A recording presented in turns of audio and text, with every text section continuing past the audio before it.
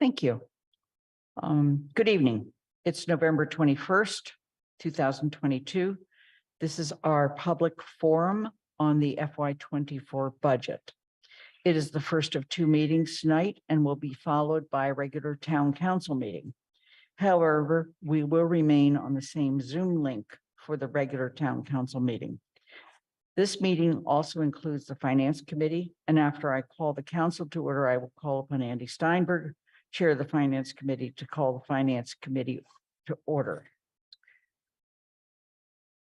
Earlier in 2022, an act was signed into law which extends the suspension of certain provisions of the open meeting law, allowing us to meet remotely without a quorum of councilors present in the room. Therefore, you can meet with us either by Zoom, phone, through Amherst Media, or in person. We welcome you. Given that we have a quorum of the council present, I'm calling the November 21st, 2022 special town council meeting to order at 6:06 p.m. I'll call upon each councilor by name. Please unmute, say that you are present, and then please mute again. Shalini Balmel. Not here yet. Pat DeAngelis will be absent tonight. Anna Devlin Gothier. Present. Lynn Griesmer is present. Mandy Jo Haneke. Present. Anika Lopes. Present. Michelle Miller. Present. Dorothy Pam. Here. Pam Rooney. Here. Kathy Shane. Here. Andy Steinberg. Present. Jennifer Taub. Present. Alicia Walker. Here. And has Shalini joined us yet? Present. Great, thank you. I can look up. Okay, Andy, please go ahead with the Finance Committee. So I'm going to call the Finance Committee meeting to order also for this evening's meeting. And we have two members who are not members of the council that I know are present. I think Bernie Kubiak is not present, but Bob Hegner, can you hear? Here. And I think that Matt Holloway is here. Matt? Present. There's no chat room for this meeting. If you have technical issues, please make sure that Athena or I know about those. If you need to ask a question or make a comment, use the raise hand button. And if technical difficulties arise as a result of utilizing remote participation, we'll decide how to address them at the time. There is one public comment period during this public forum. There will be 3 public comment periods, some of them specific to topics such as a poll hearing and a track and field later in the regular town council meeting. That meeting will begin at 7 p.m. and or later at the conclusion of this forum. Let me just quickly mention that we're going to have a brief presentation and then we will be opening the meeting for public comment. Okay. I'm sorry, Town Manager Paul Bockerman and Sean Mangano, our Finance Director. Paul, before you get started, Athena, can you enable sharing? Oh, there it is. Thank you. Yeah. Thank you, Lynn. So this is a public forum on the budget. So we start the budget every year by doing our financial indicators report, which we did a couple of weeks ago. And then this is the first time we get to hear from you, the public, in terms of what you think should be the priorities for the town as we build the next year's budget, and also what you want us to consider as we review this budget. It's an important time because this informs the staff's work and also the elected officials' work who ultimately have to approve the budget. This presentation is a team effort. Tonight, we have with us Sonia Aldridge, who is our comptroller, who announced her retirement for next year, which we will celebrate again in the future, and Sean Mangano, our finance director. But it included other people in our finance team who helped build this. Next slide. So we have about 8 slides that we're going to go through because we want this to be short. So because we're really here to listen to you. Major challenges that we're facing, continued rising costs and the need for economic growth, which helps us offset those rising costs. Continuing to prepare and budget for the 4 major capital projects. Recognizing the increased pressure on taxpayers during a difficult time in terms of the economy, and then balancing our investments in new initiatives and maintaining our fiscal stability and sustainability. One of the good things that we have is that we have a good, strong financial position. We have an approved balanced budget for FY23, and we continue to focus on growing our reserves so we can meet all the demands of our budget and for the needs of the people. We worked from a strong financial base. This is something that we not only look at, but that outside bond rating agencies also identified. We have excellent fiscal management and forward-looking planning. We have strong financial systems, which again, due to the credit of our finance department led by Sonia Aldrich for 30 some odd years, but also every member in that department. We have strong working relationships with the library and the school department and with our state officials and other partners in the town. And when we are approaching problems, we try to be thoughtful and try to share information as clearly as possible. And our budget is premised on some slow, steady growth. So everything that you see tonight is on the town's website and additional material as well. And if there's anything that isn't on there, you can let us know. So I'm going to turn it over to Sean now. Thank you, Paul. So I'm going to go through the next few slides kind of quickly because it's mostly what was presented at the financial indicators meeting a couple of weeks ago. So this is a snapshot of the revenue projection, our baseline revenue projection for FY24. We are projecting overall revenues to go up 2.2% as of right now. The one thing that we are not projecting yet, so it will get better, is we're not projecting any increases to state aid, or we're hoping it will get better. And the reason we're not projecting any increases to state aid yet is because there are some concerns about economic recession coming, and because there's been a changeover in the governor. So when we do get the governor's initial budget proposal, which will be a little bit later this year, it'll be later in February, we will update this, and hopefully this revenue picture will get a little bit better. On the expenditure side, we are proposing a 2.5% increase for operating budgets, moving capital to 10.5% of the levy from where it currently is, which is 10%. And we are projecting a little bit, or not a little bit, but a larger than typical increase to our retirement assessment. And that's related to the 2 new departments that we created last year. So all this together, combined with the revenues that we're projecting, we currently have a deficit of about $200,000. So that's significant, but because we don't have state aid in here yet, and because we're so early in the budget process, we think that's manageable and will be updated as we move forward. There's a few slides from that financial indicators presentation that were sort of key slides that we want to just present again because we do feel they're important. So this first one is economic growth revenues as a percentage of operating revenues. So these are some of our key revenue categories that are indicators of how our local economy is doing. So it's new growth, it's building permits, motor vehicle excise tax, meals, tax revenues, and things that are a sign of the economy. So what we want to just highlight here is in 2021, you can see the dip down to 4.1%. That was sort of the midst of the pandemic. We have bounced back to 4.9%, which is more in line with prior years, a sign that we've come out of the pandemic, at least in this measure. But this is something as we look forward to a possible economic recession, we would want to monitor closely because these are the revenues that would potentially contract if we were to take a downturn. This next slide is revenue per capita. It looks at 3 major sources: property tax revenue, local receipts, and state aid.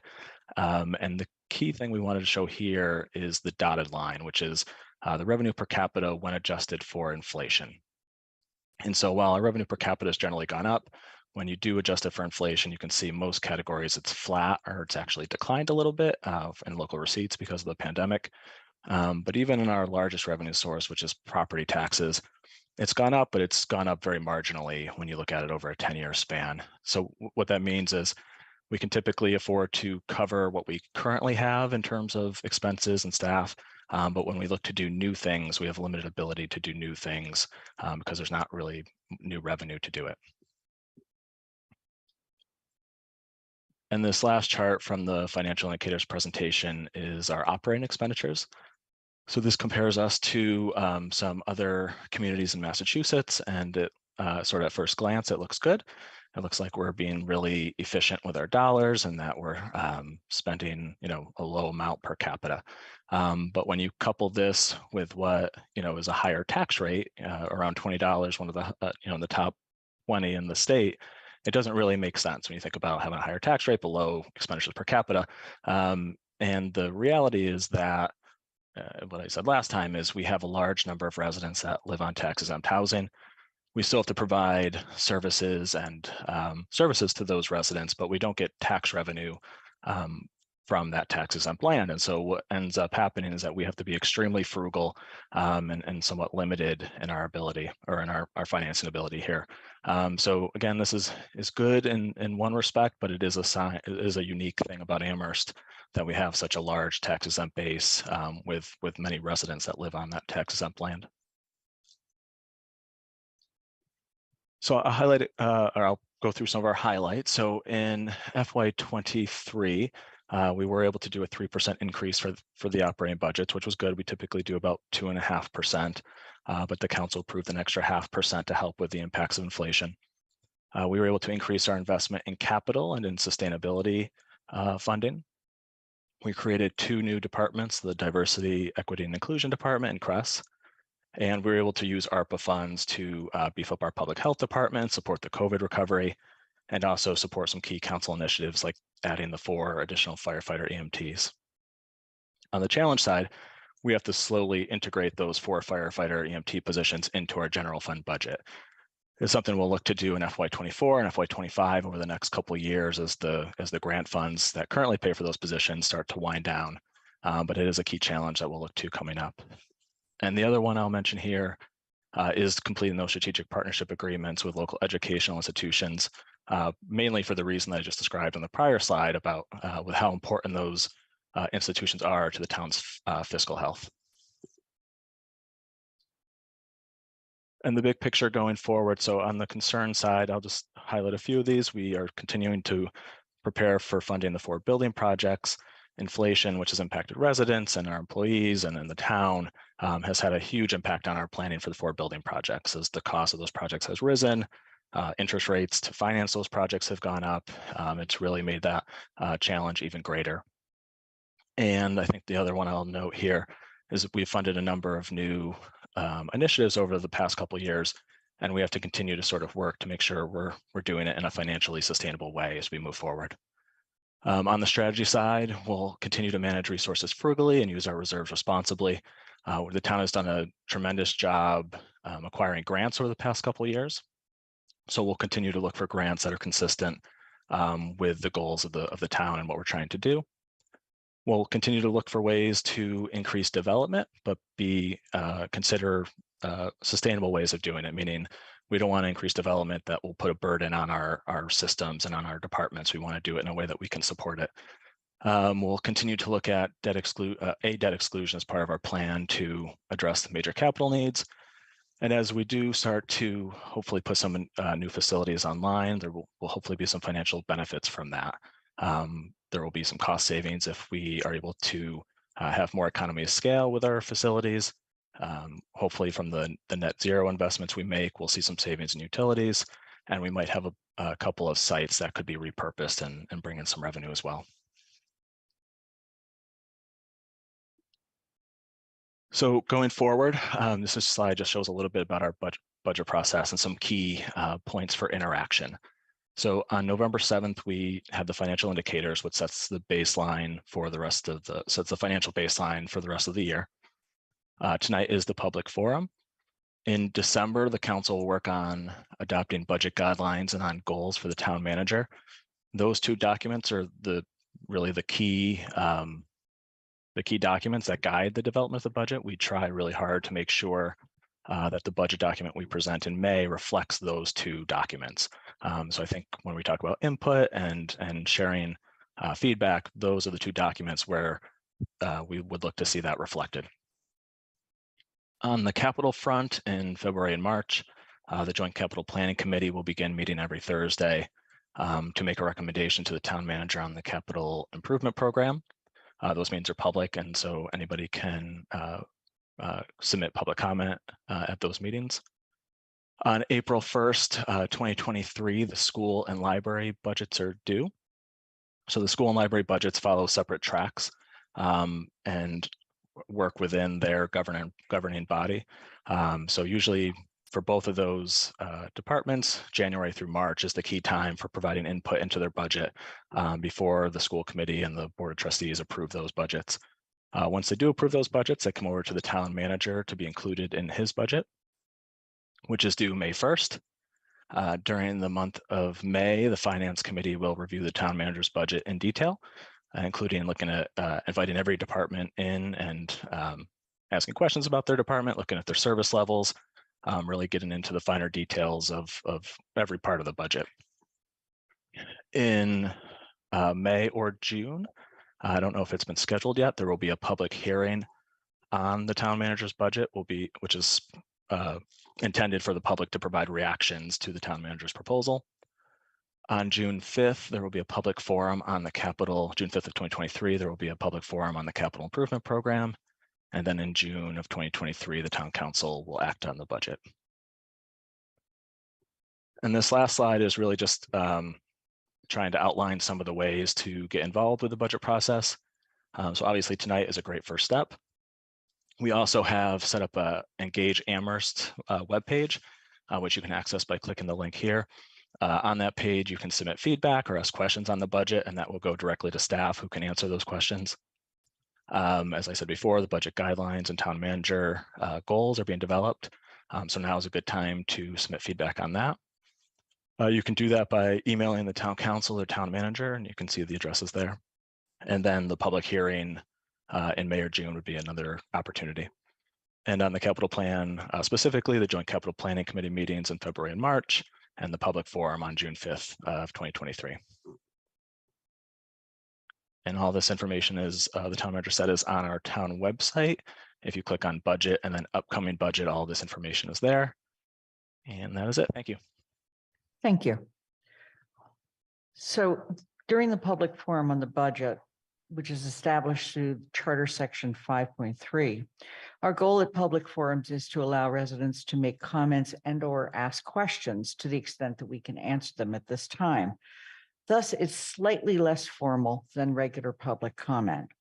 So at this time, we have both people in the audience. There are 23 people in the audience on Zoom, and we have about another 20 to 25 people here in the room or some more people out in the hallway. And welcome. It's nice to be back in person. So I'm going to ask anybody who would like to make public comment to raise your hand. And if you have not signed in, at some point, we'll ask that you sign in so that Athena, the clerk of the town council, can make sure your name is recorded. Okay. So Athena, I'm going to ask you to assist with this public comment period. And how do you want to manage that? Do you want to put it up here by the microphone, the sign-in sheet? It's good if people come and sign over here, and then I can call on people from Zoom and in person like we did last time. If that's Okay. All right. So let me suggest that we begin. okay. The first person here is Jean Fay. Welcome, Jean. We want to be able to hear her, please. Thank you. Thank you. My name's Jean Fay. I've been a resident of Amherst since 1985. I've been an employee of the Amherst Public Schools since 1998. Almost all of that, I worked a second job. I'm at the top of the pay scale for paraeducators. And the percentage of increase that the school committee is proposing would give me exactly 50 cents additional per hour. I want to give you a little bit of a history of paraeducators in our nation. My mom was a para. She did it for over 20 years in Newtown, Connecticut. Back then, the money that she earned was actually referred to as lipstick money. I am not making this up. So for a town that considers itself to be so progressive, we need to get ourselves out of the 1960s. What we are paying our school employees should not be considered secondary income. The last time I checked on the employment form, it does not say that you need to have a second job in order to work here. We are losing a lot of our good young educators. An educator that spoke last time, her last day is tomorrow. My last day is December 23rd. We are understaffed. Our morale is abysmal. And we need to do better. I am embarrassed as a resident of Amherst that this is what we are doing for our educators. If you live in Amherst and you say that you support education, but you do not support educators, you're lying. And that's all I have to say. Thank you for your comments. We'll alternate between in-person and Zoom public comment. The next person is Felicia Mednick. I also did fail to mention that we would like people to keep their comments to 3 minutes, and there is a clock, though it's a little small. Maybe we can change that. So go ahead, please. Right. Okay, go ahead, Felicia. Okay, my name is Felicia Mednick. I lived at 137 State Street in District 1 for 27 years now, and I'm one of several members of the Amherst Climate Justice Alliance that are here to speak to you tonight. We're a newly formed coalition of about 10 groups who care deeply about the climate crisis. Amherst Sunrise, UMass Sunrise, Greater Amherst Mothers Up Front, Extinction Rebellion, Climate Action Now, Progressive Coalition of Amherst, Zero Waste Amherst, Unitarian Universalist Society Green Sanctuary Committee, the Earth Ministry team of the First Congregational Church Amherst, UCC, and the Jewish community of the Amherst Green Team. We see ourselves as advocates for the good intentions of Amherst to follow through with our climate action and resiliency plan and its goals for 2025, 2030, on our way to full decarbonization no later than 2050. So we will advocate for reduced greenhouse gas emissions in all sectors, as well as increased carbon sequestration, while at the same time promoting climate justice here and in the communities our emissions impact, while lifting up all voices. Amherst has set very important climate goals, but we cannot hope to meet these goals without doubling our staff to just 2 people. Amherst didn't meet our climate goals of 2022. A few members of the Amherst Climate Justice Alliance met with Stephanie and Paul a few weeks ago, confirming all the work they are doing and sharing some of our concerns. Even though Stephanie hires some student help, no matter how talented they are, they can't provide the ongoing history and expertise and relationships that are necessary to achieve our climate goals. And they don't have the time to research and apply for grants, which could bring in a lot of money for future budgets. Paul encouraged us to come to the town council budget meetings and request for another staff person to work with Stephanie because the town council, not the town manager, is in charge of those decisions. So here we are.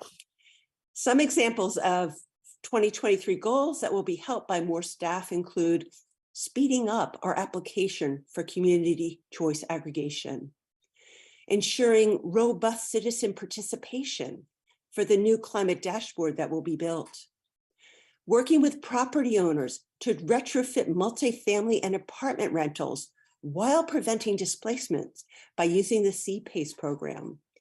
And more staff can set the stage for meeting our 2024 goals by beginning research in financing tools for locally sourced renewable energy. having resources for homeowners to get full home energy retrofits. Right now, ARPA funds are only for heat pumps. And finding the feasibility of Amherst to have net zero retrofits for all existing buildings, similar to what Ithaca, New York is now doing. Because if we can't do it in Amherst, what is the hope for the larger world? Thank you for your time. Thank you for your comments. Dina? Okay, next we have Max Page.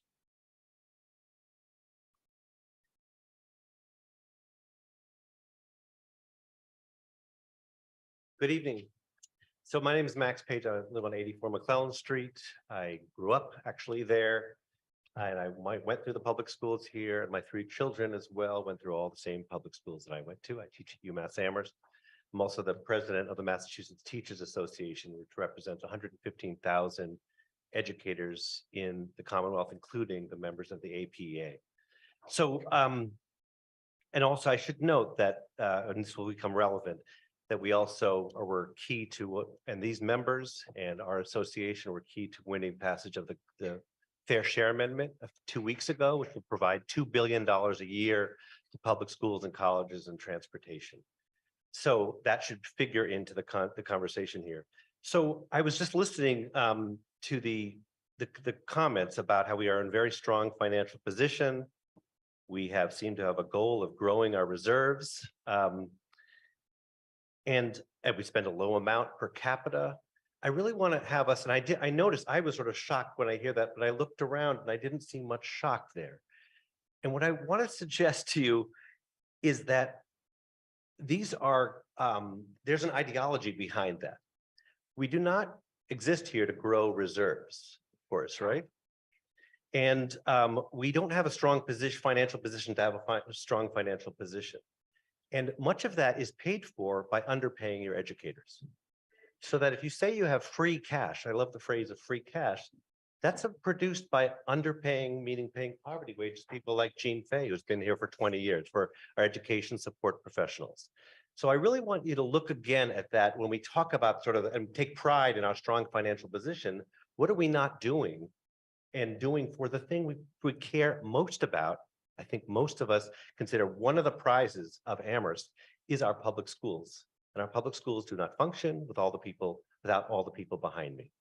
So we need to do much better. The school committee over the years and this town has underfunded the pay for these educators, 1.43% over the past 6 years. And the current offers are simply not even keeping within pace with inflation. So I think what we need to do, what I need to ask you to do, is rethink this budget, or think about this budget, and frankly, free up money now so that the school committee is empowered to and forced to actually pay fair wages to these educators. I also heard things about the coming recession and economic uncertainty. We hear that when the economy is booming, we hear that when the economy is middling, and we hear that when the economy is doing terrible, right? This is part of what I would call a neoliberal project that, of course, there's always a problem, therefore you have to cut back and you have to underpay public workers. That's not what we believe in. That's why the MTA fought so hard to break that down by taxing very wealthy people and returning $2 billion to the public coffers in order specifically to pay for public schools and colleges and transportation. So I'm going to ask you all as friends and neighbors to do right by this most important institution and the most important people who strengthen that institution, which is our public schools. Pay fair wages in order that we can recruit and retain and have equitable public schools. Thank you.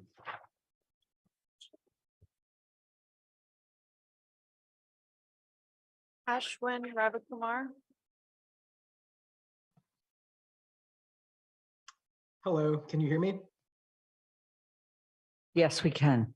Fantastic. Hello, everybody. My name is Ashwin Ravikumar, and I live in your district, Lynn. I just moved here a few months ago, and I also served on the Energy and Climate Action Committee for a couple of years here in town. And I've just found a lot of resonance with a lot of what's already been said. I appreciated a lot the technical presentation about the budget. And the thought that really comes to mind for me that I want to remind folks of is that a budget is at base a moral document that expresses the values of the community. As a town, we are ostensibly committed to climate justice. We've committed to net zero emissions by 2030 and a 25% reduction over 2015 levels by 2025. We are committed to racial justice. We formed a DEI committee. We took seriously the community safety working group's recommendations in creating CRESS. And we are also committed to economic justice. You can see how we voted on the Fair Share Amendment. And if we think about those values, I think we need to take seriously the criticisms and concerns that people are raising about the budget that we actually see and ask ourselves questions like, does having dozens of cops who have been continuing to enact racialized violence in our community while maintaining just one person who's in charge of all things climate related on staff and underpaying teachers who have to work multiple jobs in order to make ends meet consistent with those values? To me, the answer is no. I also do agree that there is an ideology that kind of undergirds how we're thinking about this, namely the idea that we need to prioritize economic growth at all costs. Ultimately, confronting all of these channels, racial, economic, and climate justice, requires us to think beyond economic growth and revalue things as a society and as a community. We need to really think about valuing care work, the work that is done by, for example, the CRESS program, but cannot be done enough unless we fund them to have full-time responsors.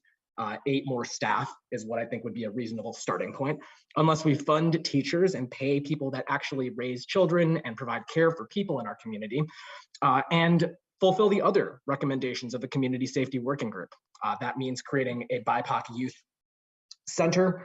It means making sure that we're taking seriously all of the recommendations that they made, including reducing the size of the police force by half. That's something that we can do. That's a pot of money that could make up for these shortfalls, serve as a bulwark against a potential recession, and continue to express our values much more clearly. Establishing a victim compensation fund for those who are mistreated by the police that comes out of that budget. And fund an extended process of community racial healing and visioning, which was a key part of the Community Safety Working Group's recommendations. So fundamentally, this budget does not reflect our values of climate justice, racial justice, and economic justice. And the good news is that there are proposals on the table from the Community Safety Working Group and from people that are here today to insist that we pay teachers well and that we take care of each other in our community. And one really great source of money to fund those things remains the police department. So I recommend, and I hope that you will consider, cutting the police budget again, funding the recommendations of the Community Safety Working Group, and paying our teachers a living wage. Thank you.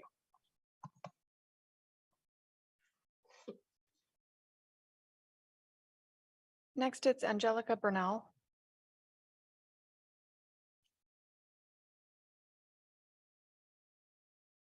Hi, good evening. My name is Angelica Maria Bernal, and I'm a parent of 2 children in our school system. My daughter is 6 years old. She goes to the Caminantes program. My son Bodhi is 10 years old, and he goes to Wildwood in the Intensive Learning Center. And I'm here to talk to you about making sure that we pay a fair wage to our teachers. I just left my kitchen, my kids, my husband's watching them, and to do that, as you know, as a parent, it's like a mess at night. I wanted to come here just to speak plainly about how important that is for us. My son has special needs. He has autism and Down syndrome, and he depends on his para as his lifeline. His para accompanies him every day as his one-on-one, helps with his feeding, his basic needs, his education, his mobility through school. When I learned that our paras were making what they were making, it was a great source of shame. I've been here for 14 years. I came here to work as a professor at UMass, and I want to set up roots. I set up roots here with my family because of the school system. And when I began to read stories about how underfunded or how underpaid our teachers were, I just was like, what kind of community is this? This is not what I thought I was moving into. This is supposed to be a progressive community. How can our parents not be making a living wage? How are our teachers working 2 jobs? How is this possible when we're building a $100 million school, which I am proud to be on that committee and be working and doing that labor to do that. But the contrast to me is just appalling. We cannot do that in this community. We can do better. We must do better. We have an opportunity for a different kind of growth. A growth that builds for all of us an equitable future that means paying our teachers what is fair. We can do that. And I think that's all I have to say. Thank you.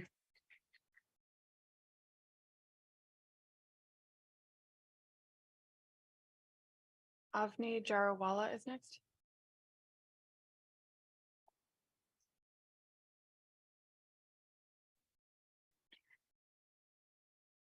Good evening. My name is, I'm using somebody else's computer. My name is Lydia Vernon Jones. I live at 17 Gaylord Street in Amherst. I'm here tonight as a part of the Amherst Climate Justice Alliance also.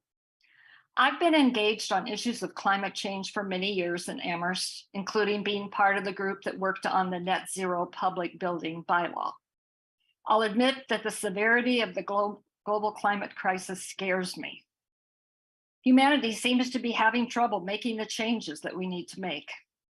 Here in Amherst, we have the potential to do our part by working now to reduce and then eliminate our carbon footprint and help folks adapt to the climate changes that are already here. Remember how hot it was last summer? There is so much that we could be doing, much of it identified in the Climate Action and Resiliency Plan, which is known as the CARP. But the town needs more staff with climate expertise, able to focus on helping us achieve our admirable climate goals. Just to meet our 2025 goals, our Alliance feels strongly that we need to double our professional climate staff by hiring another full-time person to work with our Director of Sustainability, Stephanie Ciccarelli. What needs to be done far exceeds what one person can do. To offer just a few of countless examples, an additional person would make it possible to extend the current policy of looking with a climate lens at purchasing, extend it to budgeting, construction, repair, hiring, and other decisions that involve energy. Training of staff, boards, and committees about how to look with a climate lens will need to be done, as well as monitoring and data collection to be available to the town council and to the public. This person could work with the climate action, with the CARP, to develop detailed 3-year plans that would provide timelines for each action item for meeting the 25% reduction goal, and start looking ahead to see what advanced work needs to be undertaken now to make it possible to implement the action steps for the next 5 years in a timely manner. Looking further ahead and in greater detail will save money and time, as well as increasing our efficacy. Staff time must be dedicated to helping people adapt to climate change. This requires significant commitment and creativity. It's too late to focus only on reducing emissions. We must help the most vulnerable adapt to the changes around us. In order to be there, in order to have a robust resident participation in carrying out the plans of the CARP, there needs to be a coordinated effort to getting residents and those working and going to school in Amherst involved in lowering our public and private carbon footprints. Please direct the town manager to include an additional professional staff person for climate action in the FY24 budget. Thank you.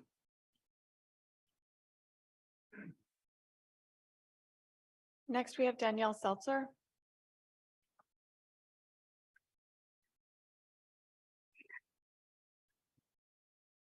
Hello.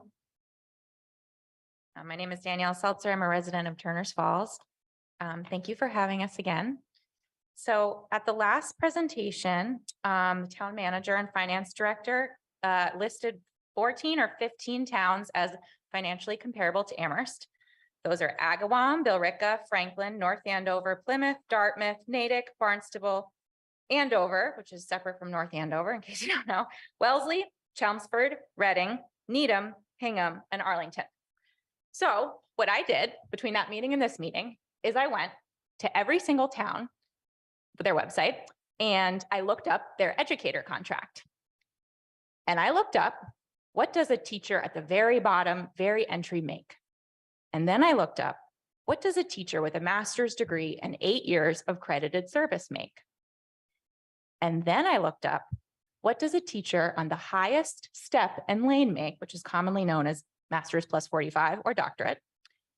And what I found is that all of those towns, Agawam, Billerica, Franklin, North Andover, Plymouth, Dartmouth, Natick, Barnstable, Andover, Wellesley, Chelmsford, Reading, Needham, Hingham, and Arlington, every single one of those towns pays their teachers more at the beginning, at the midpoint, and at the end of the salary scale.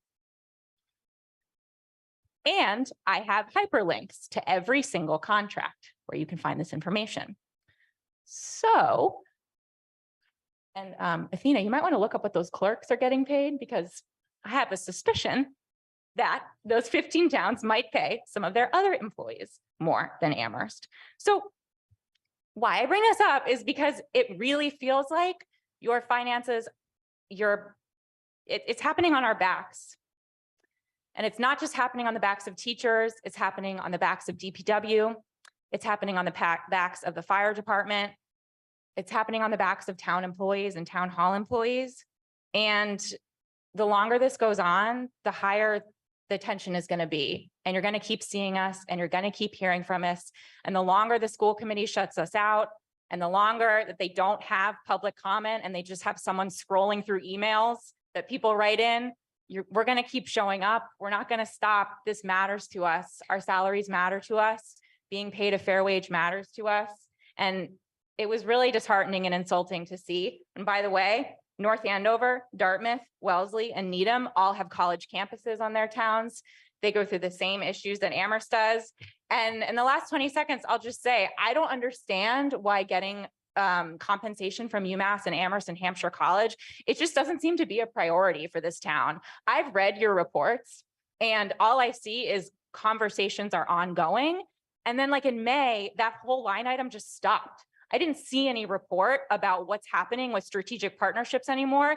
And if I were a taxpayer in this town, I would be really angry about that. Thank you very much for your time.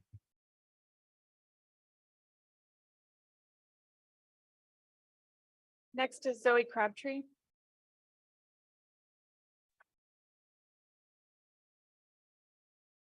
Hey everybody, my name is Zoe and I live in District 5. So I just want to talk for one moment about what I've heard from other folks so far. I think that I agree with everything that everyone has said this evening. One of my friends who has since moved away and is doing a master's program elsewhere was a para for a couple years in the middle school. And the whole time had 2 or 3 jobs, working nights, and just scraping by, had to move apartments every year. And it was rough, and they don't live here anymore because it wasn't possible. So now I'll move to my prepared remarks. So here's what I would like to see in next year's budget. I'd like to see funds for 8 more CREST staff or more, including both supervisors and responders, so that they can operate 24/7. I know that they're increasing their hours in January. I think it's going to be until 10 p.m., 7 days a week, but that's not 24/7. I also want them to be able to maintain their independence. And I know that the folks there are working really, really hard, and that with the staff they have currently, it's hard for folks to have sick time and vacation. And I want them to not burn out. I want them to last and to continue providing the service to our town that they have so amazingly been doing so far. I'd also like there to be funds to solve whatever issue is keeping CREST from getting set up with dispatch. I've heard some stuff about technical challenges. I work in tech. I know the challenges of doing integrations between systems, but those are solvable. Those are solvable issues, and they need to be solved, because people who call 911 should have the option of working with CREST responders. I'd also like to see funds to launch a BIPOC cultural center and a youth empowerment center. We've been saying those words into the air for several years. And I think last year there was some funds for some research into one of them. I know that we have a DI director now who has these things on her plate, and I'm very excited to hear where they go, but she can't do them without funds. I'd also like to see a smaller budget for the APD. I've been saying that for 4 years. Other people have been saying it for longer. Now's the time. Someone said earlier that there's a $200,000 deficit in the projected budget because state aid hasn't been factored in yet. That's 2 police officers. We have like 40 or more. Anyways, CRESS has proven that they're effective at providing public safety services. We just can't keep investing in services like the APD that are doing harm instead of the ones that are making our community safer. I'd also like to see funds for Victims Compensation Fund and for an extended process of racial healing and visioning as discussed in the CSWG reports. The town councilors here have the power to affect next year's budget. You heard Sean talk about the guidelines. You get to shape what they're looking at and where their priorities are. So encourage them to invest in the vision of Amherst that the CSWG knew was possible and that so many community members have been asking for. Thank you.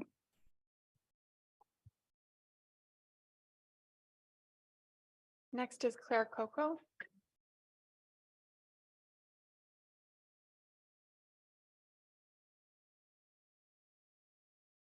Hi, everyone. My name is Claire Coco. I live in Amherst. I live in South Amherst, and I also teach middle school, and I've taught at the high school here. I didn't expect to talk tonight, but I just felt I should. I am a taxpayer and a resident here. I just wanted to tell a little bit of my story and just also a little bit of advocacy. So I moved here. I was a teacher in New York State, and I moved here because I wanted to raise my family here, and I loved the area. I had friends in the area, and there was a wonderful position open at the high school, and I was like, oh my goodness, this is where I want to be. I know this community has great values and great school system, and I took a substantial pay cut to move here, but I was willing to do that because this is where I wanted to be. And but I moved here and was unable to afford a house. And we lived in Rolling Green Apartments for 7 years. Not saying anything against Rolling Green, it's great, it was wonderful. But eventually we were able to get a house in this community. So it is hard to live here on a teacher's salary. And I really am committed to being here and raising my family here. I graduated from a liberal arts college, Haverford College with a degree in history. I went and got my master's after that. My daughter is about to go to high school, and I just know there's no way with the way college tuition is now that she's going to be going to or would have an opportunity to go to a comparable liberal arts college. It's just, I mean, that's just one thing. I've worked extra jobs, extra gigs ever since I've come to Amherst. The idea that teachers have a cushy job where they have time off in the summer and they have time off on breaks, that is a myth that's long past. I've worked summer school for the past 10 years, and many other teachers who have many high degrees have worked extra jobs in through the summer, and it's exhausting. There is very little break for teachers because we all put in extra hours and extra time. I just want to quickly say about the cost of living increases that for the past few years, if you go back and look at the data from all the way to 2016, you can see that even back then, the cost of living increases were less than the inflation. So inflation was a 2.1% back then, which sounds miraculous, but our cost of living increase was only 1%. And as you look through the years, you see that we haven't been keeping up with inflation for quite some time. So, and then you fast forward to 2021, where the cost of living increase for teachers like myself was 0.6% and inflation was 7%. And now we're being told it'll be 2% cost of living increase with about 8% inflation. Thank you. Next is Birdie. Hello, my name is Birdie Newman and I'm from District 3. I'm really excited about this public forum because I'm hearing demands for climate justice and for fair pay for workers, and fair pay for workers that will also uplift children in our community. And so it's very clear to me that the people of Amherst want a just town and a sustainable town. The comment I wrote is specifically directed at public safety and anti-racism, so that's what I'm going to be speaking to. I've been so excited to see the town council pass initiatives like CRESS and a reparations fund in response to hard work by town committees and passionate advocacy by residents. However, there is still a very long way to go before everyone in Amherst experiences security and fair treatment. The Amherst Police Department causes particular injustice and harm in our community. There's been much needed conversation lately about specific incidents such as the July 5th noise complaint and the restraint of a cooperative Hampshire college student. But of course, the events are part of a larger issue. I want to remind the council of the research by the Seven Generations Movement Collective in 2020, which found that BIPOC residents' experience with the police falls predominantly into the following categories: fear, dehumanization, distrust of the police, lack of APD cultural competency, lack of diversity on the police force, and disrespect for communities of color. In the context of this research, the fact that the town's FY23 budget allocated over $5 million to the police department compared to less than $1 million to CRESS and the DEI office combined indicates that the Amherst government's financial decisions do not yet align with its stated anti-racist intentions. And I want to add from other comments that clearly they're not lining up with Amherst's intentions around education and climate as well. A few recommendations to align our spending with the community that we dream of. 1, fund 8 more responders for CRESS. 2, maintain CRESS as an independent town body. 3, fund a BIPOC cultural center and a youth empowerment center as indicated by the Community Safety Working Group's Part A report. 4, reduce the size and budget of the police force by half. This will free up lots of resources for the important initiatives being discussed tonight. 5, establish a victims compensation fund for those who are mistreated by police, as asked for by the Community Safety and Social Justice Committee. And 6, fund an extended process of community racial healing and visioning as indicated in the Community Safety Working Group Part B report. Thank you so much for the opportunity to speak. I'm really glad to have an input on the upcoming budget. Thank you for joining us. Next is Keith McFarland.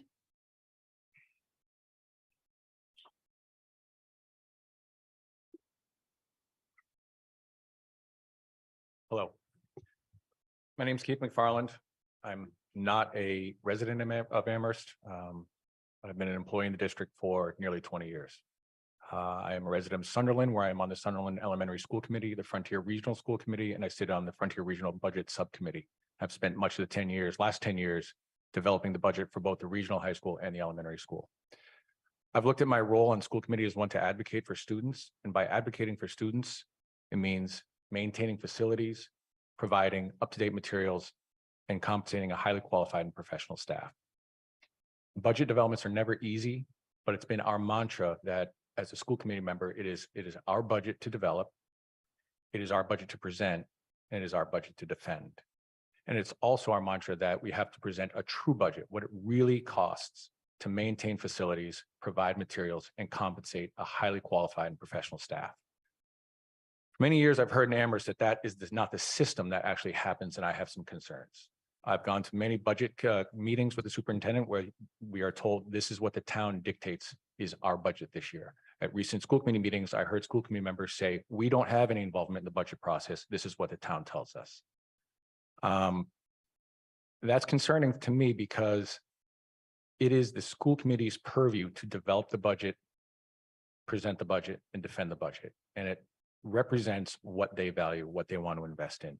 There are issues with infrastructure, buildings, and obviously there are issues with compensations for staff. When the school committee doesn't take an active role in that, and they're told what the budget will be, you have the instances where you, at that point, you're banging a square peg into a round hole and you're cutting programs. And we've lost automotive programs, at least at the high school where I work. We've lost consumer ed programs. We've lost culinary arts programs. We've lost early childhood education programs. There are still students who want these, so that we have to provide regional transportation, which actually costs the districts more in the end. I would encourage the school committee. I'm here to encourage the school committee. It is your budget to develop. It is your budget to present, and it is your budget to defend. And I'd encourage you to work that budget to maintain your facilities, provide up-to-date materials, and to compensate a highly qualified and professional staff. Thank you for your time. Next is Martha Hanner. I'm Martha Hanner. I live in District 5, and I'm speaking on behalf of the Amherst League of Women Voters Racial Justice Committee regarding moving forward with racial justice for the fiscal 24 budget. The Racial Justice Committee of the Amherst League of Women Voters commends the town for establishing the Department of Diversity, Equity, and Inclusion and the Community Responders for Equity, Safety, and Service as important steps toward building equity and justice for Amherst for all of our residents. Outstanding leaders for both these programs have been hired, and it is exciting to see their work beginning. As the council begins to consider the fiscal 24 budget, we urge you to commit to supporting both DEI and CRES at the full level they need to carry out their work successfully. As a new program providing an alternative to traditional policing, CRES has begun gradually. 4 pairs of responders, 8 responders have been hired and undergone intensive training.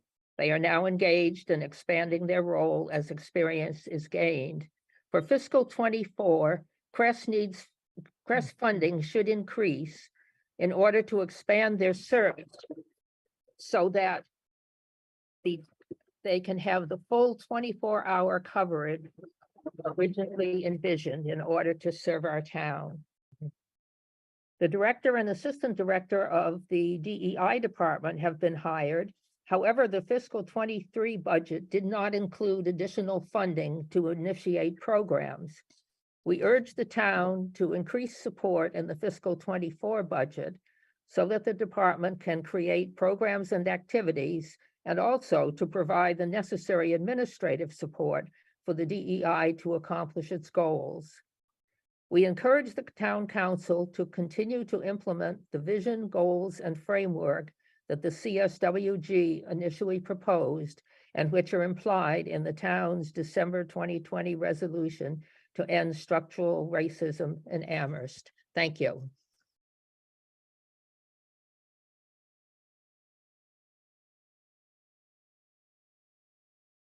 Next, the name is defund. Hello, my name is Sabrina, and I believe I live in District 3, but I've been a resident, well, less of a resident, I'm a college student, and I've been going to Amherst, UMass Amherst for school for the last 3 years. And today I'm asking you demands regarding the police and safety. As a POC student at UMass Amherst, we have had similar instances of police brutality and racial profiling on campus with UMPD. And so what's really important to me is also seeing CRES and DEI being things people are rallying around. So fully funding 8 more responders for CRES, as other people have also said, and maintaining CRES as an independent town body. A funding of a BIPOC cultural center and youth empowerment center would also be valuable to the college as well. To reduce the size and budget of the police force by half, as well as establishing a victim compensation fund for those who are mistreated by police, as well as the funding of an extended process of community racial healing and visioning would also be beneficial to those affected and BIPOC people in the area, as well as the students who come here. This is really important to me because, as I said before, there have been many instances of profiling on campus, as well as students who may be around Amherst and have that happen to them. I know there are many who, there was just like a protest today actually around that in the administration building on campus. So the students here are very interested in a CRES on campus as well. As well as in the town. So I guess in conclusion, that's why I'm asking for a cut of the APD budget, as well as a reinvestment of money in a way that centers the needs of the BIPOC community in Amherst. Thank you.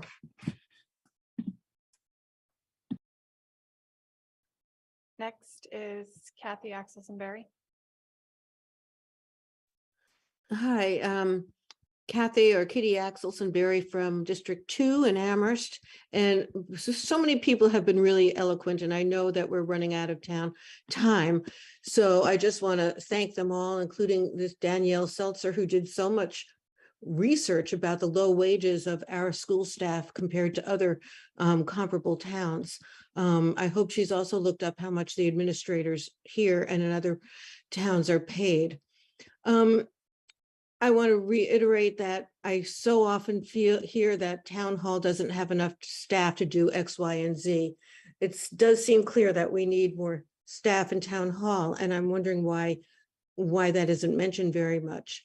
Also, I would love to hear an explanation of how to combine. We need to be frugal and yet not prioritizing our educators and students, our operational costs, our maintenance, and making this a year-round place where there's a year-round population and a year-round economy. Instead, we're like apparently trying to make this into a tourist destination, or to coddle developers so that they'll create high-end student housing that no family could possibly ever live in. I'd also like to hear what these strategic partnership agreements are, because as one person says, we keep hearing them mentioned, and yet we never hear what they are, and then we stop hearing about them. Similarly, what is sustainable development that doesn't put a burden on police, fire, roads, et cetera? I'm curious as to what we mean by that as a priority. So that's all, because I know we're running out of time, and other people have been very wonderful and eloquent. I hope that the town council will take all of their remarks into real consideration. There's been so much said about the need for paying school educators and para educators more, so much about sustainability, so much about priorities. Thank you. Thanks for joining us, Kitty. If there are any others in the room who'd like to speak, they can sign up over here. We just have some folks, 5 more people online. The next is Julian Hines. Hi there. My name is Julian Hines. I am a resident of District 5, and I am here to speak to you about how critical it is that we fund $400,000 to implement and initiate the CART plan, as we have not fully funded that plan, and the timelines are getting closer to the 2045 and 2050 goals that the town has set.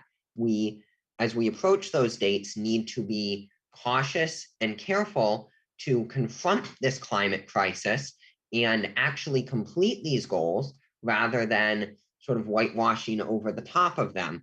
This includes $40,000 for tree planting that is sorely needed in our Public Works tree and grounds budget, as well as developing new bike lanes and renovating existing ones in our town.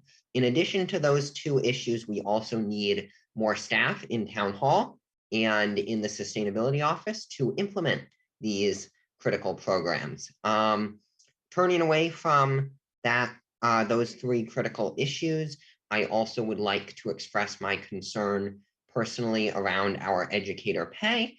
And I believe I spoke to the council about this last time, but I stand firmly in solidarity with my teachers, my para-educators, and all our other school staff and professionals in requesting more than a 2% raise and some respect for the work they do every single day. And I remember some of our counselors and town staff were rightfully concerned about the impacts this would have on other collective bargaining agreements. And I would say that it is equally critical that we pay our DPW workers, firefighters, and town hall staff 8% wage increases, in addition to giving them safe working conditions and living wages. They deserve it just as much as our teachers do, who do not work the 9 to 3 that a lot of people assume they do. They're grading well into the night. I'm getting emails from them, and sometimes also early in the morning that assignments are graded or prep has been done or information about a field trip I'm taking. So I would just urge you to consider those things as well as our climate priorities when you go to do the town budget. And that is critical that we also can provide these funds, whether it be from increased taxes on developers or from getting money from UMass, Amherst College, the police department. There are all plenty of places where these funds can be acquired. It's just a matter of whether the town council believes they should be funded. And I would urge you to fund them, obviously. So I appreciate you listening to me tonight as I see my time is running out. Thank you for your time. Thanks, Julian. Next, we have John Root.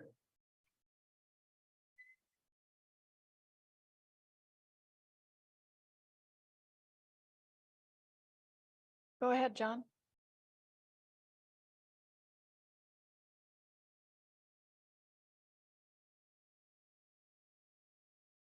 I'm sorry. Can you hear me now? Yes, we can. Hello, my name is John Root. I live at 23 Greenleaf Drive. I lived in Amherst since 1983. I'm speaking on behalf of the Amherst Climate Justice Coalition, of which Zero Waste Amherst is a member. As former chair of the town's Recycling and Refuse Management Committee, I participated in creating the Solid Waste Master Plan that was submitted to the Select Board in 2017. This comprehensive document was applauded by the Select Board and accepted for consideration by them, but none of its major recommendations is yet to be adopted. I would like to urge the town to take the steps necessary to change to a town contracted refuse and recycling system that would not only include universal curbside pickup, compost pickup, but also adopt a pay-as-you-throw fee structure that would incentivize waste reduction. Many towns take on the responsibility of waste management. Northampton and Amherst are the only towns of our size or larger in Western Massachusetts that are allowing the national haulers to have free reign. All others either provide hauling directly or contract with a hauler. Other municipalities implementing pay-as-you-throw have experienced immediate and dramatic declines in waste in the range of 30 to 40% fewer tons of garbage being hauled to landfills or incinerators. As I'm sure you're all aware, both unnecessary waste and consumption of non-essential food and non-food items have huge impacts on greenhouse gas emissions. The current policies being proposed by Zero Waste Amherst would most likely achieve the most significant impacts in reducing Amherst's carbon footprint in our town's history. We are excited that the bylaw proposal is moving along in the Town Services and Outreach Committee, and that the town has been awarded a grant by the Department of Educational and Environmental Protection to get the ball rolling by researching and drafting an RFP or RFI. We need to commit town staff to do the important upfront work to start up the program. We have offset the need for staff to some extent by having the assistance of the DEP Municipal Assistance Coordinator and the assistance of Zero Waste Amherst with research and with neighborhood outreach and education, with its sustainable neighborhood teams once the program is launched. But commitment of town staff is also needed during the startup period, which will hopefully be in this fiscal year. Once the startup work is done, it should be a smooth sailing, as in all the other towns that have adopted this model, such as our neighbors, Shutesbury and South Hadley. We hope to launch this campaign, this change in solid waste management in January of 2024. With this timeline, we would need funding in the operating budget for a small percentage of one staff person in accounting to do the possible quarter billing, and a percentage of another staffer to be in charge of contract compliance. Moving towards zero waste is a big part of the new normal. It's often looked at as a minor piece of climate action plans because those plans focus on landfill and incinerator emissions rather than the embedded emissions in our overall consumption habits. If we reduce our consumption with pay-as-you-throw incentives, massive amounts of additional emissions created in the process of producing and transporting all that stuff that we have now decided to buy secondhand.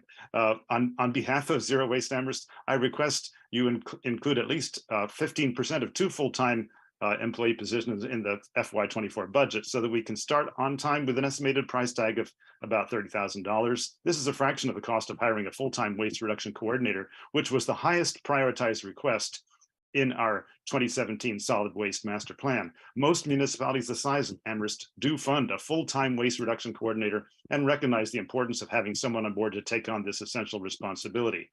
The town is totally on board with zero waste efforts, as illustrated by the number of groups that have endorsed this proposal, and the fact that both the Board of Health and the ECAC have been active in promoting it. Also, on behalf of Zero Waste Amherst and as an individual, I am requesting that the town not include funding for artificial turf on the high school track. Artificial turf only lasts about a decade, and both disposal and replacement have unacceptable climate impacts. There is also much research showing that athletes competing on artificial turf are significantly more at risk for injury than when games are played on grass turf. I urge the council to instead find a way to fund natural turf. This is a perfect example of how we can't continue business as usual. As new data appears, we need to be remaking ourselves to the new normal, just as we hope to do with our new waste hauling system. We will all be proud if we follow through with these measures to take responsibility in achieving meaningful, institutionally initiated carbon reductions. Thank you very much for this opportunity to speak. Thank you, John. I also want to mention to those people who are joining us that we are still completing the public forum on the FY24 budget. At the conclusion of that, we will move on to the regular town council meeting, which was posted for 7 o'clock. Okay, go ahead. Next, we have Yaping. Hi, my name is Yaping Douglas, and I'm a resident in District 4. I wanted to share my enthusiastic support for the demands that Defund 413 Amherst has put forth. I think they all make a ton of sense. I'm going to read through them again, even though you may have heard them, because I think they're so great and they're worth hearing again. 1, to fully fund 8 more responders for CRESS. 2, to maintain CRESS as an independent town body. 3, to fund a BIPOC cultural center and youth empowerment center. 4, reduce the size and budget of the police force by half. 5, establish a victim compensation fund for those who are mistreated by police. And 6, fund an extended process of community racial healing and visioning as outlined by the CSWG. And I also want to echo other people who have talked about the importance of paying paras and teachers more so they don't have to work 2 jobs, and for actually funding climate staff for the town. And yeah, I think there's a lot of data and a lot of reason to back all of those demands put forth by the group. And I hope that the town council can strongly consider taking them seriously. Thanks. Thank you for joining us. Ronnie Parker. Hi, are you hearing me? Yes, we can, Ronnie. Oh, okay. Yeah, so this is Ronnie Parker, District 3. I would like to speak about our capital budget, which seems to be really good. And we seem to be good at setting aside money for those capital projects. But I fear that that is happening at the cost of maintaining what we have already. So I suggest we use some of our capital funds to improve sidewalks, focusing on areas that are most commonly used. I've personally fallen down on our sidewalks several times, including just a couple of weeks ago on Triangle Street. So I think those really need to be fixed. And I wonder if we could focus on the downtown area and then secondarily focus on areas where there are lots of elderly residents, because the older you are, of course, the less likely you are to survive a fall. I also hear a lot about buildings being in disrepair, and I would really like to see an aggressive strategy of maintaining what we already have, repair things as much as possible so that we don't have to tear down and rebuild at a much higher cost, not only financially, but environmentally as well. And the second thing that I wanted to talk about is Amherst expenditures per person for services in this town, which I understand are the lowest in Western Mass. So I would like to suggest that we enhance our services in a number of ways. I want to support some of the ones that have already been stated, like the paraprofessional staff and teachers. They are so important. I just cannot believe that they don't have the kinds of high wages that administrative salaries occupy relative to other towns around us. And then I want to emphasize the town's planning staff, who appear to be in a permanent state of overwork. This is the staff that I have encountered the most in the town, and I feel like they need multiple, I don't know the exact number because I don't know the town's management structure and staffing very well as a fairly new resident, but I see that they're very conscientious, but they really, really, really need more people. And I think this is essential, not just because the current staff appear to be so overworked, but also because proper planning is key to achieving our development goals in the long term. If we don't plan properly, we have a disaster in the future. So I really want to make a strong case for that. I think that with regard to CRES and the police department, I feel like some investment is needed to ensure that they operate in a more coordinated fashion. We said that CRES was going to take over some police functions. And are they taking those over? Is that happening? You know, I think that more efficient management can occur between those two entities so that, because we don't have enough, I assume, a budget to triple CRES staff so they can be available 24 hours, but that need not be an end result. I think other things can be done. And then, yeah, no artificial turf, it's been spoken about. And just one final thing, there are meetings held of the budget, but they're held like at 10:30 in the morning. Many of us who work simply cannot do that. I've tried and tried. So it would be really nice when you start formulating the budget to have some other time slots so that those of us who have full-time jobs can participate in those. Thank you. Allegra Clark, please enter the room, state your name and where you live. Hi, my name is Allegra Clark. I live in District 2, and I am speaking tonight as a resident of Amherst, not a representative of a town committee.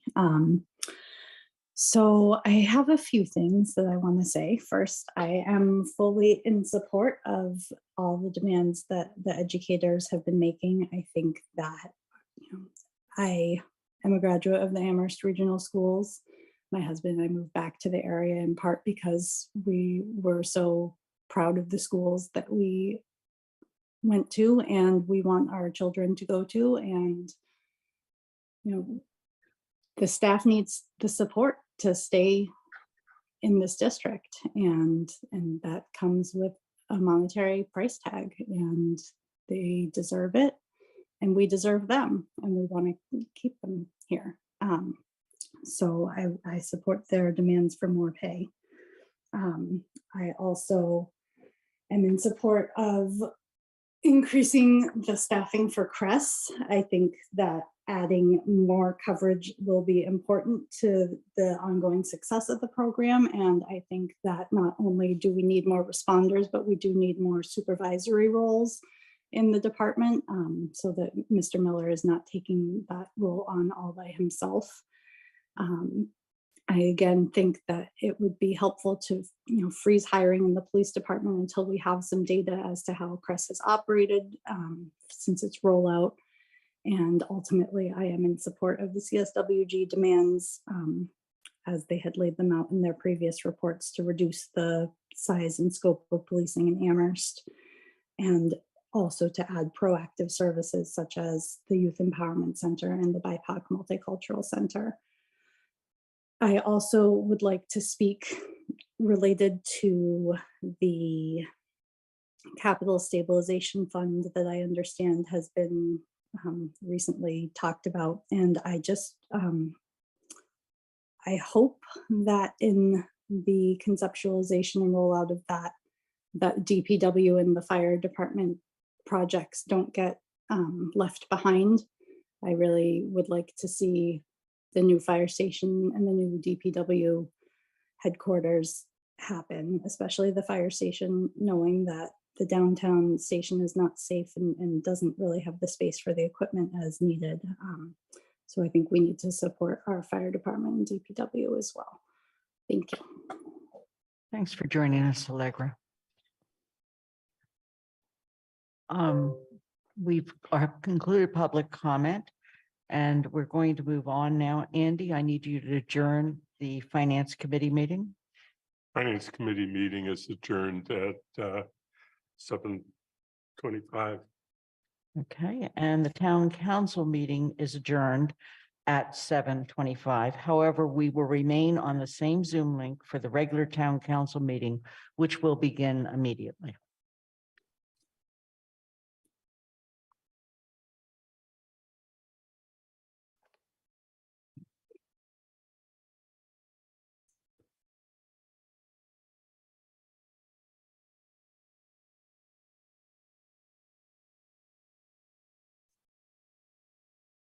So, good evening. This is now the regular town council meeting. It is November 21st, 2022. We are meeting based on the open meeting law of Massachusetts, which allows us to be both virtual and in person. Given that we have a quorum of the council present, I'm going to call the meeting to order at 7:25. And I just want to do a quick check for sound, if people can hear and be heard.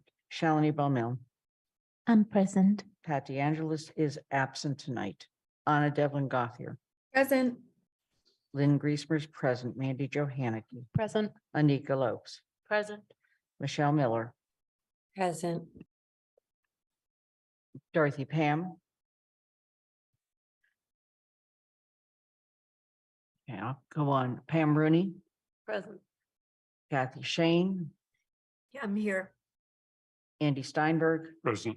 Jennifer Taub. Present. And Alicia Walker. Present. And I'm going to go back and see if Dorothy, it looks like you've taken a brief break. Are you back? I'm half back. Okay, thank you. Let me explain the process of this meeting. There will be 3 public comment periods. Okay, the first is related strictly to a poll application by Eversource. And in that case, we just ask people who would like to speak to that to speak to that. The second is a general public comment period. And anything people would like to say, the restrictions will be based on the number of people in the audience. There is a third specific public comment period related to item 8C. And that item and the public comment will begin at 8:30 with some general discussion motions, and then we will move to public comment and come back for votes. That is on the transfer and appropriation order for a portion of the town of Amherst capital program regarding the school track and field rehabilitation. With that, I just want to point out a few announcements. And Athena, you were going to include a couple of slides. We do not meet next Monday. We're actually going to take a Monday night off, our first one in a while. We are meeting on December 5th. At that point, we'll do the State of the Town address and the regular meeting, and various other council meetings are scheduled as well, committee meetings. In addition to that, there are several events coming up in Amherst that Athena has prepared slides about. One is the Very Merry Maple, and that is on December 2nd, right out in front of Town Hall, and starting at 4:30. The next one is the Very Merry holiday, which is the following next day, this Saturday, right after that. And then Sip and Stroll. And that is on the 15th in downtown Amherst. We hope that you will join in the celebration of winter and the various holidays we celebrate. With that, are we, Athena, who am I expecting for the hearing? I think we have an Eversource rep. Ah, please come forward. Introduce yourself. This is a hearing. I'm going to open the hearing. And it's a hearing by Eversource request for a pole placement at 142 High Street. Hi, my name is Ryan Morich. I work for Eversource, and I'm here for the poll petition. Okay. And can you tell us just briefly, it's a single pole? Yes, there's a tree currently there being used as a stub pole. We're going to remove the tree and install a pole in its place with a guy wire that goes across over the sidewalk with sufficient room for the snow removal equipment. Okay. Are there any questions from the council? Mandy Jo? Yeah, a couple of questions. The first one is, can you explain what a stub pole is? Will it actually have, I just don't know what one is, so I don't know whether it's actually getting wires on it or not, or whether it's doing stuff. And then, can I get that explanation before I ask the other question? Sure. Sure. So I actually have a picture that I brought with me. Yes, I brought a picture with me. Is there any way to put it on the screen or? Did you submit it in advance to I did not, Athena? no. Okay, No. why don't you give it to me and we'll pass it around? And then we'll place it in the packet so that it is available. Is there a way, Lynn, for that to get emailed soon so that the folks who are on Zoom can see it if we're not able to have it passed to us? Yes, we'll figure that out as soon as we can. Thank you. Take a picture of it. Send it to Athena and we'll see if we can put it up. Awesome. Thanks. Athena, is it in the packet? It's the picture of the tree stump that's being used as a telephone pole. This is different. Okay. Yeah.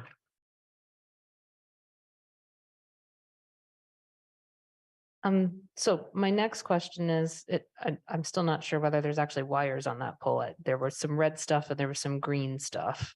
So there'll be a guy wire that attaches to, let's see. There's a pole on the corner of Harvard Ave and High Street. And there's a guy wire that goes across High Street to that tree. And it supports the pole on the corner. So we're going to replace that with pole. There'll still be a guy wire that goes across High Street. And then there'll be an anchor to hold that pole from going into the road. So it supports the pole line on Harvard Ave. Okay, so I think that means that the language in the draft, in the request for a poll petition that says that Eversource would agree to reserve space for one cross arm for the fire and police telephone signal wires belonging to the municipality and used for municipal purposes doesn't need to be in the order because the pole itself that would be being installed is not going to actually have any active wires on it. It's basically a support pole. Is that correct? Yes. Okay.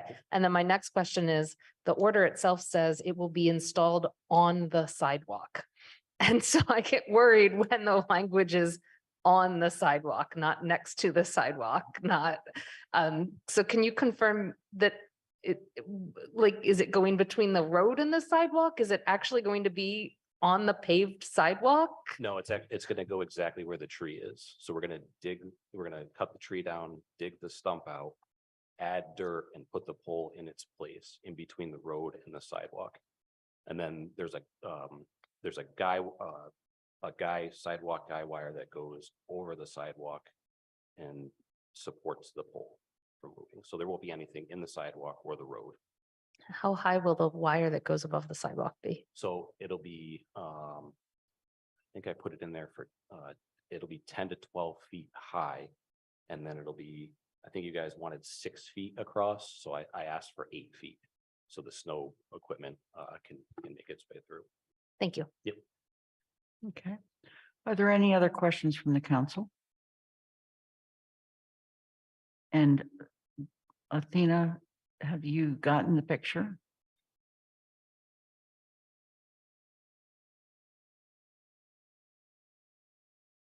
This is the picture that was passed around in the council. It has since been sent to all counselors and it will be in the packet, but this is so the public can view it as well. Okay. Dorothy, you have your hand up. When are we going to have wires put under the street? That is getting to be so unsightly, just wires stretched all over the place. When are we going to start putting them under the road? Do you want to speak to the issue of wires under the road? I can't speak to that. I'm Okay. just here to talk about. All right, the, and that's not this particular petition, so that's a separate conversation, Dorothy, and one that you've raised before. And let's recognize that. Are there any other questions from counselors? Anna? Sorry, I want to follow up on Dorothy's comment, not to you right now, but I think something that might be interesting is that it seems the only time that we have Eversource in front of us is when there is a poll petition, which is appropriate for the time that Eversource is in front of us. However, this issue has been raised before regarding the planning process and strategy around polls. And I'm curious, Lynn, if this is something that we could ask Eversource to come to a meeting and discuss with us at a future time. I'm making note of that. Thank you. Okay, thank you. I would recommend speaking with your account executive about that too. I believe it's Esther Ballardini for the town of Amherst. Right. Thank you. Thank you very much. Are there any other comments from the council? Then I'm going to open up for public comment about this poll placement. That's the only public comment right now. Are there any people of the 20 people who are in attendance on Zoom? And it's 4 people who are in the audience with us who would like to speak to this issue.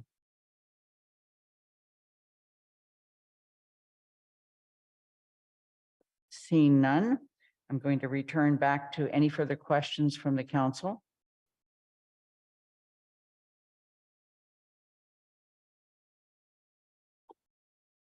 Okay. The council's debate on the merits of the petition shall follow the vote on a motion to close the evidentiary portion of the hearing. So I'm going to move to close the hearing. I'll second. Is there any other question or comment? Then I'm going to quickly move to a vote with my extra sheets. Shalini Baumel, Yes. Pat DeAngelis is absent. Anna Devlin Gothier, Aye. Lynn Griesemer is aye. Mandy Jo Hannicky, Aye. Anika Lopes, Aye. Michelle Miller, Aye. Dorothy Pam, Abstain. Pam Rooney, Yes. Kathy Shane, Yes. Andy Steinberg, Aye. Jennifer Taub, Yes. Alicia Walker. Yes. Okay, that is 11 in favor, no opposed, 1 abstention, and 1 absent. Correct? Got it. Thank you. We are going to have this on the consent agenda unless a council removes it. And thank you for joining us this evening. Thank you. Okay.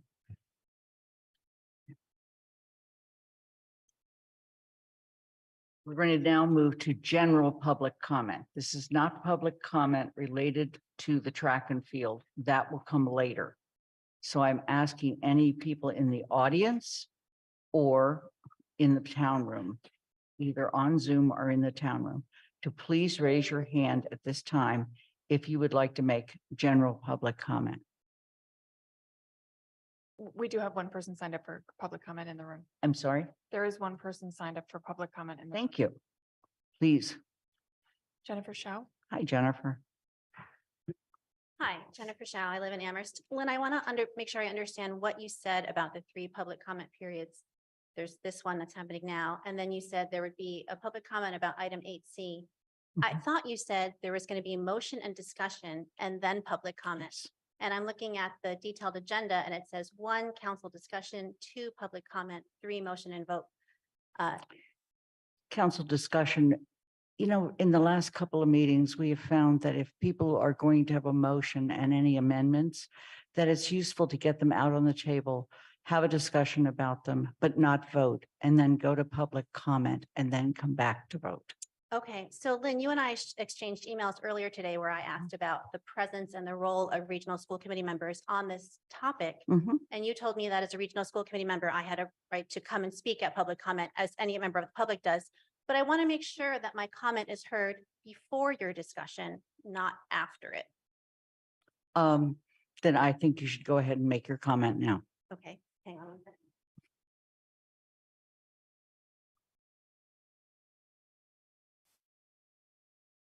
So the topic of my comment is about the track and field project.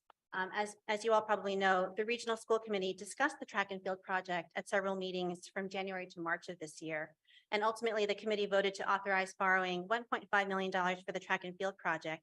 And if an additional $2.2 million can be raised through grants and fundraising, then the funds would be used on a project to reorient the track and install a synthetic turf playing field.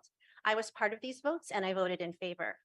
However, at no point in our discussions and debates on this project were we ever informed about the chemicals called PFAS that are used in the manufacture of the blades of artificial grass, nor were we informed that PFAS are man-made forever chemicals that do not occur naturally and do not break down. I admit that I'm at fault for not doing my own research on the risks of artificial turf.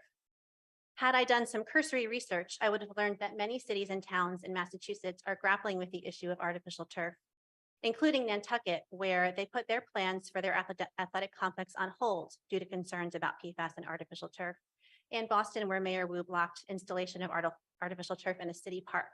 Many communities have publicly discussed and debated this issue. In fact, the Nantucket School Committee held a 90-minute workshop session specifically on the issue of PFAS and artificial turf in February, where they brought in experts and heard from community members on their concerns.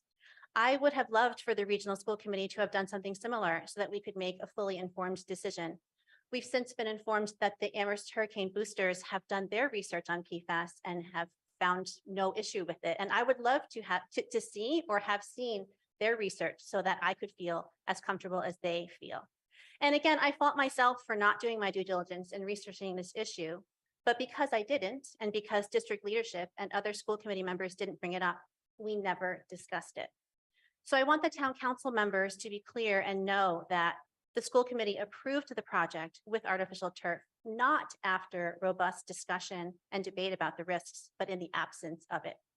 Thank you. Thank you for your comment. Are there any other general public comments? This is general, not about the artificial turf.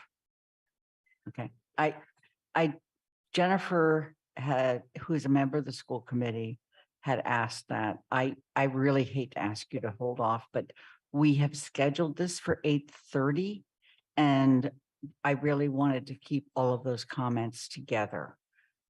Okay. We're glad you're here. Okay.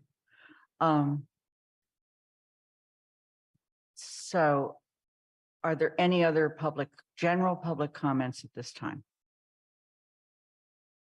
Seeing none, I'm going to go on to the consent agenda, which is also changed. And I just want to check with the clerk.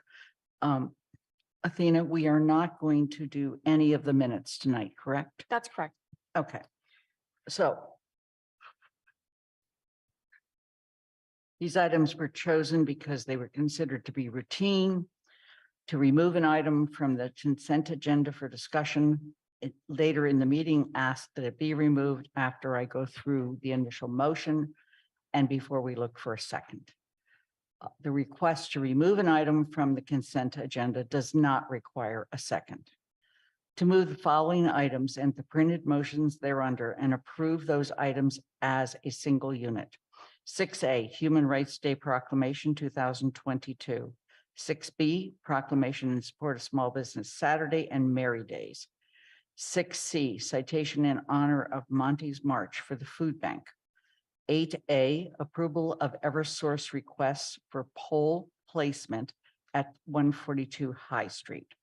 8B, Authorization for Town Manager to negotiate acceptance of Kestrel Lane and Hopbrook Road as public ways. Are there any questions from councilors?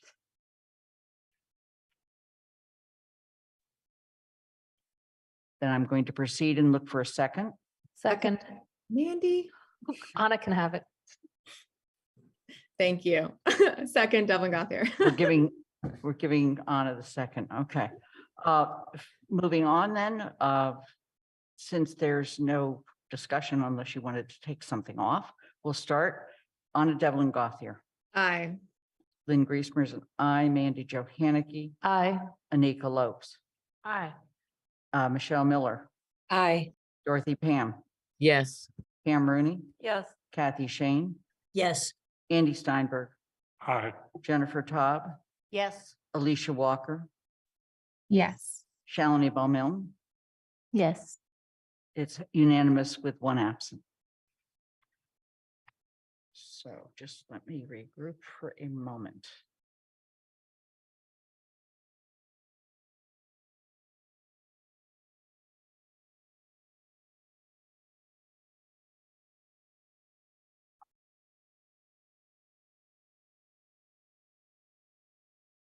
With that, I would like to ask. Boy. No, I asked I one of think you it's to do me. human rights. Mindy It's Jo, me. thank you. This is the Human Rights Day proclamation that we do on a yearly basis. So I'm going to read the now therefore clause. So now therefore the Amherst Town Council hereby proclaims December 10th, 2022 Human Rights Day. Encourages our community to embrace every opportunity to reflect and embody the values of the Universal Declaration of Human Rights in their work for the community, and urges Amherst residents to celebrate this day with a communal reading of the Declaration of Human Rights on December 10th, 2022 at 6 p.m. on the town common. And I do encourage people to come. It is quite a humbling experience. I was not able to join it in the past. Wear your long underwear if it's cold, but it is a very, very meaningful event, and we gather around in a circle and read. So thanks, Mandy Jo. Proclamation in support of Small Business Saturday and Merry Days. That was Anika. Thank you. Okay, we'll finish up with now therefore, the Amherst Town Council proclaims November 26th, 2020. You need to speak into the mic, honey. Can't hear me? Yeah, go ahead. Now therefore, the Amherst Town Council proclaims November 26, 2022, Small Business Saturday, and urges the residents of our community to support Amherst-wide small businesses and merchants on Small Business Saturday during the Merry Days celebrations and throughout the year. Great, thank you. And the citation in honor of Monty's March for the Food Bank, which started this morning and continues tomorrow.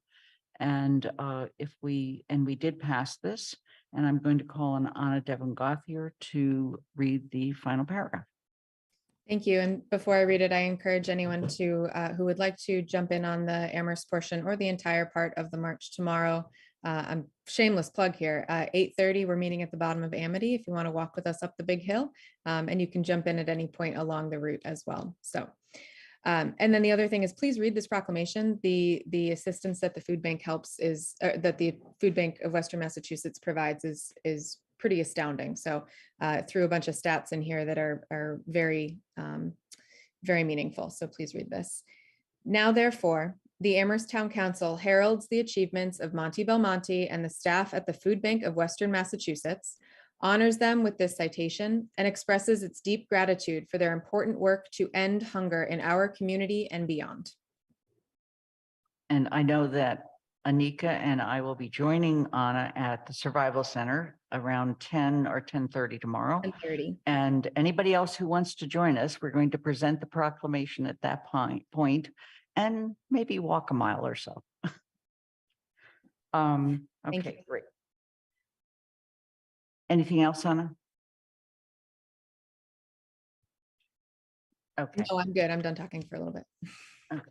With that, I'm actually going to now pick up agenda item 7, which is presentations and discussions. Okay. This is a little out of order from what we intended, but since we've said that the discussion regarding the track and field will be at a time certain, which is 8:30, we're going to try to get a few other things done. Okay. So on the elementary school building project, Paul, maybe it would be best if you explain what changed, and then I'll explain the second part of it. And Athena, do we have the charts?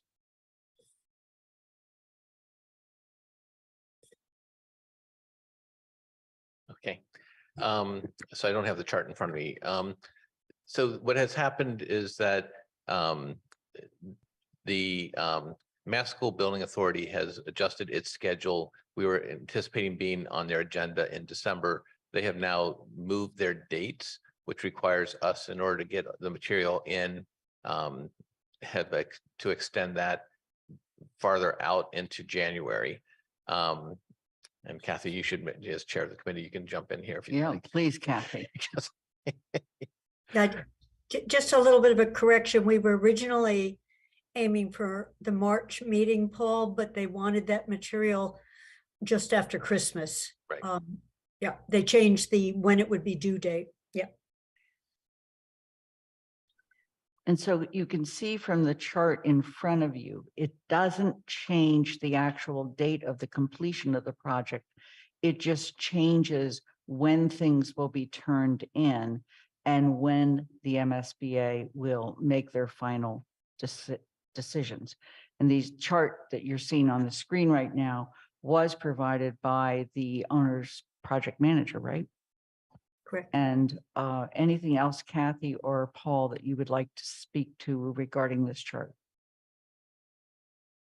No, I think the important thing is that the time frame is the same as the upfront time that has been extended, but the OPM believes that everything will be completed according to the end date in terms of occupancy.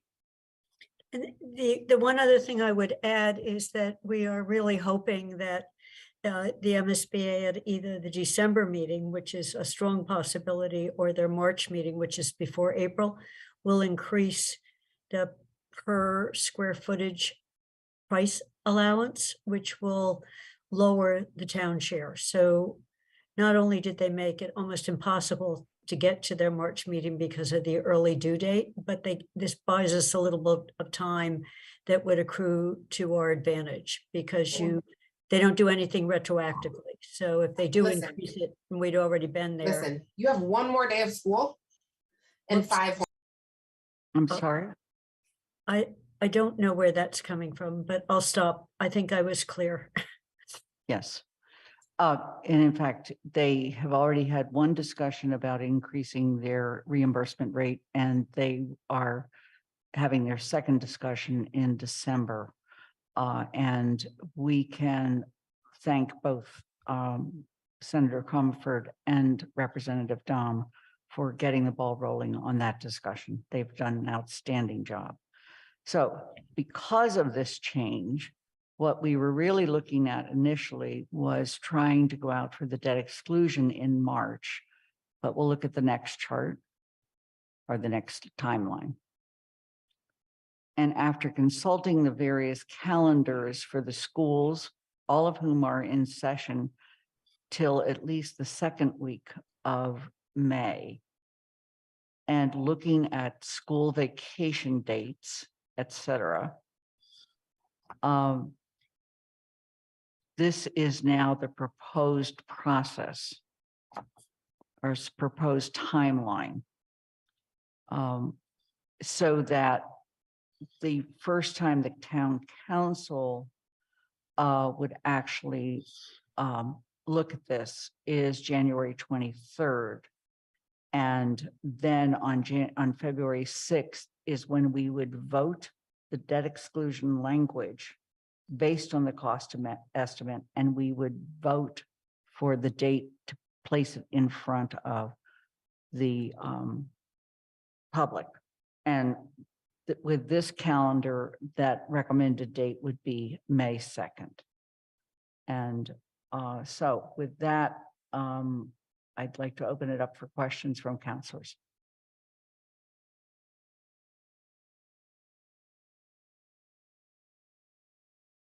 Mandy Jo.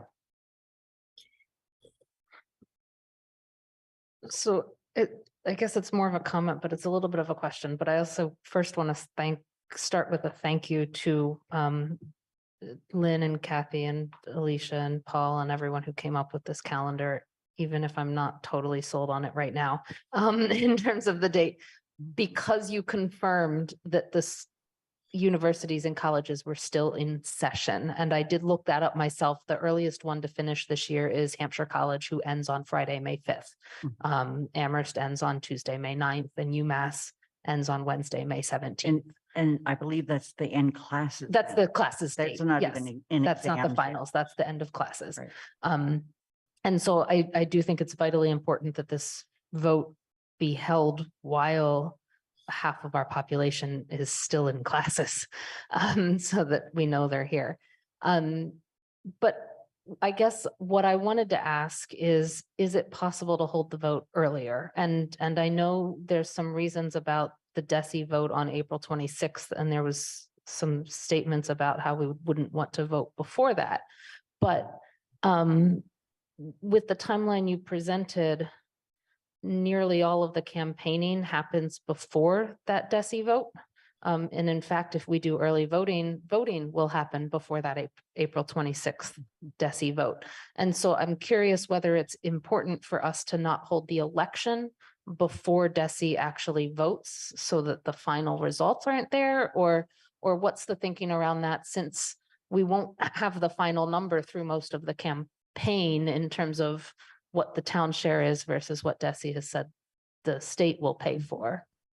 Kathy? Yeah, I'll speak to that, Mandy. We could do the vote before, but we'll have, the cost estimate is not going to change once we get the revised cost estimate. There are two things I think that are important. We have some room during that January, February, March to talk about how we plan on financing this in terms of what beyond the debt exclusion would finance the total package.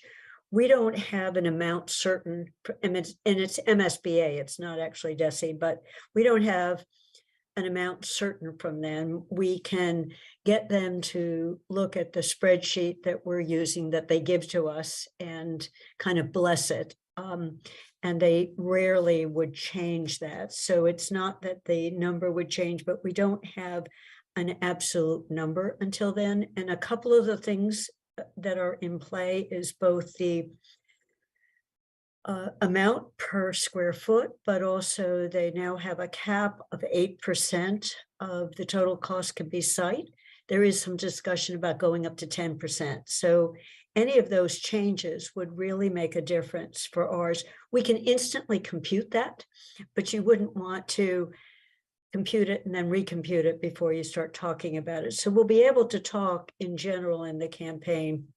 I also think one of the advantages we have, I think May 2nd's a good date because the campuses still will be in session, and some of the groups have looked at how many students do we have who are registered to vote in Amherst, who actually voted in the midterm election. And a lot of them, the student bodies are really interested in climate and net zero. So there can be some targeted work around the net zero features of the school and the sustainability, and we'll have much better sense of all of that, including good numbers on how energy efficient this building will be. So I think there's some time to prepare the materials, and I'm talking about 1-pagers or 4 paragraphs worth that can be worked by others that can be targeted to different groups and mailings. So I think that little bit of extra time buys us a lot. Paul, you have your hand up. Yeah, so I think one of the other considerations is that May 2nd, if you move it earlier by a week, April 25th, that's the second day back from spring vacation for the schools.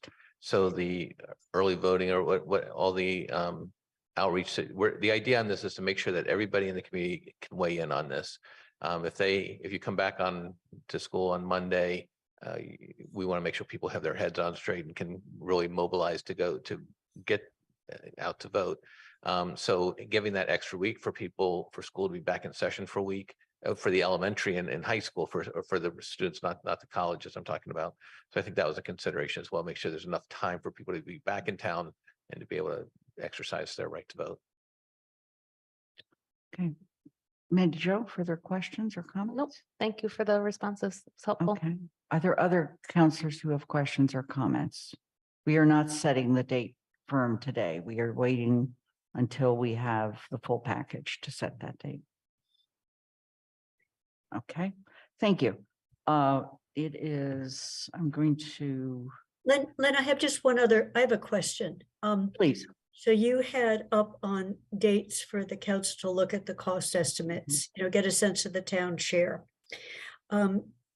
Is there a point we need to do what we did for the library where we take a vote on the whole package as well as, the debt exclusion? So, to authorize it. And does that happen after the debt exclusion? So I just didn't see, it's just it's a question. I don't need to see it on a calendar, but I think there is that step also. And then my follow-up, that's the one where we need a 2/3 vote of the council. Is that correct? The 2/3 vote will be when we authorize the debt. Right. And the vote of the citizenry of the residents is a majority, correct? It's 50% plus one. Thank you. Okay. Paul, did you have anything else to add to that? Okay. This is the first time any of the counselors, including the original council members, have ever gone through this process. So it'll be a learning curve for all of us. It's also the first time that Amherst has gone out for a debt exclusion override in a long time. So it's again, a learning process. Paul, surveillance use report, did you want to go ahead with that? And then Sure. we're going to take a brief break and then we're going to come back. Okay. So a year ago, the council passed a surveillance technology oversight bylaw and gave the town staff adequate time to work through it, understand it, and implement it. So what you have in front of you is sort of a summary of the report. It's a complex report and complicated report, and we're hoping that we got it right. And so welcoming your comments. I went to every department and shared the bylaw with them, asked them to determine if they had any technology that applied to it under it. And the bylaw on the second page, I believe, lists all the things that are included and also all the things that are excluded. And a lot of things are excluded. And I think the writers of the bylaw took into consideration the sort of normal operations of the town that they did not intend the bylaw to apply to, but there were things that they wanted to capture. So the one thing for sure that we know is needs to be addressed under this bylaw is for the last 25 years or so, our police cruisers have had in-car cameras that get activated when there's a traffic stop. And so that it will be something that we will have to get make a detailed report to the council on. This report also gets noticed on the town bulletin board, and then the council has the opportunity to approve or disapprove of the technology. And I think that I've tried to address all the things that might have been included or not. So we anticipate some other things that are coming up in terms of what else could be coming down the road. And I sort of summarized those at the end of the memo. For instance, I anticipate that the police department will be asking for funding for body cams. That would clearly be subject to the bylaw. The library is looking to have an automated materials handling system that has a RFID technology that may be subject to the bylaw. But if every department who I reached out to has gotten back to me, so we have nothing that applies to it other than the police department. So, and it's really not the police department, it's probably IT that will be coming together, putting this report. So the next step is for me to put that report together and get it scheduled on the council's agenda, which could be as soon as as December 19th, depending on what the council wants to put on its agenda.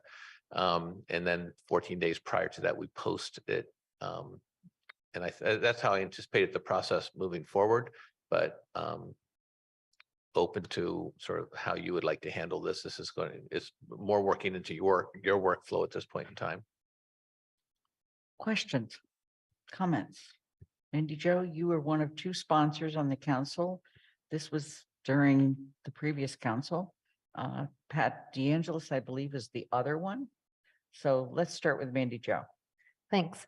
Thank you for this, Paul. And I just want to respond to some of your comments of, I think when we were going through this process to get to the point where the council could vote whether to adopt the bylaw or not, there was a lot of concern from town hall about what would apply. And we tried really hard to make sure it only did it for things that we thought were necessary. And I think your report today shows that we probably made I don't know whether we went too far on the excluding stuff, but we definitely didn't. I don't think we're overburdening the town, because I know that was a big concern. So I just wanted to mention that I think we worked cooperatively and collaboratively to make sure that both ideals were sort of met. I did want to mention to the council will have what the bylaw requires is it's sort of a pocket approval, similar to how the charter is written with council, town manager appointments.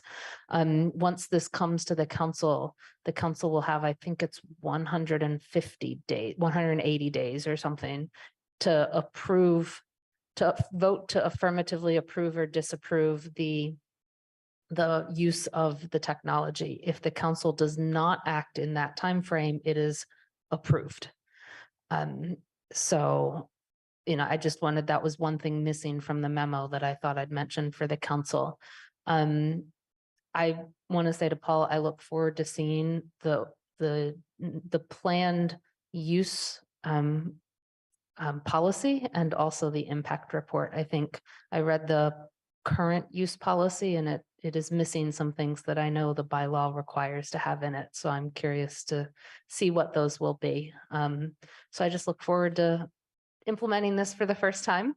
And I'm happy if others have questions, since, it was Pat and I that sponsored it. So we can try and answer questions too. Right. Shalini. Am I correct in understanding that body cameras for police are not allowed according to this bylaw?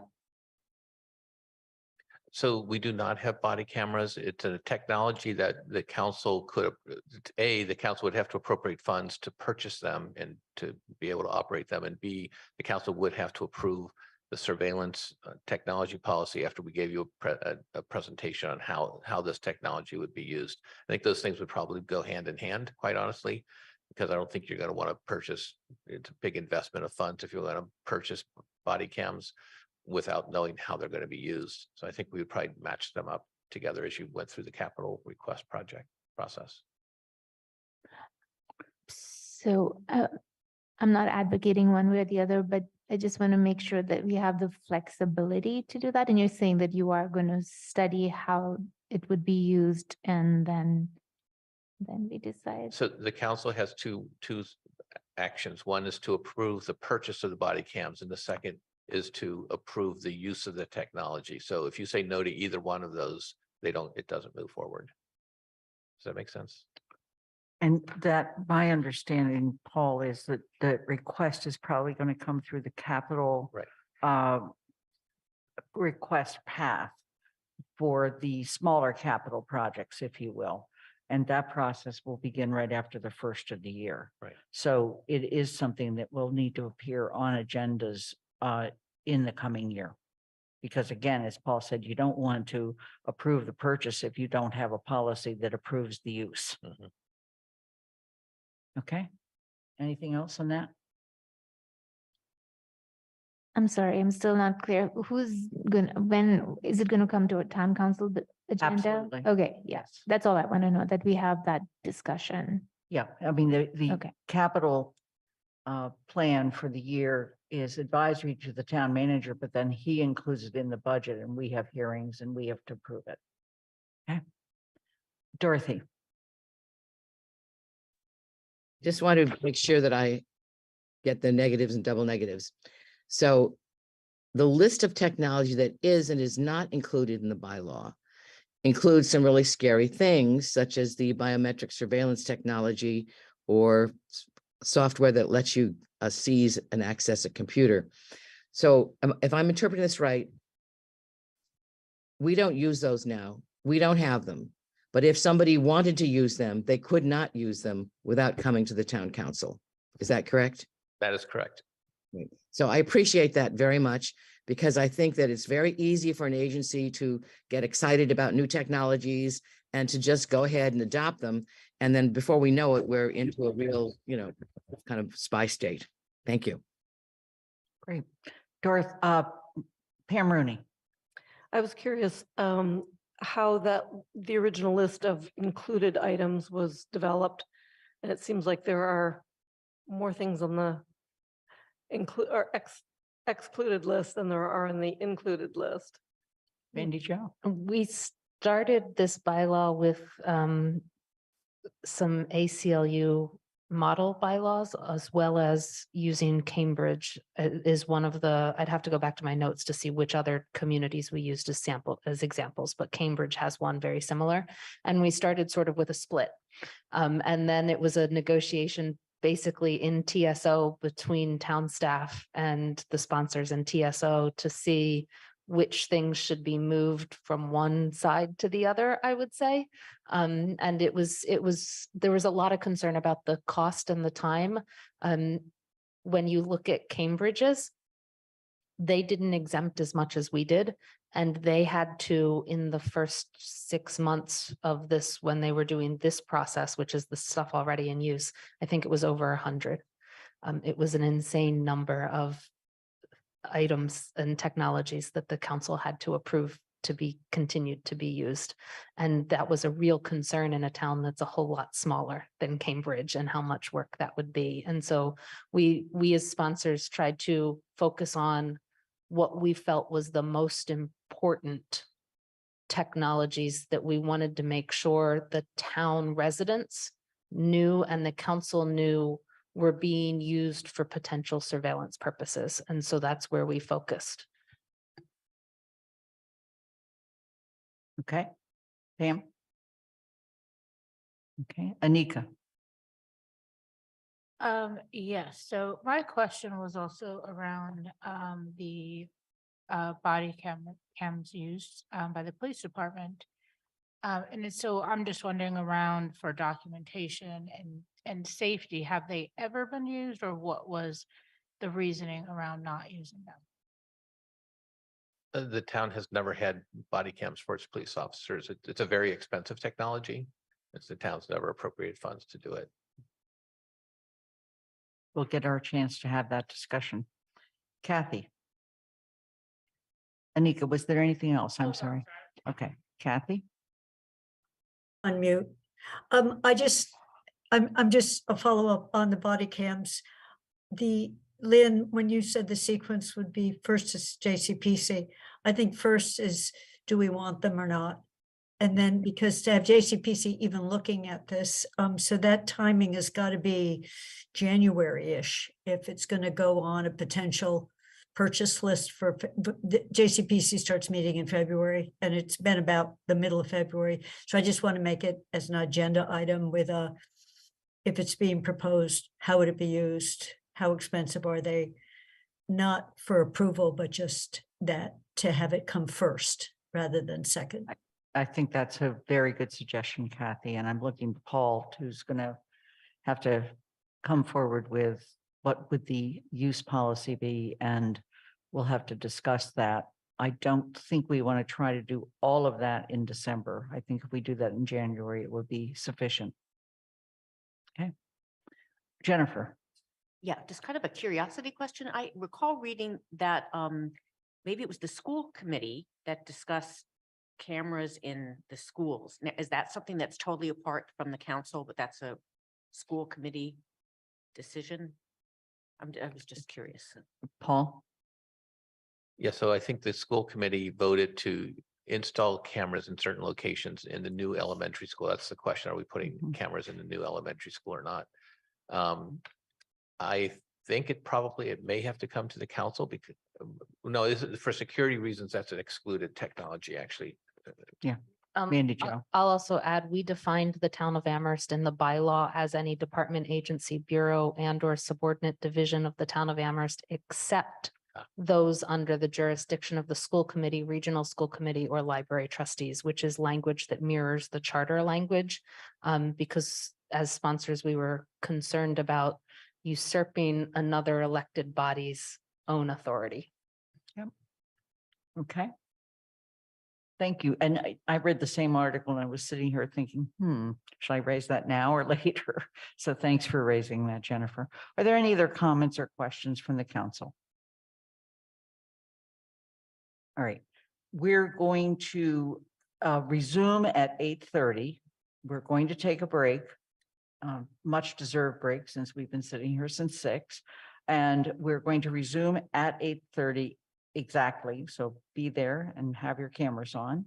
And at that point, we're going to take up the appropriation and transfer order for the track and field.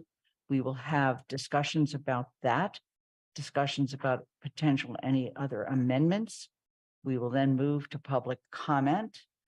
And then we will come back to the council and vote on that issue. And then after we're done with that, we will take up the rest of the agenda items. Okay. So we are on break and Athena will note that and so forth.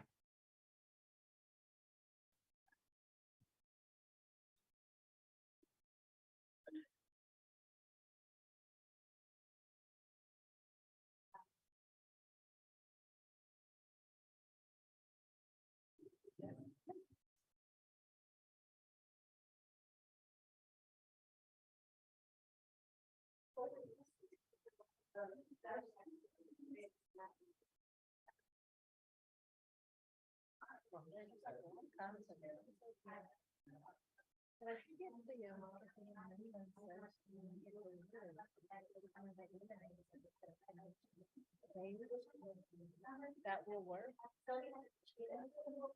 I think if we hearing says to bring it to 0%, then maybe that's all. And they're saying that from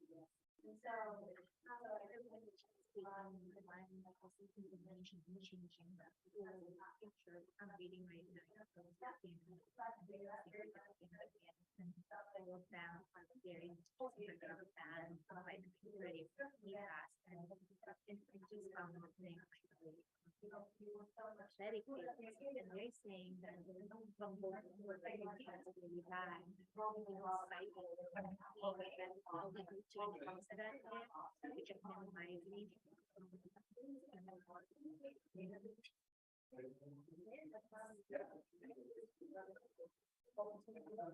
They gave you a they say like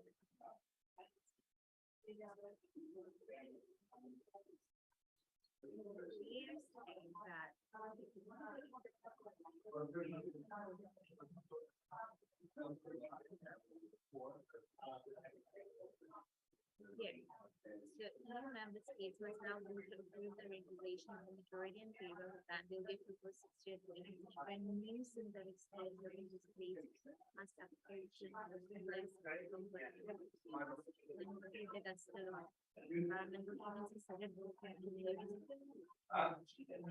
it's for the alternative natural grass for walnut shells have proven to be suitable to micromet plastic. So what they're saying is they are planning to change it, but there are that are and that's and my point again is like the here what I said is going to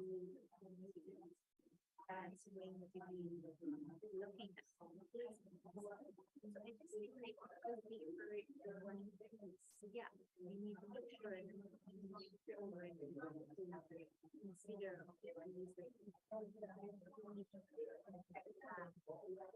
make sure that we are but change the rules to the concept. Based on this one piece without moving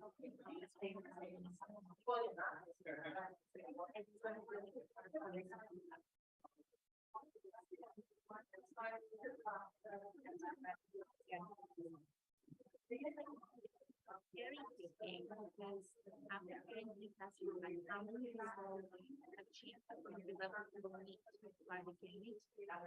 So when it comes to my choices,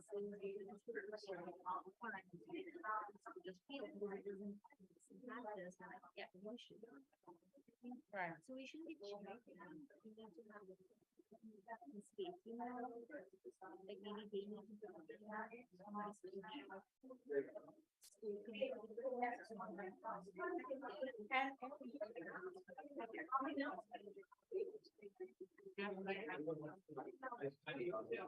You know.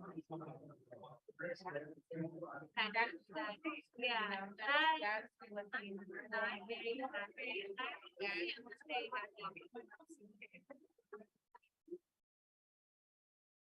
That's the data. And my gosh, they have.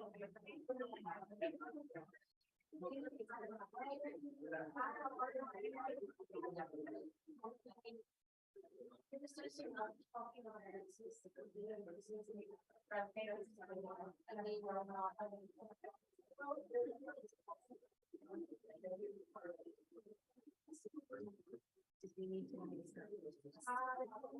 be able to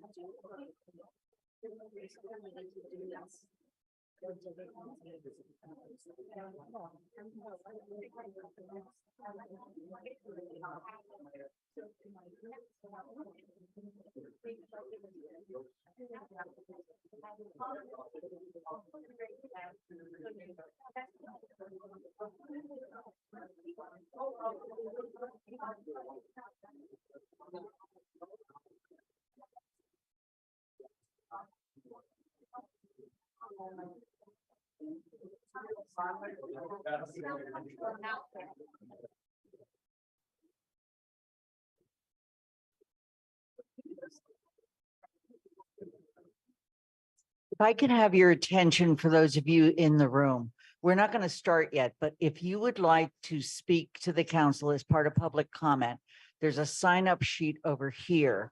And we want you to sign up so we have good spellings of everybody's names and so forth. Okay?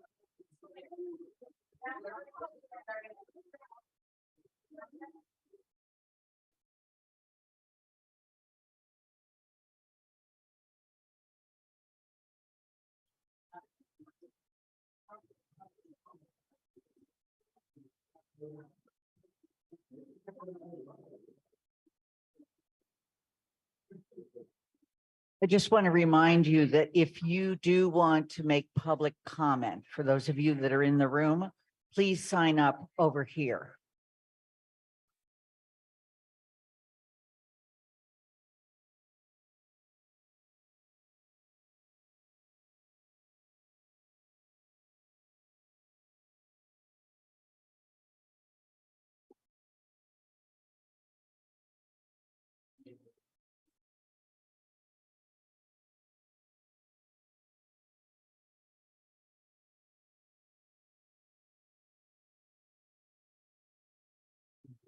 Launching smart.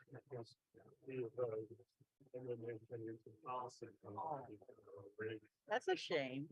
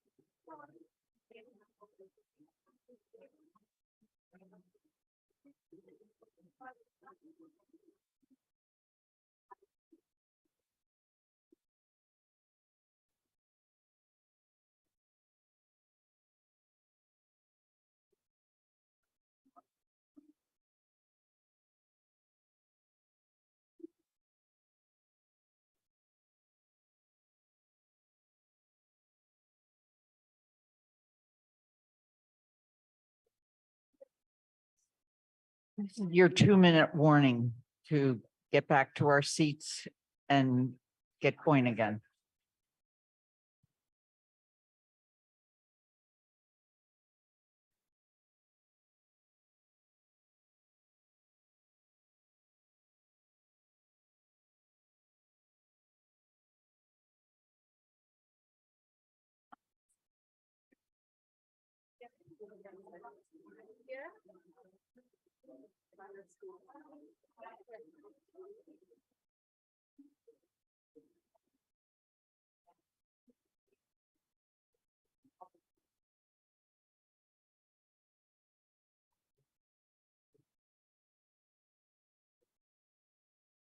Athena, let's take the notice down. And as counselors return, please turn on your video.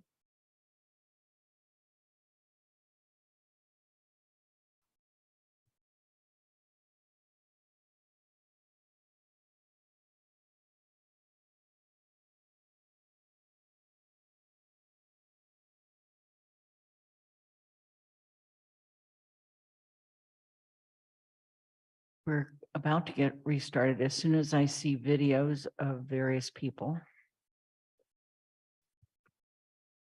Still waiting for Michelle, Sean, Sonia, David. Superintendent Morris. There you are. Thank you. Okay. Good evening. It's nice to have people in person.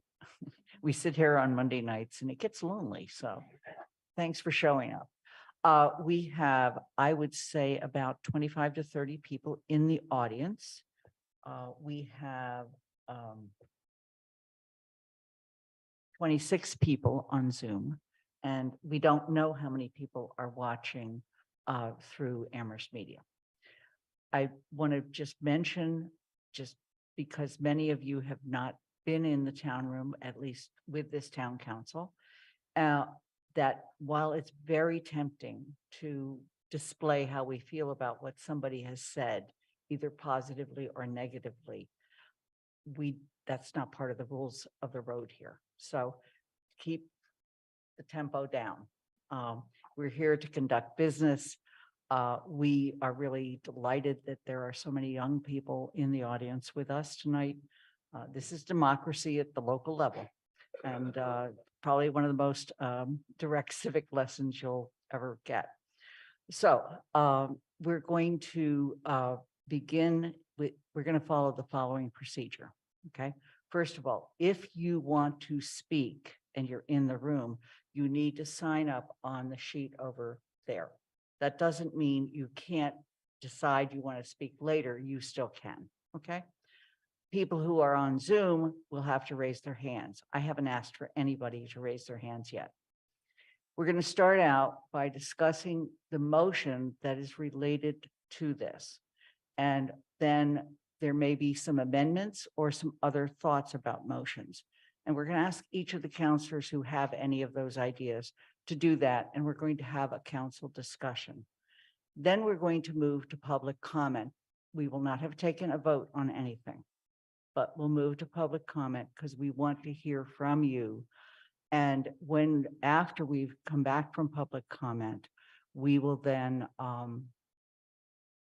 move on to votes for the evening on this particular item. I do want to mention that we've been joined tonight, looking for Ben Harrington.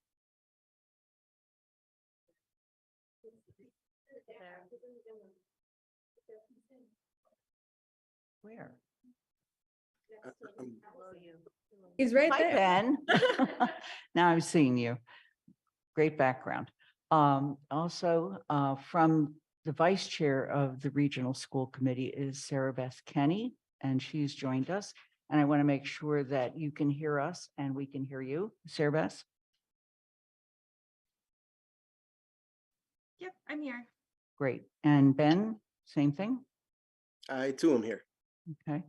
And while not an officer at present, Allison McDonald was chair of the regional school committee at the time this discussion began.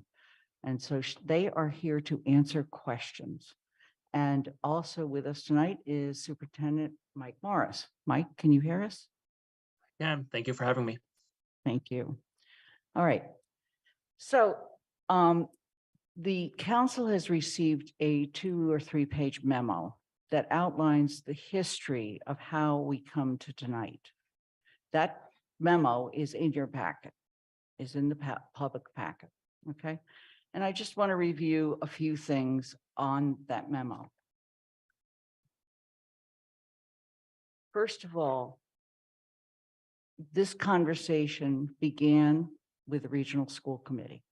And it was at that point that they looked at 3 different options called option 1, 2, and 3, and they chose to move forward with option 3. They have taken that and discussed it at a 4 towns meeting. Those 4 towns meetings generally take place on Saturdays and sometimes on other weeknights. I think we had one at 5 or something one time this year. And based on that, they are now going to each of the 4 towns that are part of the regional school district, and they are asking us for money. So they began that request with the town of Amherst. And the town of Amherst then voted on May 2nd of 2022 with a vote of 10-1 in favor and 1 present and abstaining and 1 absent. And at that point, we approved the original debt authorization for 1.5 million. That's for the schools, for the track and field. And then on July 18th, 2022, the town council voted 11-0, with 2 absent to approve the CPA debt authorization of $800,000. And again, in both instances, especially in the second instance, it was specifically named option 3. So during a joint council meeting on October 18th, we actually delayed this vote. It was because at that particular meeting, we just ran out of time because of other things that were on the agenda. And that brings us to tonight, which is November 21st. And the motion that will be put on the floor, particularly related to this item, is the following: to adopt appropriation and transfer order FY 23-05C, an order appropriating funds for a portion of the town of Amherst capital program, school track and field rehabilitation, recommended by the Finance Committee on October 17th, 2022, and shown on page 6 of the draft motion sheet. Again, that draft motion sheet is in your packet, and that order is. Excuse me, Lynn, Right here. I'm sorry? pardon me. It's already been made and seconded since it was postponed, so it's already on the floor. Oh, thank you. So it's a motion on the floor. Thank you. Athena is the clerk of our council, and she keeps all of us on track. So just don't mess with her. Just, so having said that, that is the motion that's on the floor. It's been made and seconded. And I'm going to ask counselors who are in the room if they have questions about that motion, or if any of them have particular amendments or other motions they plan to make.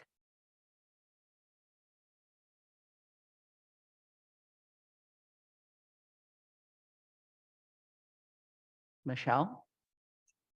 Lynn, as you know, I have a question about the memo specifically. We talked about you addressing the 4 options that we have been given on the memo.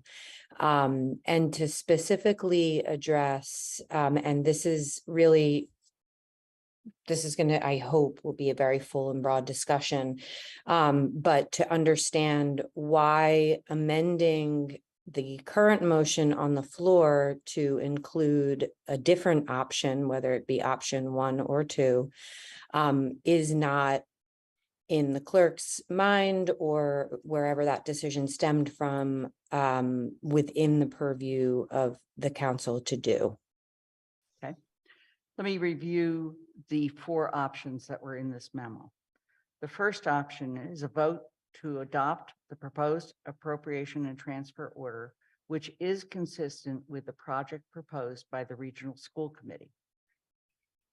If adopted, that project will proceed as proposed, and basically the CPA funds will become available and all the other funds. That's option, the first option. The second one is a vote against appropriation and transfer order would require that additional money be raised for option 3, equivalent to $900,000, which is what the appropriation is for, and additional funds that total 222.2 million by January 16th, 2023. If this does not happen, it renders the CPA vote null, and the initial debt authorization would revert to the track resurfacing option, which is option 1. It does not reorient the track. The third option, a vote to postpone action to a date certain, keeping in mind the present deadline of January 16th, 2023, that the regional school committee included in their debt authorization. And that's stated above in the same memo. And the fourth one is a vote to request that the regional school committee reconsider their original vote for option 3. A vote to adopt any other plan, including option 2, the natural grass option, would require the regional school committee to rescind the FY23 debt authorization for option 3, consider their other options, or vote on a new option. And this essentially starts the process all over again, because it was already, it's a vote of the regional school committee. They then come to us for money. That's what our job is in this case. And if we aren't going to give them money for the vote that they have taken, then basically that starts the process over again. Okay. Lynn, that doesn't quite get to the answer that I'm hoping to understand here. May I ask you a follow-up question? Sure, please. Okay. This is really about process right now, because we're trying to have a conversation here in which we can trust each other, and that we can trust that decisions are being made transparently and according to processes. And so I'm trying to understand why, if we as a town council want to make a gift to the school committee for $900,000, and we want to specify the way that money is used, so whether it be for natural turf or option 1 or whatever, why is that deemed inappropriate for the council to do? So the question is, can we do this as a gift? And I'm frankly at a loss, and I'm going to have to. Lynn, do you want me to weigh in on that one? Please, Sean. So the mechanism with which the town provides the money to the region is not really the issue. I think whether it's a gift or if there's a reimbursement, all of that type of stuff would be worked out in some sort of agreement between the region, Amherst, and the other 3 towns. Really, I think the question is whether it's again, it's appropriate for the town of Amherst to give funds to another entity for a project that they haven't approved or they haven't requested. And I think that's where the appropriateness comes down, is should the town of Amherst set aside money for a project that hasn't been requested? Again, I think the core of this is that the town of Amherst doesn't own that land. It's regional school land. They decide what the project is that they want to pursue. And then, as Lynn mentioned, they come to the towns for funding their projects. So if the town of Amherst did decide to amend this and set it aside for the grass option, it wouldn't be enough for that option 1, because the other 2 funding sources, the CPA and the debt authorization, wouldn't be available for for the natural grass option. So it wouldn't be enough funding for it anyway. So when we took a step back, it just doesn't really make sense to amend it because the other funding sources aren't in place. And it's not what the region requested. Michelle, follow up? No, let's go on. Thank you. Kathy. I'm assuming we're going to get to being able to also give you our reconsidered comments on the actual option 3 with artificial. But the question I have is a little bit building on Michelle's, and timing. Lynn, you just laid out that should the council vote that we would actually like the regional school committee to reconsider which option they're going for. There's 3 pieces that need to be reproposed. As I remember when we voted on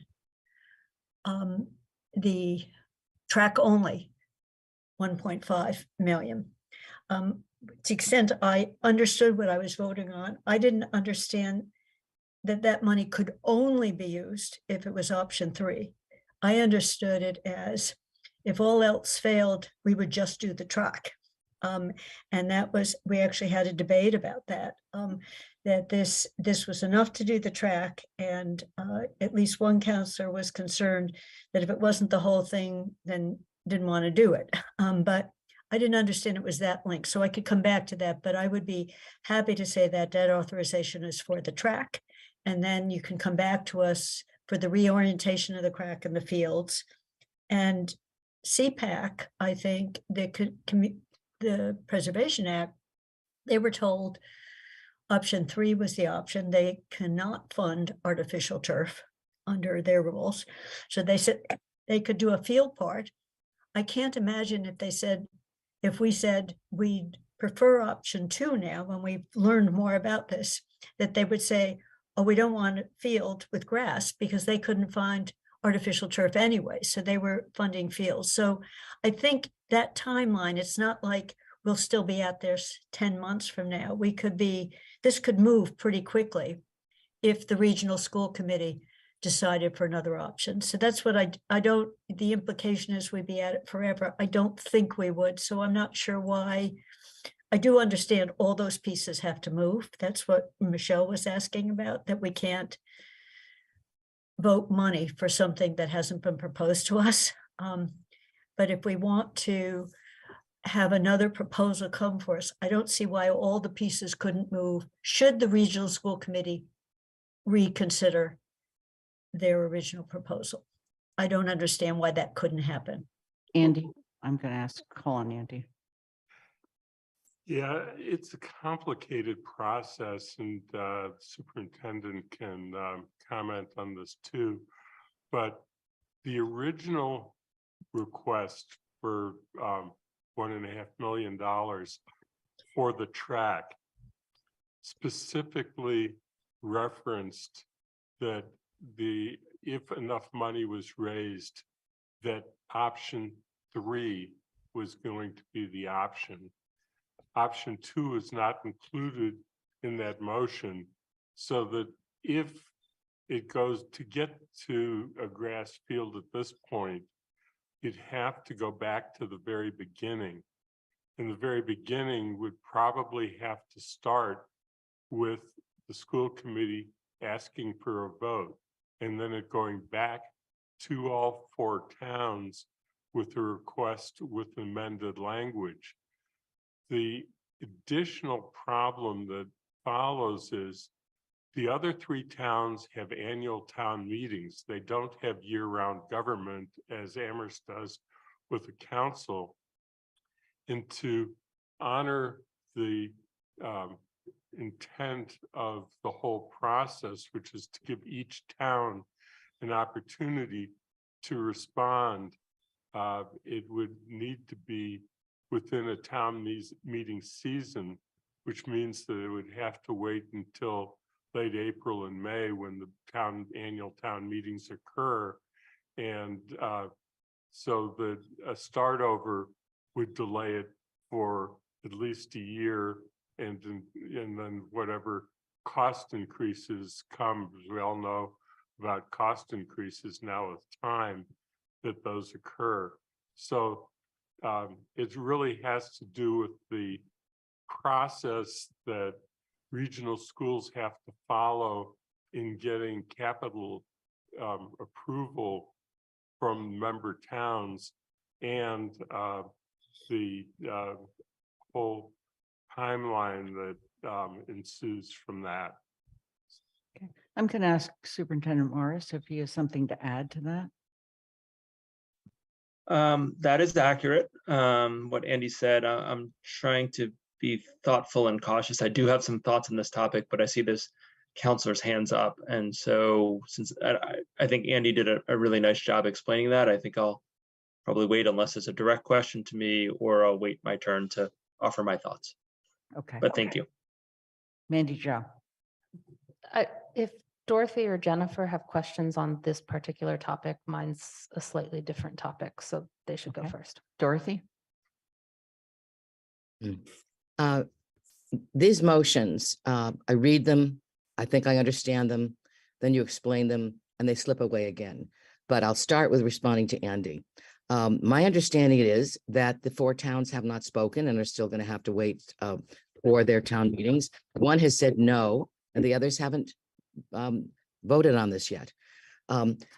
I guess I really want to say, I do not want to have the complexity of the problem used as an excuse to vote for something which many of us are totally against.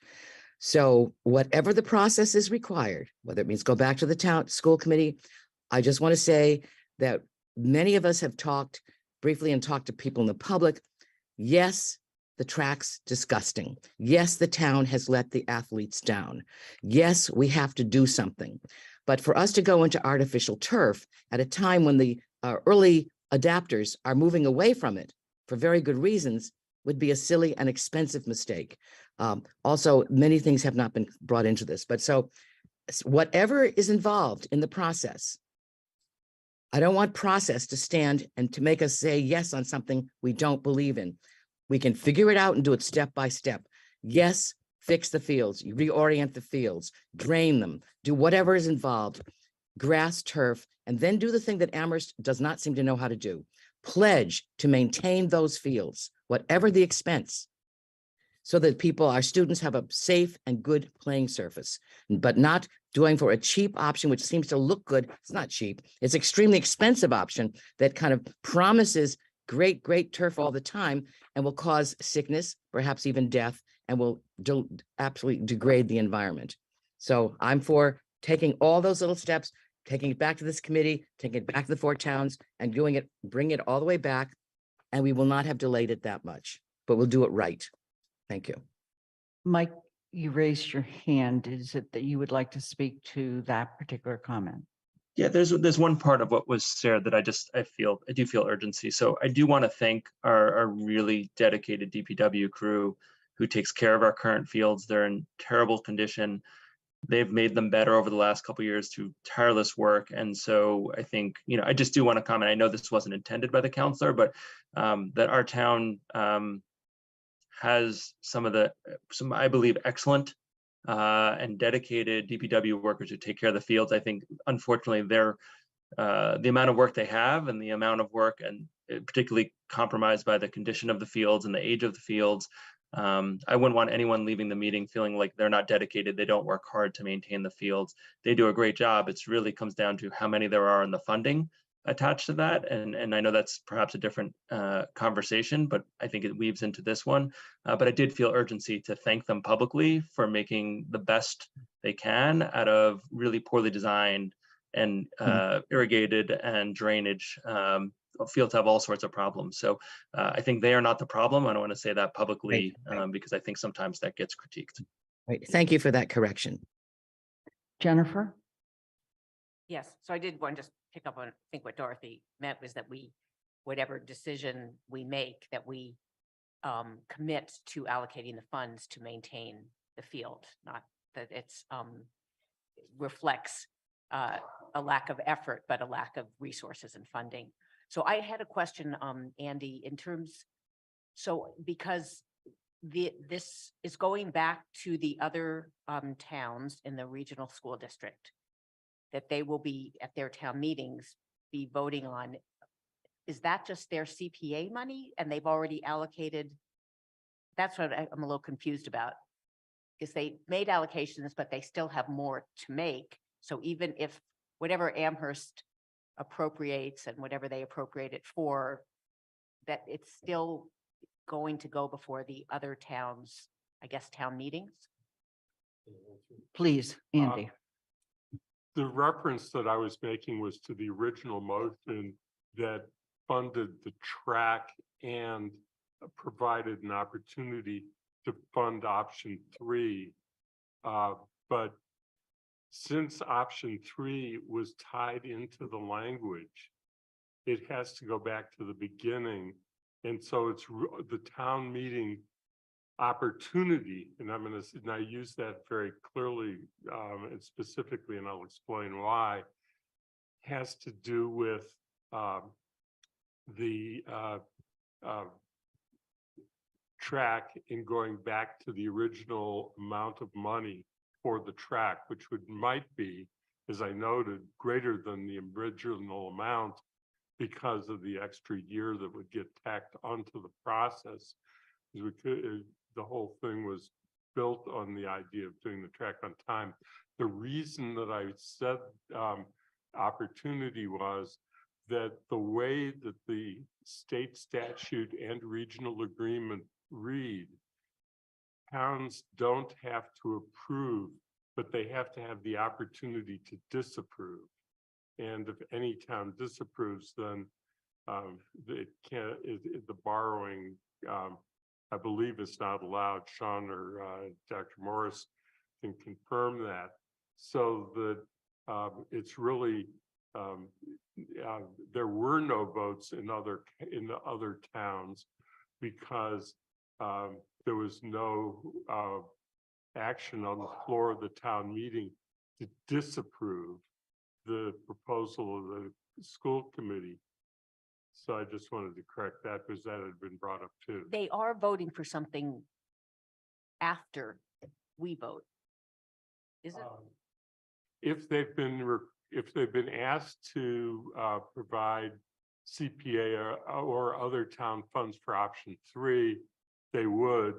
But as far as the original track only proposal with the add-on that if additional funds are raised, that another option would be pursued, that would have to go back to the beginning, and that does not require a vote.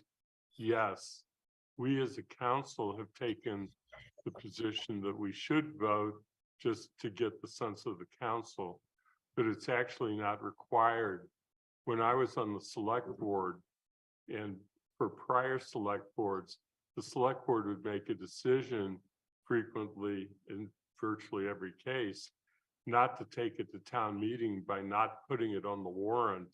And as a consequence, it just automatically reached the number of days that are specified in the statute and in the regional agreement, which I believe is 30. And then it just automatically happened.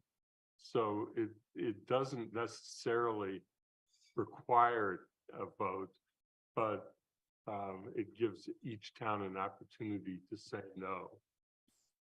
We got a letter from someone in Pelham. I think who was on the Pelham CPA committee, and he was referring to when it came to them for a vote. As I said, that had to do with an additional CPA amount. It did not have to do with the original motion. Kathy, is this still on the same Yeah, clarification? it is still, because Andy, when you're saying it delays, unless they vote the CPA money, the whole option 3 can't move forward. So I think they're completely tied together. And I understand one happened before the next, but the towns are still going to have to, unless Amherst is going to pay for all of it, the other towns still have to do their CPA. So I don't feel like it's a big delay because they still haven't taken their CPA vote. And I realize our CPA would have to detach it from option 3. So I think there is this,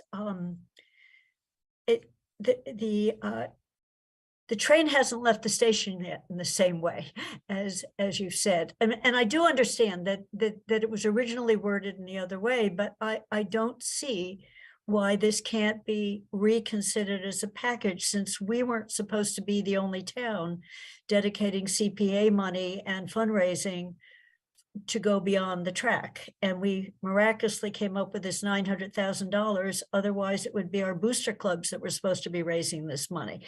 And we would be in the hole for this money because our CPA. So it feels like it's the package is still being put together rather than, we can't do the track if we're going to reorient it before we reorient it and do the fields. It's all part of the bigger package.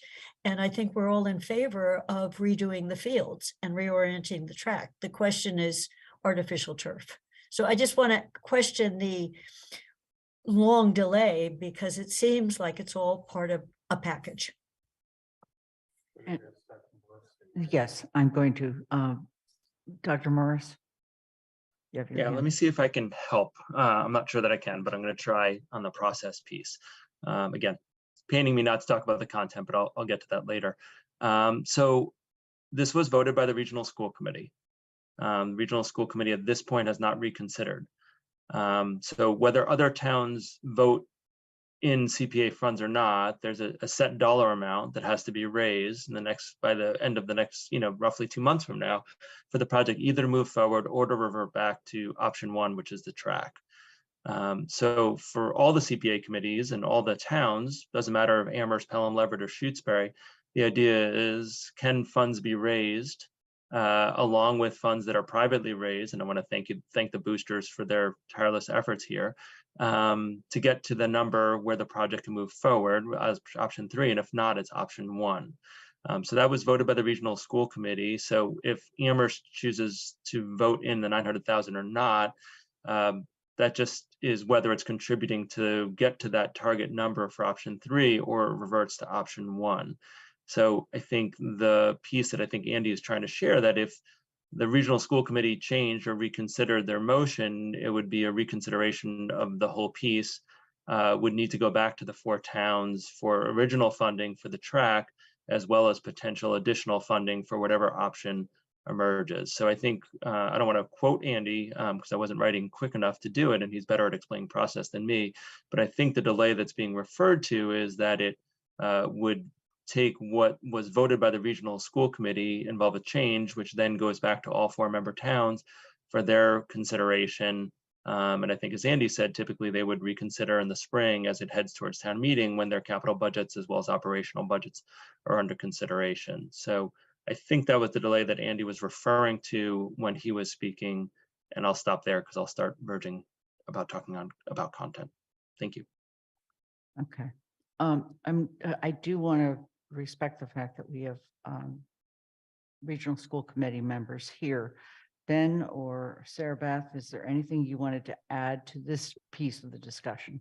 Sarah Beth, I'm sorry. No? Or Allison, having led the school committee in this previous discussion?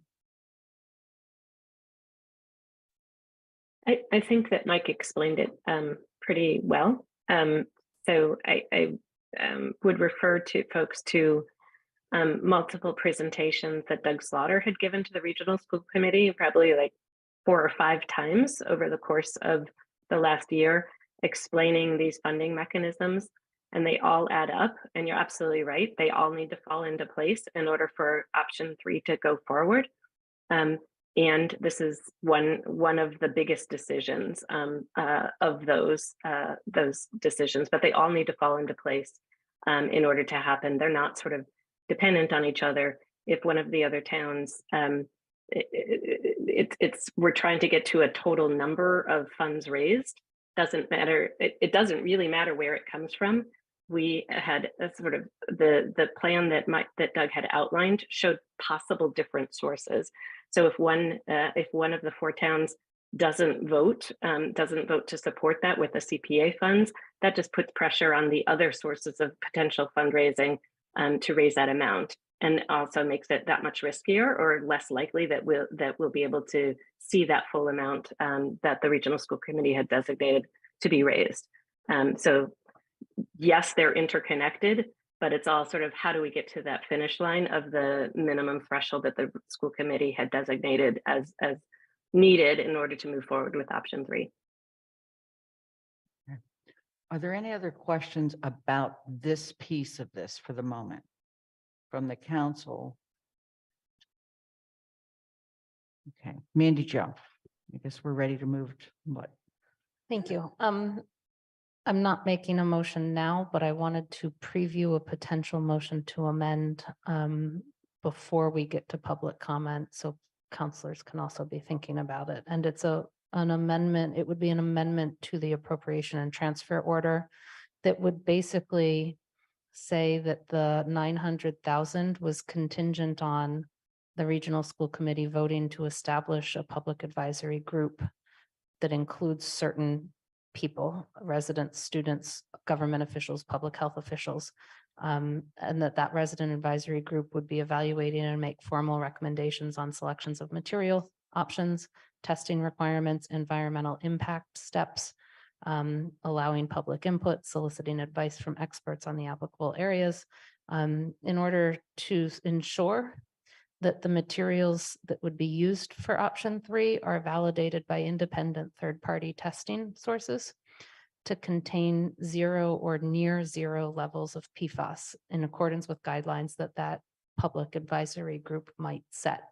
The goal would be to recognize that PFAS is a big concern, but to not stop this project and to minimize as much as possible, given that there are many new materials and none of us are experts, that can minimize those levels to make a turf field as safe as possible. There are other reasons I will save for later discussion as to why I would support not just this potential amendment, but a turf field, an artificial turf field in general. But I wanted to put that option out there of, in some sense, trying to ensure that the best materials to minimize PFAS in the artificial turf would be guaranteed to be used if we voted this money.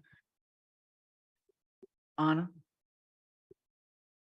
Yeah, I was mulling something similar, and as per usual, Mandy's phrasing is perfect. So I would support something along those lines. I feel like this is an evolving science, and that there are ways that we can set our parameters on what we would want to see in order to keep our community safe, and that pulling together a group of qualified folks to discuss that, and especially the elements of testing schedules and ongoing testing schedules.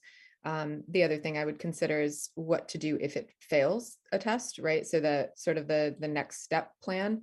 And obviously that would need to be done in very close conjunction with facility staff at the schools. So I think once again, we as counselors can take in as much information as possible, and we need to ensure that we are tapping the experts who do this work, and trusting them, as well as the folks whose original job it was to make this vote happen. And in this case, in my mind, that's the regional school committee. So I am excited to support Mandy's motion if and when she places it on the table. Pam?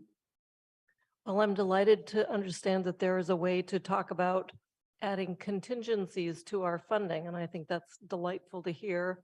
I would also like to add that if we are talking about the $900,000 is contingent on something, that it also be contingent on the consideration and comparison with grass fields, which I think need to put it out on the table. Many people support both sides of this. So if we're going to add any contingent anything, it's also going to include the contingent use of grass fields. Kathy?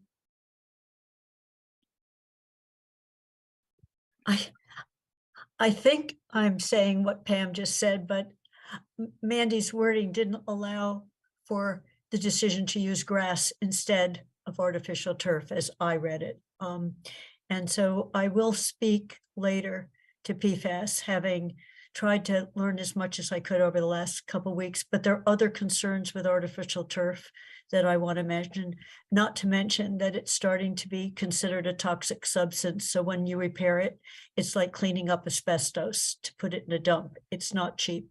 So I think we need to get to that discussion, because this is information that just the town of Amherst did not have when we had the multiple previews of this. And I admit to not being one of the people that dug into this. But in the past few weeks, including a hearing that the Facilities Commission of the schools held, where they asked a designer, can you have artificial turf without PFAS? And the answer was no, you can't. It doesn't exist. And the levels tests aren't out there yet for a lot of the materials. There's just a couple CDCs. So I think when we get into this discussion, I'd like to have it whole. But that amendment didn't seem to leave room for a decision to go for grass. It seemed to anchor it only in artificial turf, as I understood it. So when we are actually allowed to discuss this rather than how we're going to discuss it, I want to come back to that.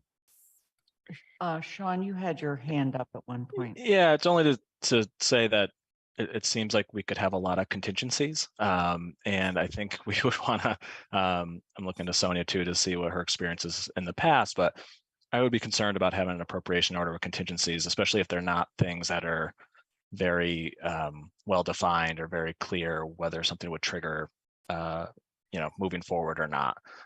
So I think just keep that in mind if we go down that road of contingencies.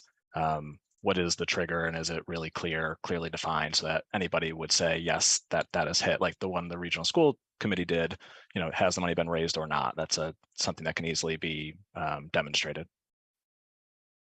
Sonia, did you want to add to that? Because you and I've had that contingency discussion when we talked about CPA. No, I think Sean explained it. Oops. I think Sean explained it pretty well. I don't really have anything to add to it. Thank you. Shalini? Hello, everyone. Welcome. Good to see you all.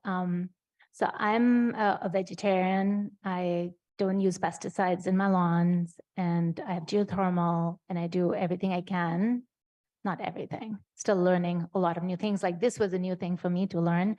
So I think this is a very important conversation, and I'm so glad to see so many youth here and so many young people and adults who are learning about PFAS and plastics and what it does for the environment.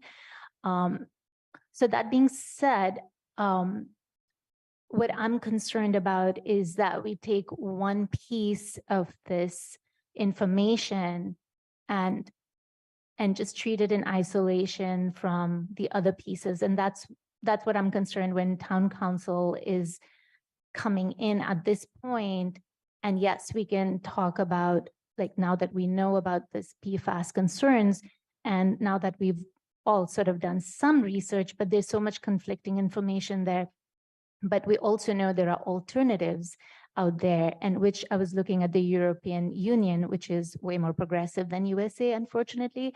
And they are moving towards a 2030 ban on PFAS on non-essentials, which includes consumer goods and firefighting foam and all kinds of things. So as far as athletic fields are concerned, they are talking about phasing it out, but in favor of using these alternative materials. So they're still talking about artificial turf, but using, using these other materials. And yes, there will be some amount of PFAS in that. And I'm just going to say one last thing. Like, I'm concerned about us cherry picking our decisions around PFAS. Now that we all know PFAS is bad, and we probably all know there's a lot of it in barbecued meat. How many of us here are going to stop eating meat? I just want to know. So I don't want us to be cherry picking our decisions, but to think about it holistically and keep our youth in mind. It's important for their mental health and well-being, and it's important for our environment as well. We're all interconnected. So the decisions you make about your fields is also about the environment. So I do stand in favor of what Maddie Jo is proposing, and I've heard that that is going to be the case. There will be a public advisory committee, and maybe, I mean, could we have an EC, like we have an Energy Climate Action Committee? Could we have a member from there to be part of that committee? Or so there is that climate lens that we're bringing to that discussion. So that's what I would support for now.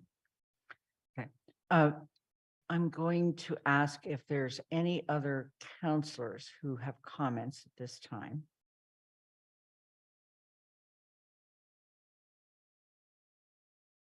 Dorothy? We've been talking about PFAS, but there are other arguments against artificial turf. And one of them is that athletes can get MRSA from the blades of grass. And I take that as a very serious item.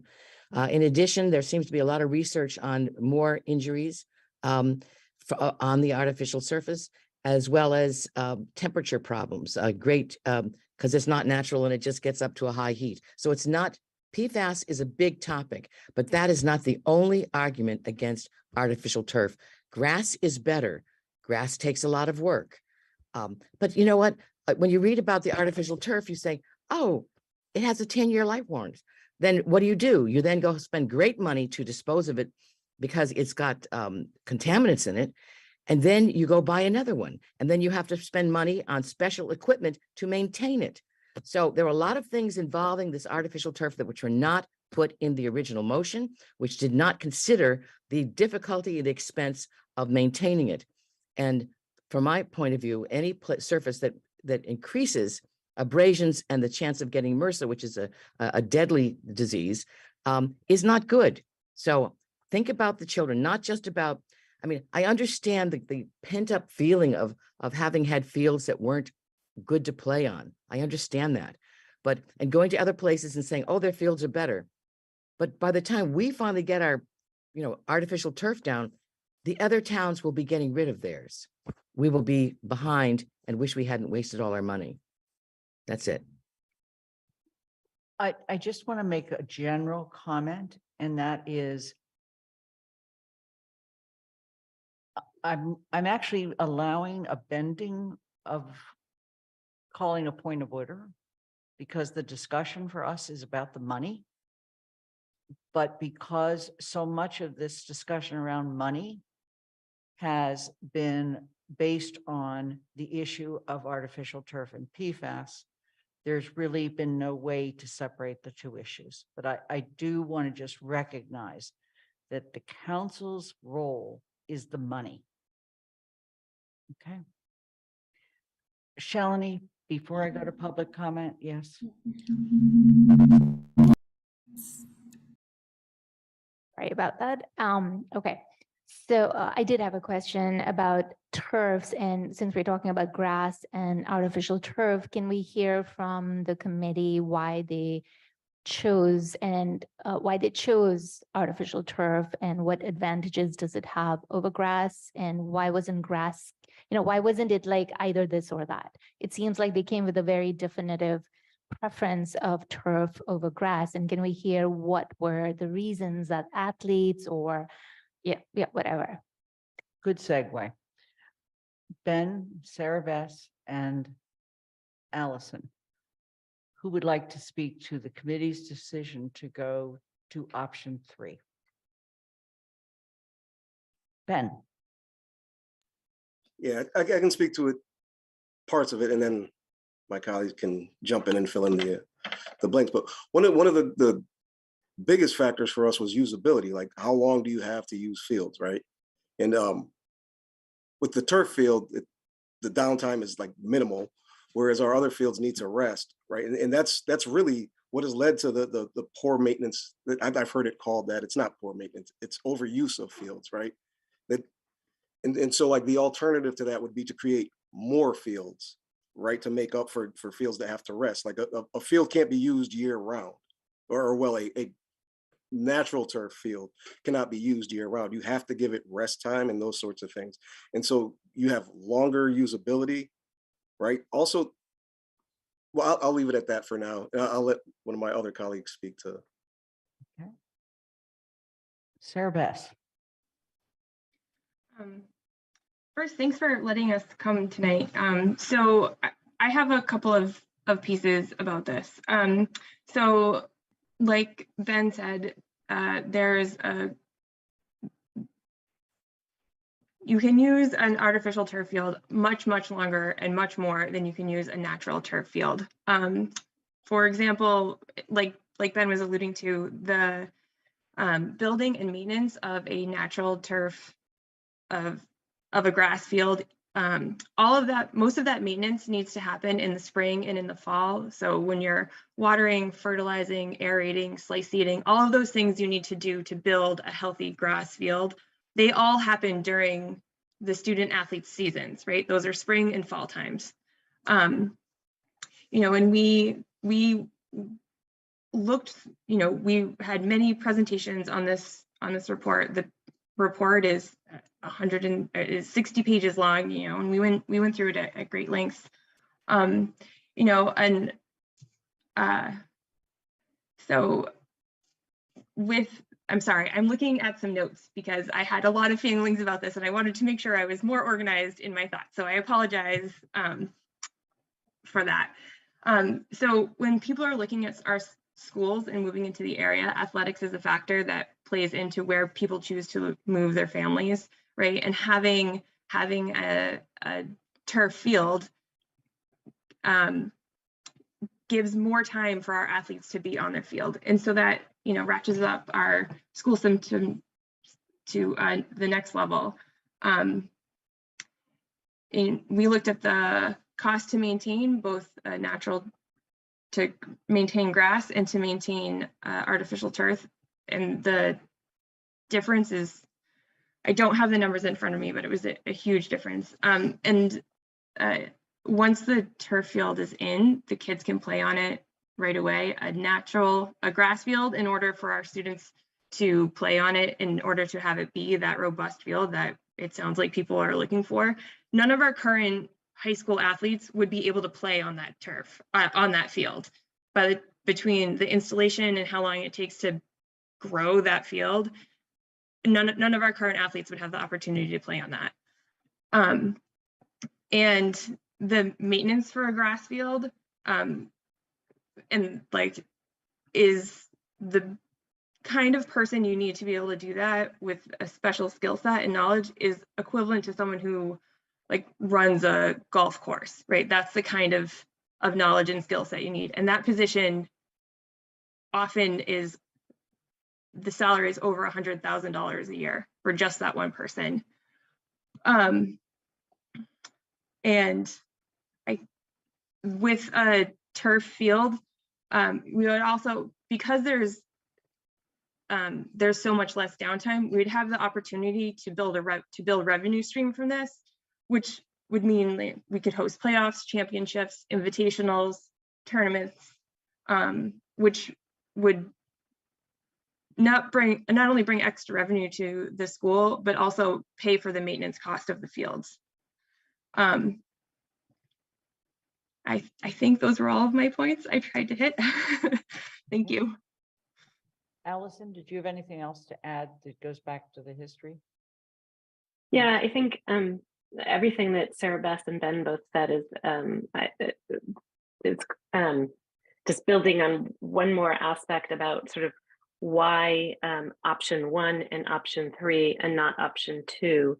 That was driven a lot by recommendation from the district. So both the superintendent, finance director, AD, facilities director, all recommended option 1 or option 3. And the reason is because of the cost of option 2, we're not getting any significant enough benefit for the $2.2 million additional that would cost us. We're still getting grass field. It doesn't change. It doesn't address the needs of the students, teams, the student athletes that are using fields, because we still have grass. We still have the same overuse risk and the not enough, too much demand for that space. So it's not addressing it. So not really worth $2.2 million in order for the goalies of games to not have to squint into the sun. As one of my colleagues said, we could buy sunglasses for the goalies for a lot less than $2.2 million. So that was another piece that contributed to it, that if we're going to do grass, then we should just stick with the current configuration. Thank you. I'm going to suggest that at this point we move to public comment, okay? And Athena assists me in that, because when we went back to having people in the room and also on Zoom, we go back and forth and coordinate. so that we do one person in the room, then we do one person outside. So what I need to do at this point, I'm sorry, Pam, I still see. Okay, Pam. I have a question about the cost. In both options 2 and 3, a softball field is shown. And I just want to clarify, is the cost of that softball field part of the 3.77 or $4.74 million cost estimate? Thank you. Who would like to answer that question? I can look into it while we're Fine. moving to the next phase. Yeah. Thank you, Sean. Anna? Yeah, I just had a really quick note on something that was said previously. This was some research that I had done as part of, I know we all have done a lot of research on this topic now, about the staph infections in MRSA. There have been studies that have really disproven the idea that the staph bacteria is harbored in turf.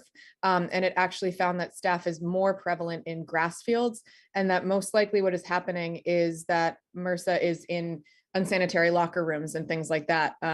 Anyone who has kids who are wrestlers has seen wrestling mats, might know that that's I'm not saying ours. Our wrestling mats are obviously very clean and perfect. However, that's a common place for MRSA to exist. So just to be really clear, when we talk about research, I think it's really important to also make sure we're fact checking it and noticing that grass fields have a higher prevalence of staph bacteria than turf fields. And as well, MRSA is not a significant source of those infections. Turf fields are not a significant source of MRSA. There we go. According to the research done. Thank you. David Zomack. Thanks, Lynn. I just wanted to clarify that I am quite sure the softball field is not included, was not included in this first phase. The first phase really, option 3 includes the field and 8-lane track and the associated, other features, ADA walkways, et cetera. But Sean can look up that report, but I'm quite sure it did not include the softball field. Thank you. All right, so I'm going to go back to explaining public comment.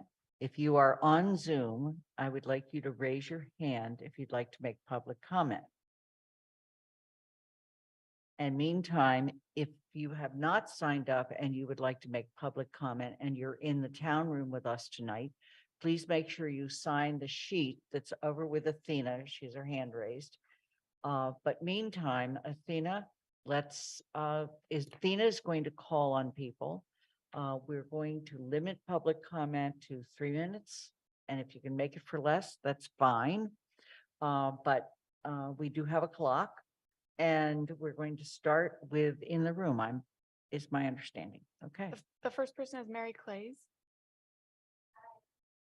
Thank you for hearing me. Thank you to all. We can't hear. Sorry.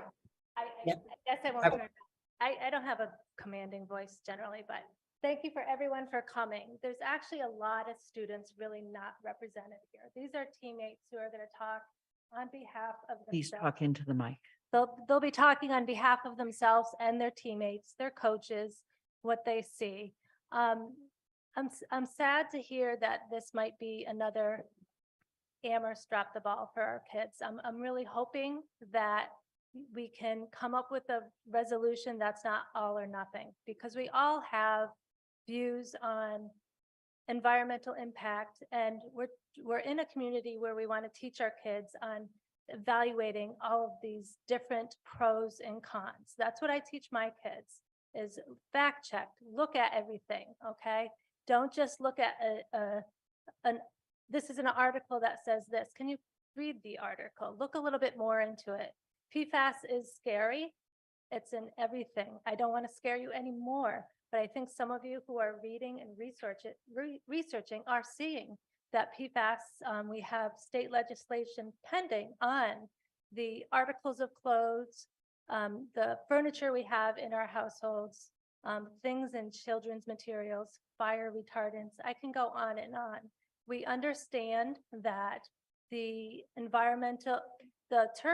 synthetic field industry is making strides because people are pushing back. And so we do need to have people raising these issues, and we understand. Boosters, so I'm a parent, I'm a booster. I've been in this town for nearly 30 years now. And I support children and not only the education, sports is a fundamental part. Sports and the theater arts. So some kids gravitate more towards sports, some towards theater, some towards both. It's extremely important that we support our kids in these endeavors. For some of our children, this is the only thing that is getting them through school, getting to their team. Okay, so we have to, in the sports, there's rules for maintaining certain grades, maintaining certain behaviors. They can't play in games when they're caught vaping. They can't be in games if they are in drugs or getting into trouble. So this is a way to build community for kids who may not have it. So I'm looking at the PFAS, and yes, it's important to look at.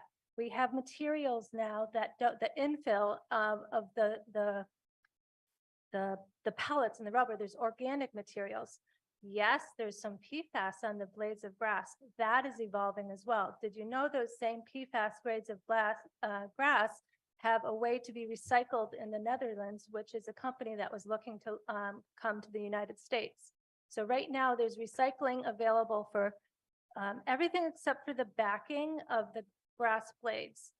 I'm a little frustrated, again, being an Amherst resident, and I do want to thank all of you because you all have so much more patience and, I don't know, personality that I don't have. So I am here because I am passionate about this. I've been working on this for over 6 years, believe it or not. Okay, so this is not new. Okay, people have been looking at this field, and the track has needed to be replaced for over 10 years now.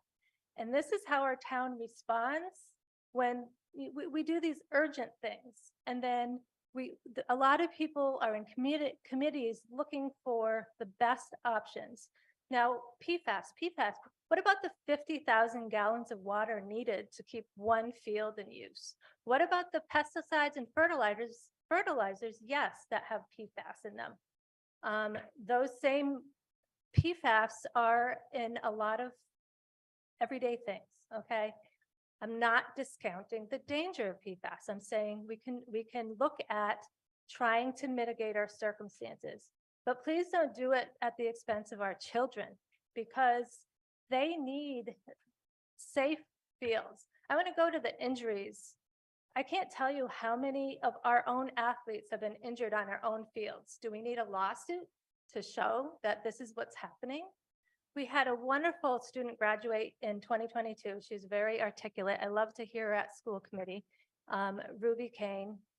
Her sports career ended with an injury on our field. She spoke about that. So we have many people who are getting injured on our grass fields. When we're looking at the articles and the information that's just being dropped by some of the people who are sending their kids to private schools, some of the people who have options, remember that about this town. The people who don't have options are the ones often who need these fields to have the outlets. We're not talking about the mental health benefits of sports and kids who need the serotonin releases. We're not talking about a lot of the things, especially with COVID, that has caused great mental health crisis, opioid issues, suicide in our kids. I'm sorry. I mean, if you want to hone in on PFAS, you're very privileged. And I will say that right now. Our kids need better, and we don't need to kick the can again. This has been kicked for 10 years.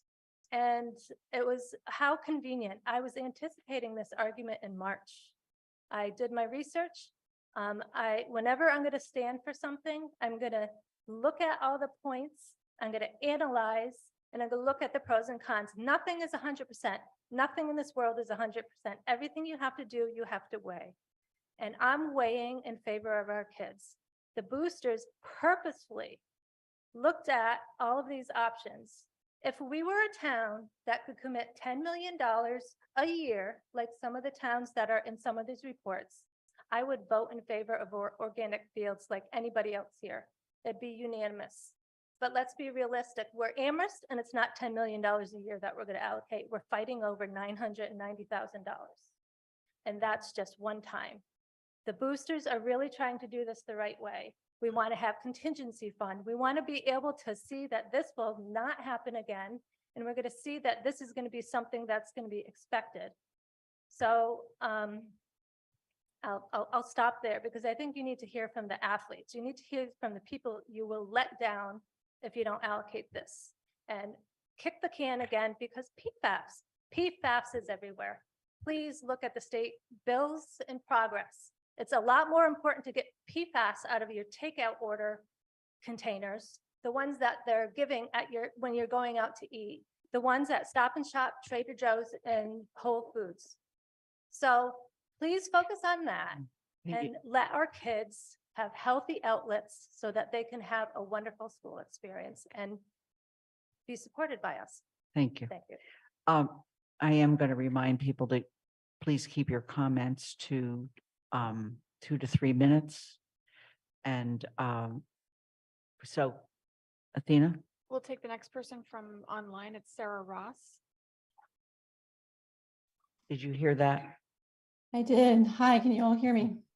Yes, we can, Sarah. Oh, great. Thank you so much for this opportunity to address the council on this very challenging topic. And, thank you to Mary. She's been working so hard on this. And I really appreciate her passion. And to all the students I can't see, it's awesome that you're there.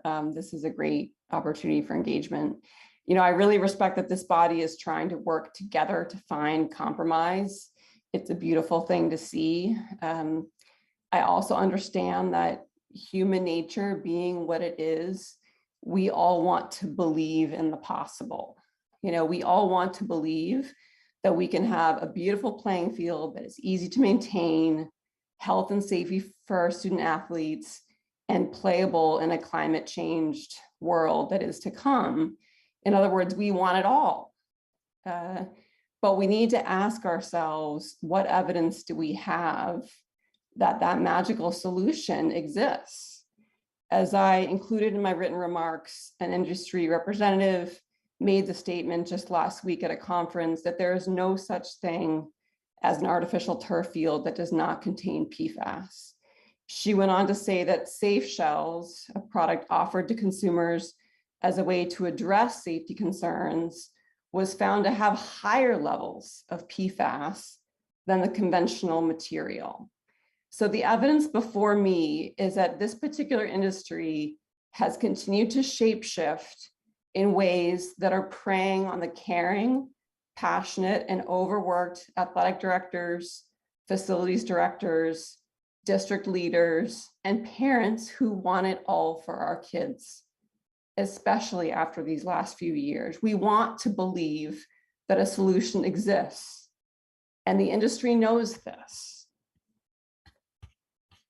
If we choose artificial turf, we are signing up for years of managing this risk, years of continued testing as new infill is brought in to top up the field at least once a year, and as the field ages, twice a year, as I heard at this conference.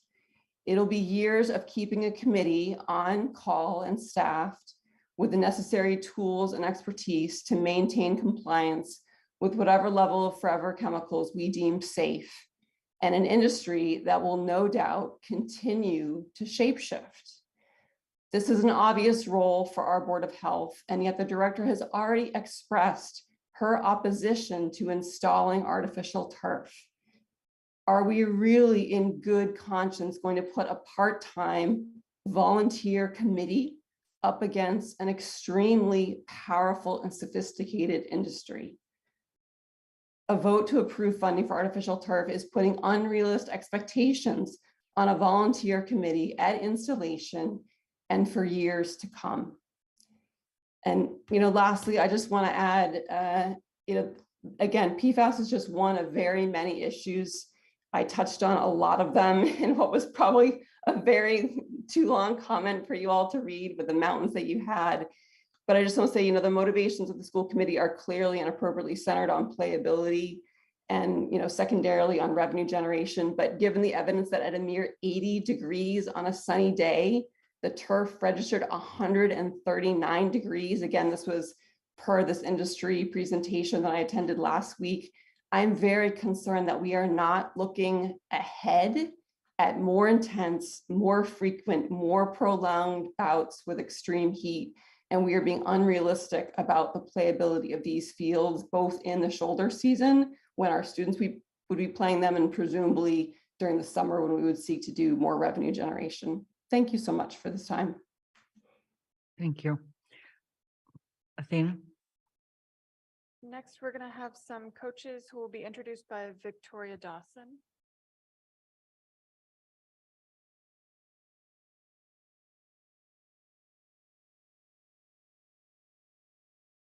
Hello, can everyone hear me? I don't think I need a mic, but I'll still use it. So hello, my name is Victoria Dawson, and I'm the athletic director for Amherst Regional High School and Amherst Regional Middle School. And want to take a moment to introduce some of my coaches who are here with me tonight. Our coaches spend countless of hours to ensure that our student athletes have a safe, fun, and competitive experience while they're at Amherst Regional High School and Middle School. I hope you all hear their important areas of emphasis they'll be making tonight. With us tonight,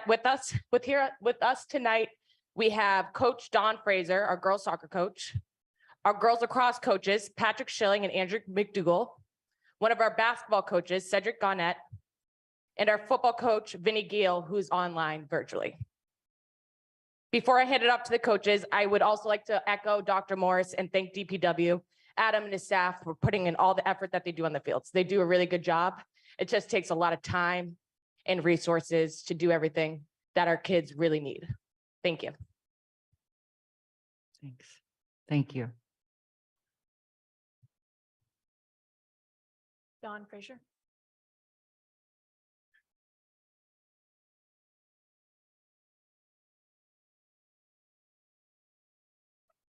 Hi, everyone. My name is Don Frazier. I'm the girls varsity soccer coach.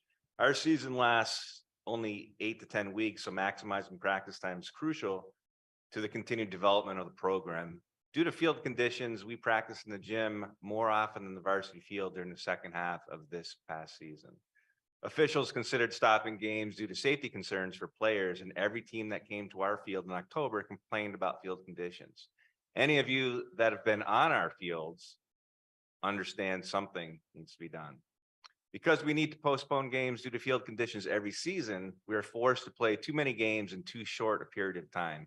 The girls soccer team played 12 games in 24 days from October 3rd to October 27th. Our student athletes are at a disadvantage when they cannot train on fields due to standing water, divots, and deep mud. Most of the teams in Division II that we play against in Western Mass and throughout the state play on turf. Amherst student athletes are at a significant competitive disadvantage, not only by not having a turf field to play and practice on, but also not even being able to practice on our grass fields much of the time. I know all of you want the best for our children and the community as a whole. Having a turf field will give our student athletes a fair chance to compete. Having a turf field will allow us to play and practice without having to worry about field conditions. We'd be able to train on our fields in early spring and late fall without fear of playing on a dangerous surface or damaging fields. Thank you, and I hope you consider all the positive aspects of adding a turf field and track to our school and community. Thank you. Thank you for joining us. I'm going to call on Coach Vinny Gill. Hey, can everybody hear me? Perfect. Yes. My name is Vincent Gill. I am the head football coach at Amherst High School.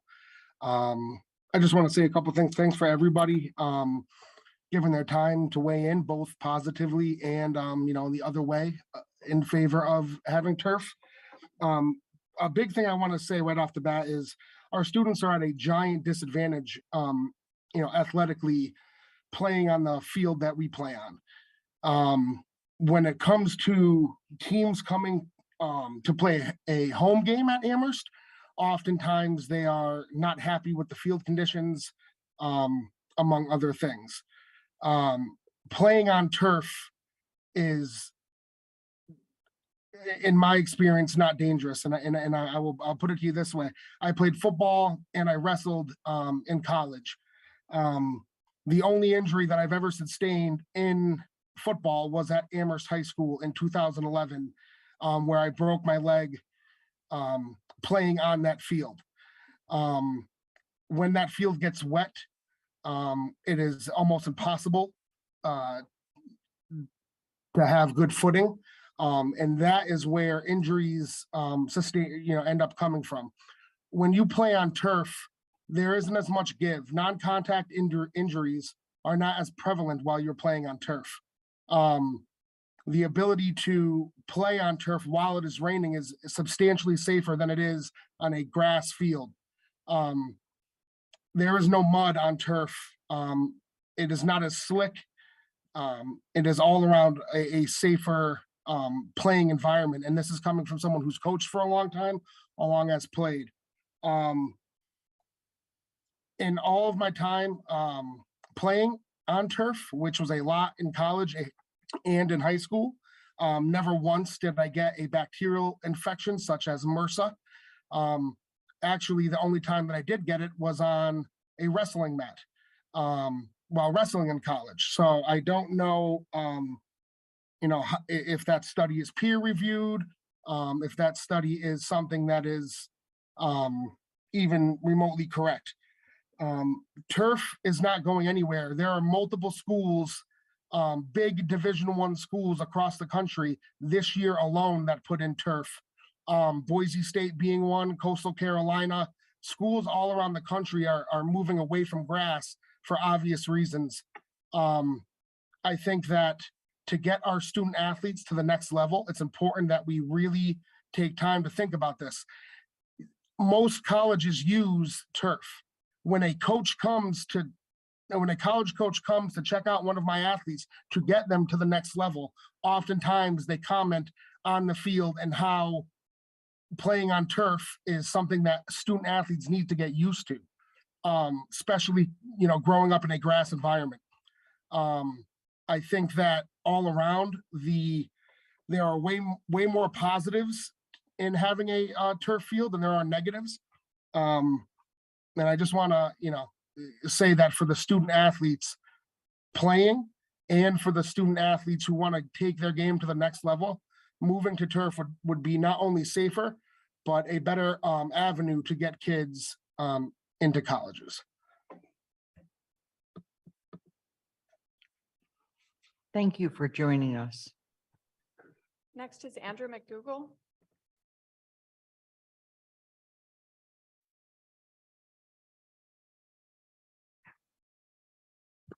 Hello, I'm Andrew McDougall. I'm the one of the girls lacrosse coaches. Thank you for letting me be here, and thanks for taking the time to deliberate upon this.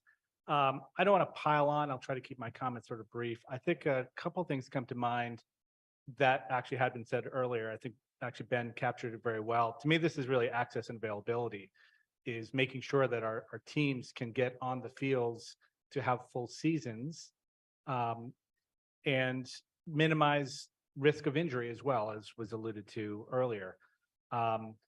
We typically have the first 3 weeks of the spring season is essentially a wash. We're either in the gym or we're out running on pavement because we can't access our fields. When I first took this position, Victoria asked me which field would I prefer, the one that's wet or the one that faces opposite and into the sun. So our choices were pretty bleak. We opted with the field with the correct orientation, which resulted in even more lost time for athletes. A couple points too I just wanted to comment on as well is that I was chatting with a landscape architect friend of mine earlier today, and the notion of calling grass like turf natural turf is a little bit of an oxymoron. There's really nothing natural about maintaining a turf field. In terms of the irrigation, the overseeding, the field rotation, there is nothing that can happen with the turf without a lot of human intervention. So I did want to point that out. Another comment was made relative to fields being pulled out in the future and us wanting to do that. And we don't even have to leave Amherst to see Amherst College just added a turf field, right? I think if there's any institution that could afford to have that groundskeeper on staff, Amherst College is probably a good candidate. UMass added, I believe, just 3 in terms of the bubble and 2 outdoor turf fields. So I'm not seeing the fields come out. I'm seeing them added in. I'm totally on board with the desire to focus on the science. I think that there are some innovations that have happened in the short term that mitigate some of those concerns relative to heat, relative to the recyclability of it. I am in favor of this. I hope that upon your deliberations, you are as well. And thank you for your time. Thank you for joining us. Laura Fitch and Lyons Witten.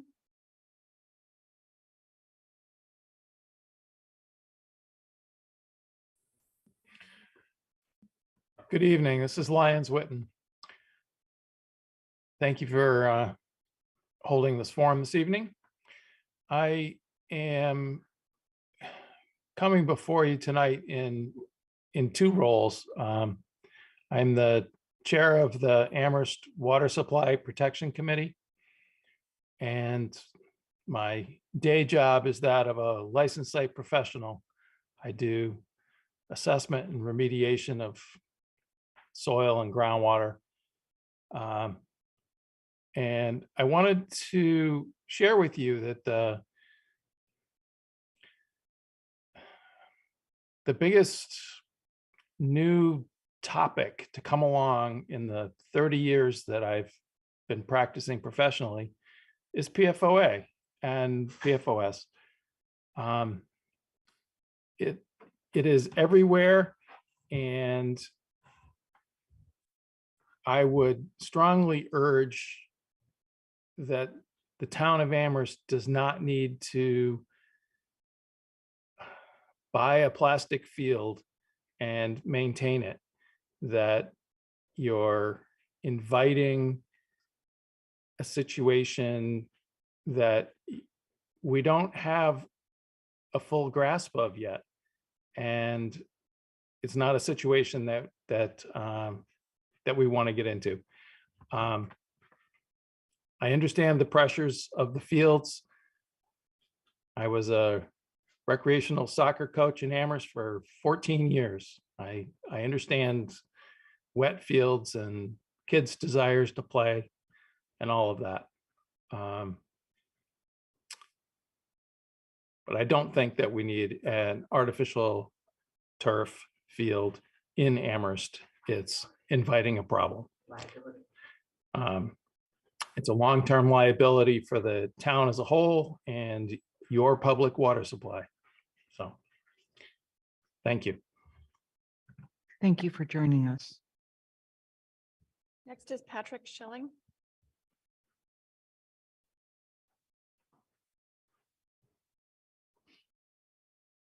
Hello, my name is Patrick Schilling. I live in Precinct 2 and I'm also the JV girls lacrosse coach. So I just wanted to read to you a statement that I have prepared, that I am the current JV lacrosse coach and am today in support of the installation of a new track and field and turf facility at the AHRS. I am also the parent of 3 daughters, all of whom have participated in athletics at Amherst Regional High School. My support for the turf field is for the following reasons. 1, safety. The current JV girls lacrosse field is unplayable for the first 3 weeks of the season. We often start the 3rd week in March and the fields are waterlogged. The girls often need to have practice moved to a gym, and the first 3 or 4 games are canceled due to unplayable conditions on the field. 2, competitiveness. Our teams without access to turf fields are at a competitive disadvantage. Our lacrosse team made the state tournament last year, and that game was played on a turf field. Turf fields make for faster play, and unless you're practicing on those fields, you cannot compete with other teams who have access to fields at the state level. 3, school pride. Although our grounds crew in DPW put a valiant effort, they do not have the manpower or the equipment to maintain our fields. Putting in a state-of-the-art track and field facility demonstrates commitment to improving accessibility to sports and recreation. 4, skill development.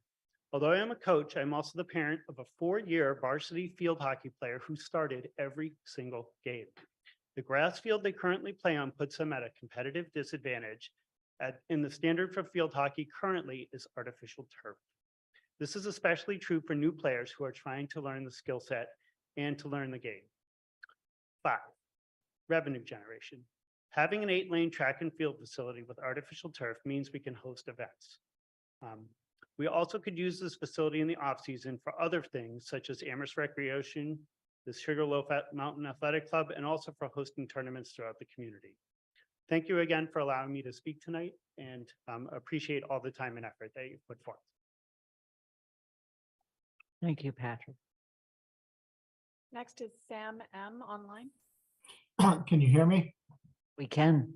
Hi, everyone. My name is Sam McLeod. Many of you know me. I'm the chair of the Amherst Community Preservation Act Committee. I am not speaking on behalf of that committee. I'm speaking as an individual parent and resident of Amherst, current sitting board member of the Amherst Youth Soccer Association, former coach for 5 years, and player in Amherst High School soccer, and involved with youth in town. I can say unequivocally that access to an all-season field in Amherst will make a significant difference for the kids. I'd like to say hello to Don Frazier, who we coached years ago in the summer league at District Select, if he recalls. I'd like to give thanks to Dave Zomack on his leadership with the rec committee for working with this vision. Anyone who has coached kids in Amherst understands the need for the field. And anyone who has coached kids and had to tell kids that they can't play today, or they can't play this week, or their home games are gone, can see it in their faces what it means to them.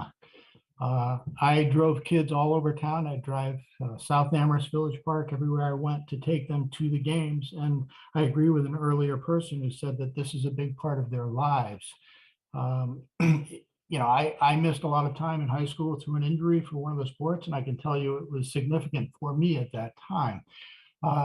There may be some issues related to concerns that folks have, but my son played soccer for Amherst. I had no concerns with him playing on other turf fields or in Amherst. I would let him play again. But the main thing I want to say is it's unequivocally important for the kids. Anyone who's a coach or a player understands that. The experts in town in the athletic department and the school, the other vested members of the community have spoken in favor of it, and I'm in favor of it as well. I hope the town will take advantage of the opportunity to provide an opportunity for the kids to play more. When I hear the stories of the Amherst lacrosse girls team not being able to play at home, that's their 1 year. When you're a senior in high school, you get 1 year. And if you can't play, it's done. So it's a big issue for the kids. I'm one voice. I'm making my voice heard. Thank you all for your time. Thank you, Sam. Next is Cedric Gonnet.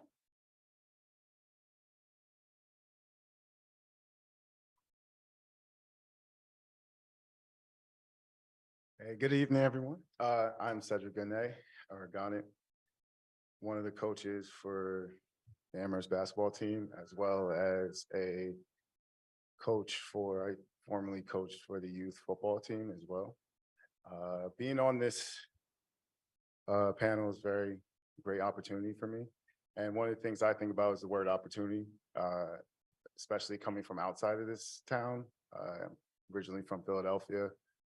Came to UMass for football, played that football, and then I ended up getting an opportunity here in the education realm. So I worked a lot with students, and then through athletics is what gave me the opportunity. And one of the things that I appreciate about this situation is that bringing in the turf field would bring opportunity and advantage that other kids that come outside from here could come to and join us. One of the things coaching these kids is relationships, and these relationships are very important to me and important to them on the field. But also, these kids are also playing a sport that they sacrifice and put in the time for, as well as coaches. And one of the biggest things is that I always look at Amherst as a place of a landing spot. And a lot of families come here to create a home for these young for these kids. And through that, it's not only just education, but also athletics is a very big place for that. And if we're going to have I believe that one of the sayings for athletics is if you look good, you play good. If you play good, you get paid good. And I believe that our field looks good and brings in turf and the track that I've been here for 10 years now that we continue. I've heard this when I first got here into athletics that they talked about this, we're going to get a new track, we're going to get this, and I'm still waiting on the 10th year. I haven't seen any progress. No knock to us, we're always trying to work and proceed in things, but I definitely just advocate for an opportunity for these kids to play on a turf field. I've actually, from where I'm from, we were actually one of the first to get turf fields in New Jersey. And this was a actual current problem back in 2007, or excuse me, 2004. And then we got the turf field, and then everyone followed suit, and turf field was popping up like daisies in New Jersey. So, and it became a vital thing. And one of the most important things is that we're talking about financial moves is that unlike colleges or professional leagues, we just, as a high school, we just don't have the financial stamping right now. And a lot of things are already, we talk about how budgeting and finances are very tight through education, through housing and things like that. So I just believe that bringing that artificial field right now would bring somewhat of also a financial backing as well down the road that we really want to provide for not just only our athletic programs, but for our schools and our education. So again, this is just like I know that we were very concerned about the effects of the cons of the field, but I also see a lot of pros to this. And this is a very educated town. So you guys do your research very well. And so I believe that the research is there that supports and backs the artificial fielding and track. So I thank you for this time. Thank you for the opportunity. And I hope that we can continue the opportunity in this talk forward. Thank you for joining us. Alberto Morales Fernandez is next.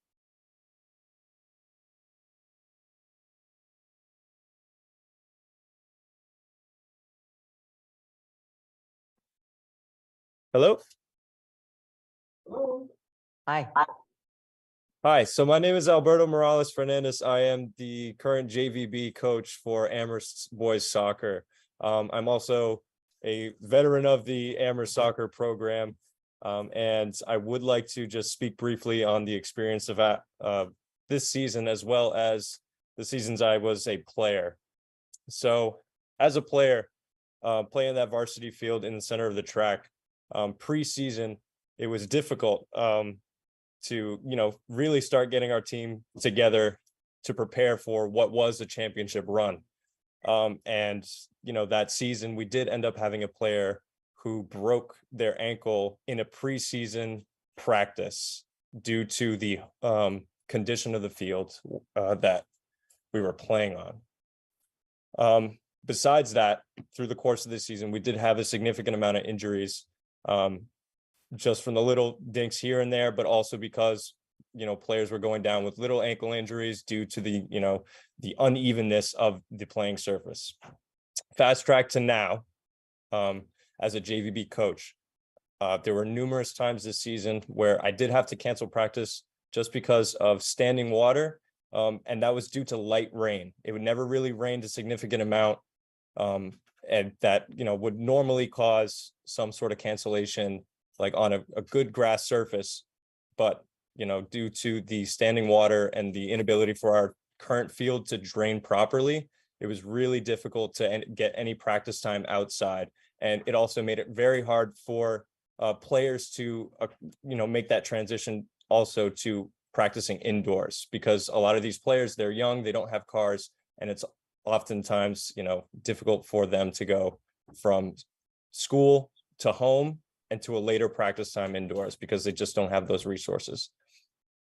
Other than that, I would like to speak about the risks too. I mean, PFAS is everywhere, but also, you know, you have to consider that we're not the only person considering building turf. A lot of schools in the area have also built turf. You have to look at, you know, top schools in the region like Longmeadow, Minnechaug, Holyoke, South Hadley put in turf recently. So, I mean, if you look at the risks, they're there, but, you know, everyone is at risk. Your kids are going elsewhere to go play on turf. If you're playing outside of, you know, the Amherst area, you're likely going to end up playing on turf for athletics. So it's just something that needs to be considered, that, you know, for the long term and for the development of athletes at Amherst and for, you know, people in general. I see it as a good thing.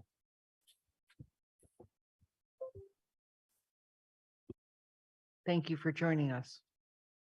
Next, we have Tim Schmidt.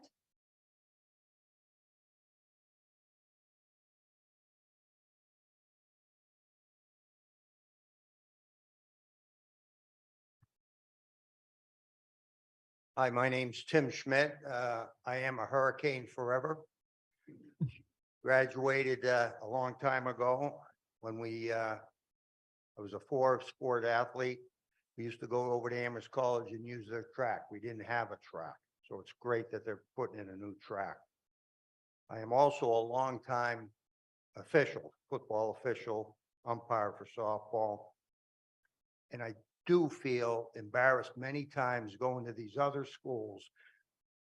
And I don't want to put some of the schools down, but to go to like Marhar, a small town that has a wonderful facility, stands, press box, first class operation.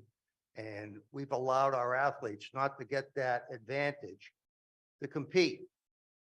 I had 2 children that competed in Amherst.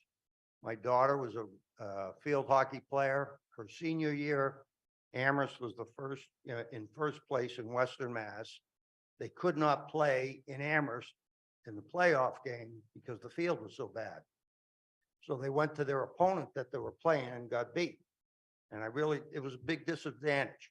And people have mentioned the disadvantages already that our athletes are subjected to many times. Again, the turf thing is here to stay. I mean, I see it all the time. It was mentioned how hot it is. I've done college games in early September, late August. And yes, the turf is 100, 110 degrees sometimes. But I also think you take into consideration, if it's 130 degrees, people aren't playing on that field. I can't believe, for the health reasons that are obvious. So obviously I'm here to promote turf to be put in. Some of the schools I wrote down, Agawam just put in a new turf field. South Hadley did, West Springfield. So it's happening all around us. And as the former speaker said, the kids are going to be playing on fields away from home. So why shouldn't we have a field here in Amherst? And I hope that's the way we go. Thank you. Thank you for joining us. Next is Felicia Mednick.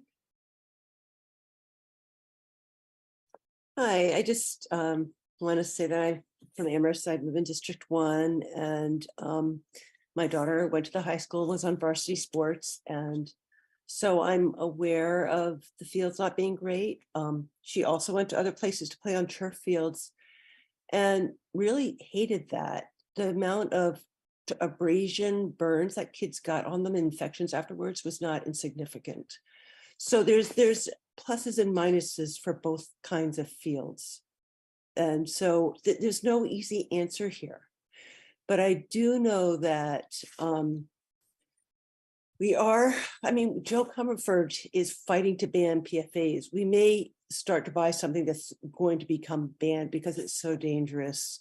The CDC has now come out against PFAs. I think their latest reports is now saying long-term effects include cancer, liver damage, decreased fertility, and increased risk of asthma and thyroid disease. So it's long-term things we're thinking about, and these things do go into our water, and it's especially as climate changes and there are harder storms with more rain, we're actually going to need the grass and the trees more to keep the ground in place. Otherwise, more is going to be washed out. And I was listening to what Lyons Witten was saying about the condition of the water supply in Amherst is something to think about. I think they're very, very deep questions that have to be considered. And I understand that the students really want places to play, and that's hard, but I'm not sure that turf, even though it's going up, it's like this really strange thing that we all know better. Like there's a bad idea, more people are doing it. We've got to get used to it because that's how we're going to win. But more something bad is not necessarily the right way to go. And maybe it does mean we're going to have to put more money into grass fields and making them better. And that's significant.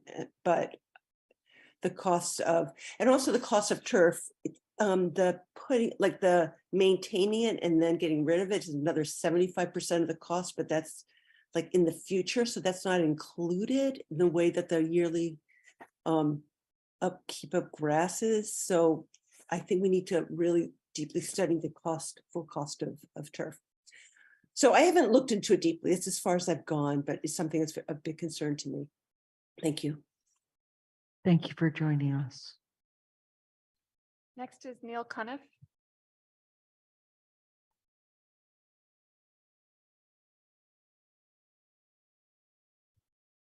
Hello, my name is Neil Cuniff, and I am a student at ARHS. I play football just this last season. I also play baseball. Along with playing, I have a lot of friends who play other sports such as lacrosse, soccer, field hockey, softball, all sorts of things. A main problem that I see on our fields is the boys lacrosse field behind the school has been coined the snake pit because there is a massive dip into the woods, which is the ARAF, and the field is actually, that is part of the field. It has caused a lot of problems, not only for spectating, but for safety reasons, as players are having to run down that to go chase balls. And lacrosse is a contact sport. So people being pushed down that is a big safety reason, which I think having a new field would help with. Another thing is the grass field in our track right now. Inside it, it is a mound or a hill is the best way to put it. If you are sitting down on one side of the track, you are not really able to see the other side as the grass actually is higher than it.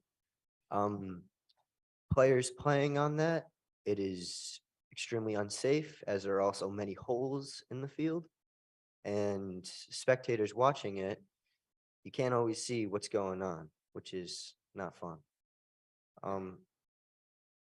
Along with that, I played football just this past season, and our field was heavily damaged by water and us having to practice on it.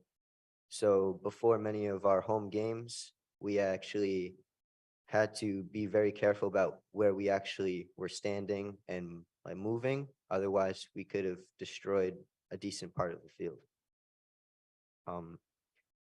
The reorientation of the track and field is also really important, I believe, because although you could just buy sunglasses for people, which was brought up earlier, that seems ridiculous to me, to be honest. There was a lacrosse game that I watched this past season where the sun was shining so bright on the side closest to the school that multiple players were unable to see along with the officials. And even if it was just a Amherst problem, the other team had to go the other way too. So it causes a disadvantage for both teams playing there.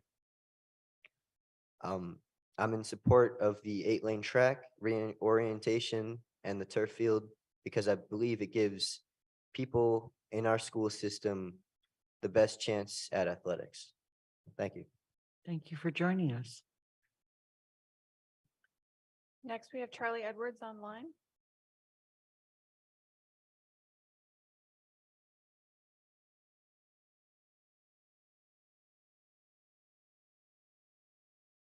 Charlie Edwards, you can unmute and make your comment, please.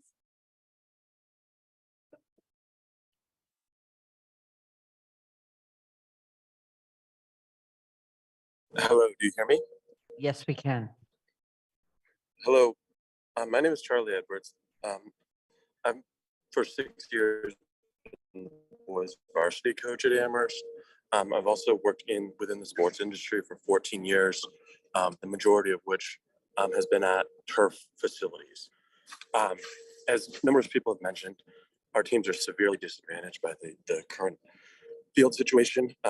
With regards to the concerns of drinking water, there are currently 9 turfs in the town of Amherst, 6 at UMass and 3 at Amherst College.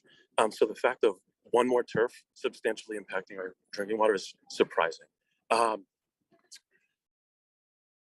Our season begins the 3rd week in March. We are not able to access our fields typically for a week and a half to 2 for concerns with water and the ability for them to be used.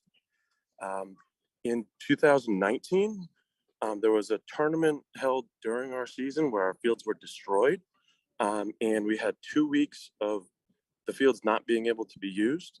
Thankfully, Amherst College gave us about 5 days of practice on their turf fields, but that means we had 7 days of practice in a gym at the end of our season when every other team with functioning fields was out on their fields.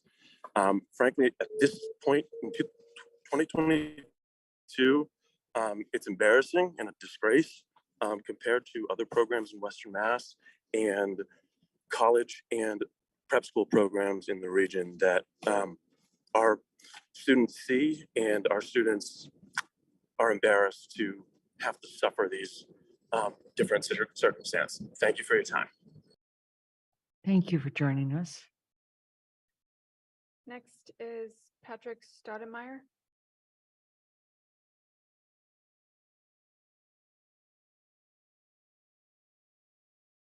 All right. Hi, I'm Patrick Stoudemire. I'm currently a junior at the high school and I play soccer. I want to preface this by kind of reiterating what Superintendent Morris had said, which is that I don't want to put blame on like the workers that were tasked with fixing up the field. They were given a dumpster fire kind of to fix up. But with that being said, the current field is in very, very bad shape and has led to injuries. I myself have experienced those, spraining my ankle 3 times over the past 3 years. And while I'm sure that is probably due to my irresponsibility of not keeping up with my PT, I think the field also has some blame. It also cannot deal with the climate. As people have mentioned, games have been canceled or postponed due to rain, which I experienced a lot this season.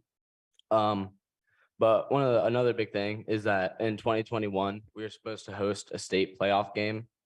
However, that had to be moved to South Hadley, which I think kind of sucked for the seniors and others. We're looking forward to playing on our home field. And soccer and other sports in general, they bring people together. And I'm friends with people now that I'm pretty sure I would not be friends with before. And I think investing money into sports will lead to this and will be in the best interest of the town. Thank you. Thank you. Marcus Smith, please. Go ahead. Hello, yes. My name is Marcus Smith. I live in District 2. This October, I had the distinct privilege of umpiring the women's field hockey senior game. Yet I was appalled by the state of the playing surface that was provided by the school for the competition. I mean, I shouldn't have been appalled. Field conditions at the school have been this way, at least for the 8 odd years that I've lived in the town. A bad field is not only outside the spirit of the game, it's positively dangerous. Speaking with the athletic training staff, they bemoan the level of injuries to ankles and the like across all sports from just the field, let alone the game itself. I have coached the field hockey team at Amherst High School and now umpire field hockey in the local area. Amherst is renowned in the area for its terrible quality fields. Back when I was coaching, the excuse that was that the town did not have the equipment necessary for the provision of a compliant surface. This never changed. In fact, the head coach at the time brought her own lawnmower in to at least try to get the grass down to the required maximum 1.5 inches in length. We've been talking a lot about the drainage. It's also about being able to cut the grass at these fields. Now Amherst tale of grass surfaces is not alone in this area, but Amherst surfaces are amongst the worst. So much so that field hockey umpiring assigner has stopped forwarding complaints of the playing surface to the school, knowing that nothing will change. But why doesn't it change? It pretty much comes down to money. The town and the school district does not put the money into the grounds that is required to bring the quality close to that of an artificial surface. There are school districts in the area that do come close. One of those is Frontier. They run their fields like a golf course with all the infrastructure and investment that it requires, including the use of chemical fertilizers and weed killers, along with copious irrigation. Greenfield uses unethical and under or unpaid labor from incarcerated individuals. Smith Academy, again, this district invests in their surface just as at Frontier. Same with Longmeadow as well. So how do we, Amherst, get to this level? Do we use incarcerated individuals? Use copious amounts of chemicals? Yet, even this cannot guarantee a playing surface. Even these bastions of good athletic fields cannot provide fields that can cope with the modern day usage requirements while they adapt to climate change. This year, the field at Frontier was not available for many games, with goal mouths being challenging as well. The one way that you can provide necessary usage for athletics is to utilize low PFAS artificial surfaces. The high school provides some excellent athletic opportunities for students, but that is adversely affected by the quality and availability of the playing surfaces across the sports available. A rounded education specifically includes access to opportunities outside of the academic. Without that access, we are hamstringing the development of the potential for every student on our campuses. I urge you to vote in the affirmative to bring one low PFAS athletic surface to the high school to free students' development to its fullest. I would also like to add, from my personal experience, I hope I have a little bit of time. I used to coach, play, and umpire down in the Northern Virginia area about 10 to 15 years ago. We went through a similar exercise in putting artificial surfaces at the high schools in that area, one of which I was coaching at. At the time, the concern was not PFAS, but it was of the rubber crumb surface infill. We still move forward with that, and I can pretty confidently say nobody has died of cancer from that since then. So that's my comment. Thank you very much.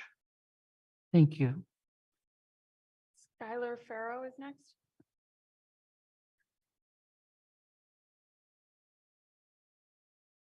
Hi, I'm Skylar Farrow. I play lacrosse at Amherst High School, and I want to talk about my experience playing on the field behind the high school.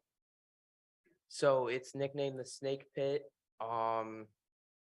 based on how bad the field has been in certain years. Starting the season, we'll go up to our games. We'll have maybe 3 or 4 outdoor practices due to wetness of the field, other issues. So we're practicing inside. We're not able to put in certain plays, things like that. And we're playing teams that have been practicing for a couple weeks. So that's a really big competitive disadvantage. The field is tilted. So in certain spots, you're running uphill against a defender who is above you. When it gets really wet, it's almost impossible to run on. You can't cut in different directions. You slip a lot. And then on a different topic, we don't have like stands next to our field. So people don't really come to the game. At the football games, people have to stand. There's not really as big of a sense of community when you can't all sit on a similar area and cheer for your team. So yeah, that's what I have to say. Thanks for joining us, Scott. Elizabeth Haygood.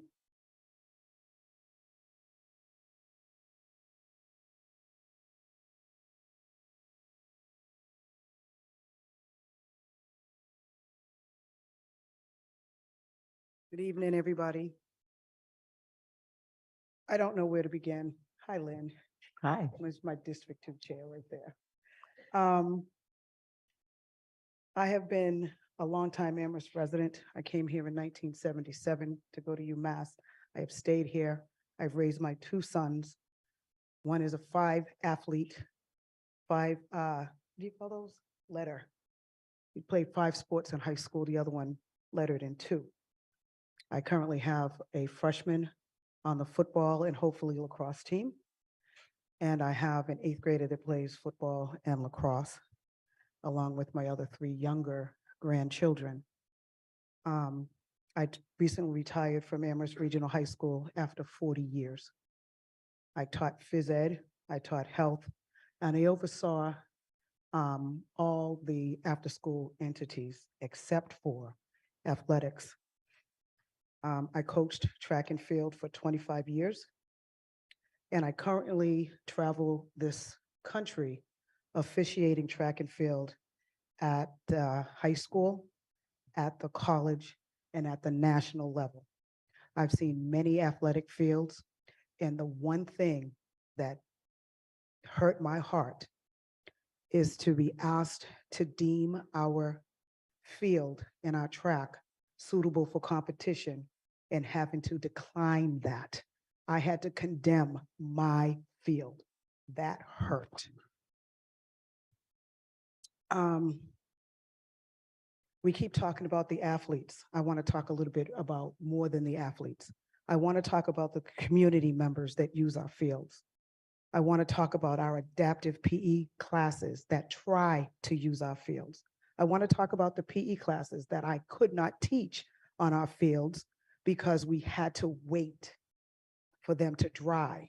We had to wait for them to be mowed during the school day so that they can compete on them at night. I have to wade through knee-deep mud to get from the stairs from the parking lot to the track when I was coaching track. I want to take you back 26, I think, years when we was having the same discussion about getting from cinder to all-weather track in the first place. And the fact that some of the things that I asked for were not there, they weren't put in place. And now I feel like we're having the same conversation.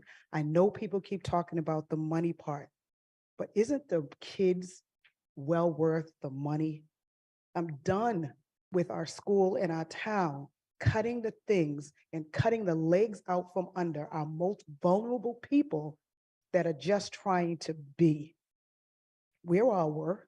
I come from a high school where everybody went to every game. When we say cheerleader, that's what we meant. They cheered, they led the cheer. Everybody in my town knew all the cheers. They led, we cheered back. Don't you want that for your kids? We're talking about our kids. We got a dog park, but we can't get decent athletic fields for our kids. Think about that statement for just 1 minute. They desire to play. They desire to be a part of a community. They desire to be with their peers. They desire to do all the things that I was afforded growing up. Okay. I not only coached track and field, but I also coached indoor track. I coached basketball, and I also coached cheerleading. Everybody thinks that's funny, but it's not. I did. I don't know about money. I don't know about PFAB or whatever the thing is, but I do know sports, and I do know kids, and I do know them. I don't even teach them anymore. They still know me. Why? Because I still go to their games even after my retirement. That's how invested I am, and that's how invested I want you to be. Thank you. Stephanie Hockman is it?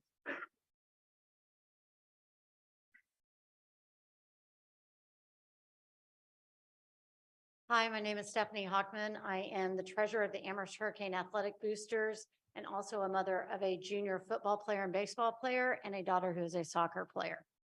My daughter also desires to play D1 college soccer, and this school is putting her at an extreme disadvantage. But instead of spending my 3 minutes talking about things you've already heard, let me dispel some stuff. I would never, ever put my children in harm's way. Hence, I did the research and I sent it to the town council. So let's talk about it. There's lots of fields around us that still use crumbled rubber. That sucks. Yes, it's going to increase the heat of the field. It's going to cause more abrasions. It can cause damage. But Tantasqua just instilled a field through Shaw's turf. It uses coconut, which is a combination of coconut husks and cork to create shock absorption. It has a geofill that they put in there with the sand that reduces the temperature of the heat to that of grass. It then has a shock absorbing pad that they put underneath that is made with 80% recycled material, no water usage, and keeps you from having to recycle the turf. If Tantasqua can do this, why can't we? And if that doesn't work, why don't we go to the new state-of-the-art yarn that is being produced by New England Turf Store? Read the research I sent. We have alternatives out there to put a safe, low PFAS option, and we're only asking to do it on one field. So we free up the rest of our grass fields so that they are not overused. There is no player and no team that is going to spend 100% of their time on the turf field, but giving them that option allows them to have the skills they need to play in college and to compete with the players across this great state in playoffs. Do what's right for the students, but by all means, do the research. The options are available. Thank you. Thank you for joining us. That's all of our public comment. Okay, we're going to come back to the council. And I will officially make sure you understand there is a motion on the table. It's been made and seconded, and it's to adopt appropriation and transfer order FY 23-05C, an order appropriating funds for a portion of the Town of Amherst Capital Program School Track and Field Rehabilitation recommended by Finance Committee on October 17th, 2022, and shown on page 6 of the draft motion sheet. That motion's been made and seconded. Further discussion or comments? Mandy Jo?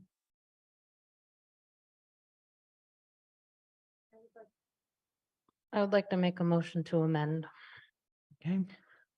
I move to amend appropriation and financial order FY 23-05C, an order appropriating funds for a portion of the Town of Amherst Capital Program School Track and Field Rehabilitation, shown on page 6 of the draft motion sheet, by adding the phrase, quote, it's a long phrase, provided that the Regional School Committee votes to establish a public advisory group, including residents, students, municipal government officials, and public health officials from member towns that would, 1, evaluate and make formal recommendations on the selection of material options, testing requirements, and environmental impact. 2, allow for public input and solicit advice from experts in the applicable areas. And 3, ensure that materials are validated by independent third-party testing to contain 0 or near 0 levels of PFAS in accordance with guidelines established from the advisory group's recommendations, end quote, after the phrase, quote, dated February 11th, 2022, end parens, comma, quote, period. So that's where it goes in that order. The motion's an amendment, a motion to amend has been made. Is there a second? Second, Shalini. Thank you. Mindy Jo, would you like to speak to the motion? And meantime, I think, Athena, you do have the motion. I can send her the exact wording if she needs the exact wording. So we've heard a lot of concern about PFAS. This is a way to move forward with the turf option while having the right people do the due diligence to find the materials that limit that that dangerous material to as low as a level as possible. We just heard from at least one public commenter that those installations are absolutely possible. A turf field, I just want to go back and say, a new grass field won't solve the overuse problems we've heard so much about. It won't solve the wet field problems we just heard so much about. No matter how much maintenance we put into it, if our fields are wet, they can't be played on. If they're played on when they're wet, they are damaged and then they can't be played on while they're rehabilitated. If we even find the money in the operating budget, and that money would be 3 or more times the amount of money that a turf field would cost to maintain, wouldn't it be better used to pay our school employees more or to offer more programming in the schools instead of maintaining one grass field? Beyond that, I just want to use some numbers on what 500 hours a year means for a grass field versus over 2,000 hours a year. A grass field, as the reports say, can be used, not overused, at a max of about 500 hours. One high school fall sport is about 130 hours, 13 weeks times 10 hours a week. One high school spring sport is about 130 hours, 13 weeks times 10 hours a week. 2 gym blocks in the spring and fall is about 200 hours, 16 weeks, 2 months in the fall, 2 months in the spring, 12 and a half hours a week.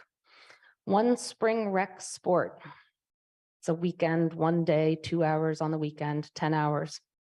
One fall rec sport, it would be 20 hours total, 10 weeks for 2 hours, 1 day a week. Same with the fall sport. That's it. That's 500 hours of use. That's no use in the summer. That's no ultimate tournament 1 weekend a year. That's nothing else. That's all to keep a field from being overused. A turf field can be used 4 times as much. And if split over 10 months a year, a turf field can be used 7 days a week, almost 8 hours a day. 7 days a week for 10 months a year. That's what we can offer our student athletes. It's what we can offer our recreation department, and it's what we can offer our summer camp students and kids if we install one turf field at minimal PFAS levels. I urge this council to allow us to do that by voting this amendment and then voting the appropriation. Superintendent Morris, you have your hand up. I do, but I also want to be respectful that amendment was just made and there's counselors with their hand up. So again, as a not super frequent visitor to the council, I just want to respect the counselors may want to weigh in on that before my comments, which are a little more general. Okay. So Thank you. the motion has been, the amendment is on the table. It's been made and seconded. Kathy Shane.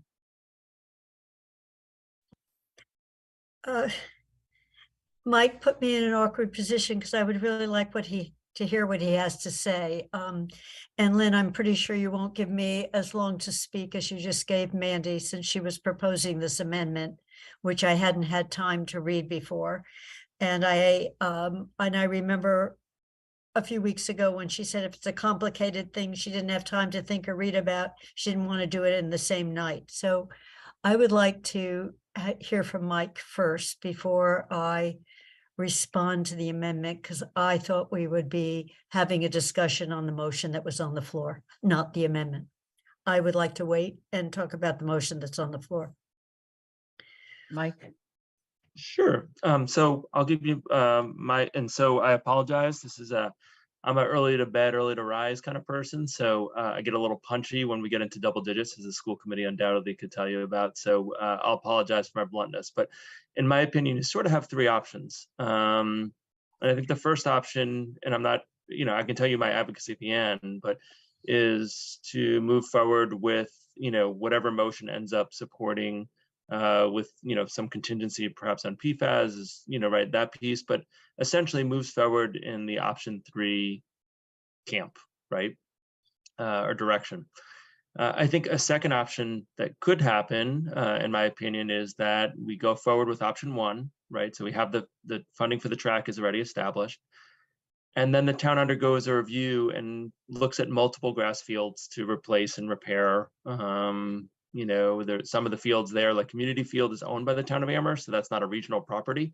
So that's something that the town could do independently in the way that it would like. There's a cost to that. There's an operational cost as well as a capital cost to that. But I think for some of the reasons that I'm trying not to repeat comments that were made earlier, that I think, one grass field probably doesn't accommodate the level of sports and, with both genders and some sports that are only of one gender who play it primarily, right? It doesn't cover that.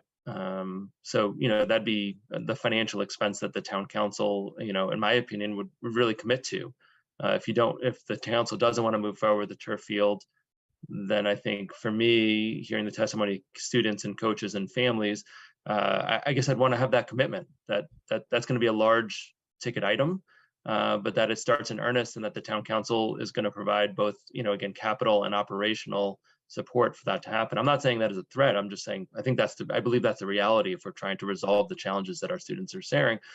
And the third is, I think, the thing I would least recommend, which is just do the track, right? And the current status, right? And so for me, I'm, I think is it the part of the meeting, Lynn, where I'm able to share my thoughts, or should I just list out? Okay.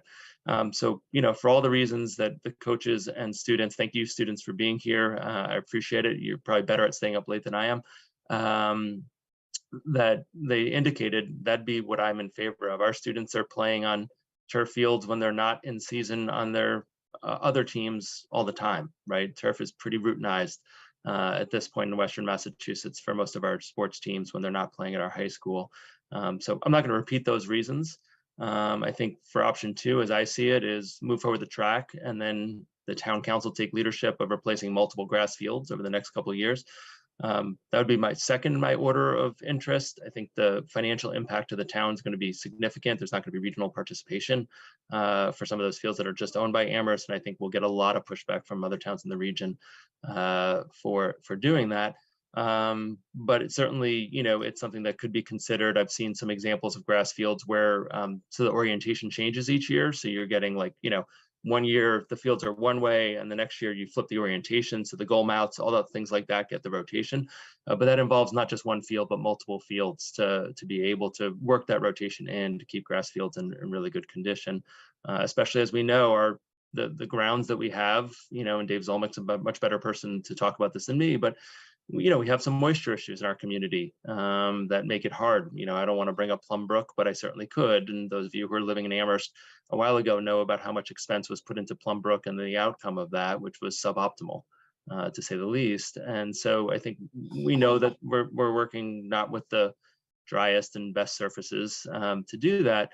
But I want to reiterate what Liz Haygood said, because Liz knows it better than me and she's lived it much more than I have. These fields do need to get changed, and then the track needs to get done. I mean, Liz was one of the 2 USATF, United States Track and Field Master officials who did a review in 2021, and they described that the track is, this quote, is not only unsafe for competition, it's unsafe for practicing and training. Historically, this track should have been resurfaced 2 to 3 times, but never has been. All of these issues are unsafe and can lead to athletic injury. So the track can't wait. It really can't wait for now. We do have students in adaptive physical education classes use it. We do have students who are doing track and field to use an assistive device for mobility. It's not great for students who have full mobility and adults who have full mobility, let alone students who are using devices around that. So I do feel like the track we have support from our 4 towns. It needs to move forward at the quickest possible time. I think if the town council wants to support the school committee direction, great, that's what I would support. If it wants to move forward with a more independent replacing track grass fields, multiple grass fields, I think, again, not my recommendation, but certainly could achieve similar goals. But the price tag operationally and capital is something that you all need to consider. I know you have a lot of pressure on you for multiple capital projects that are going on in town, and that's what I have to share. Sorry, that was longer than I thought, but again, you get me past 10 and I'm going to ramble a little bit. My apologies. It's okay. Thank you very much. Dorothy? I'm very interested in what the superintendent has just said, because his grass option sounded interesting to me. I was being persuaded by Mandy's amendment, and I was going to offer a friendly amendment that discussion of grass would be included in there. But then she went on totally against grass, so I cannot support that. I think that we've heard very serious statements made about a longstanding problem in the town. And we're talking about things that are going to go into the future. So I think that we need to do it right. And I think the grass option is the right way to go. We can study things as much as we want, but if you're going to study all these artificial surfaces, then you need to include studying the grass possibility with that thing. And if that's not included, then I cannot vote for that motion. Dr. Marsh, you have your hand up again. Yeah, if I could just clarify, and this isn't trying to sway anybody one way or the other, but I don't think the grass, in my opinion, the way the school committee voted and the direction, I don't think the grass option, that's a different option. That's option 2. And that wasn't what the school committee direction was.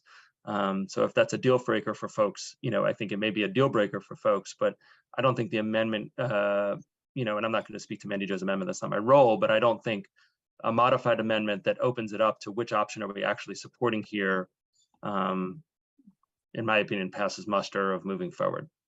So, I mean, I think if that helps people make a decision, it helps people make a decision, but I'd rather be clear than people vote for something that they're unclear about.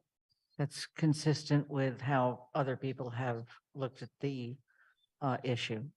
Pam? I appreciate the effort to take a look at studying the health concerns.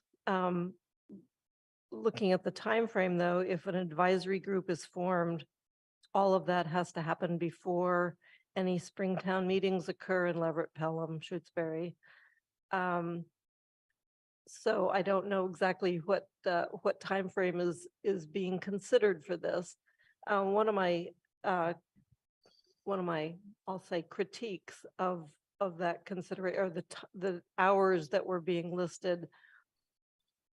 The center field within the track is not used for, typically, I don't believe, for practices. A lot of the practice fields are between the track and Cottage Street. So a lot of the activity, including the lacrosse snake pit,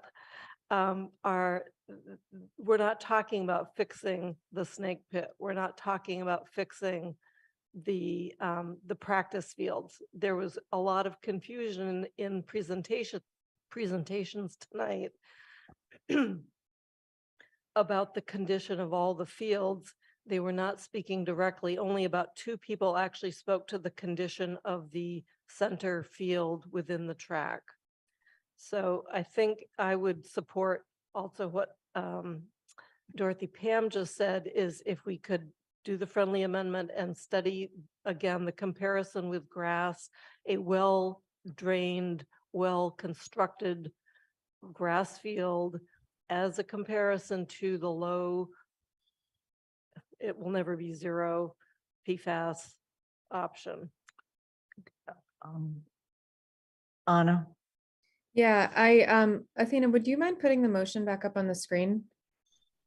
Because I feel like I've gone full circle here and we're back to the beginning conversation. And what I don't feel like I'm clear on is how adding the idea of studying grass to the amendment isn't a direct contradiction to the motion itself, which said that we're going for an artificial turf field, right? So we're back at the square one of we can't add that to this motion because it would contradict what the motion is. Does that? That is correct. Okay, thank you. I just wanted to make sure I was right there. Andy?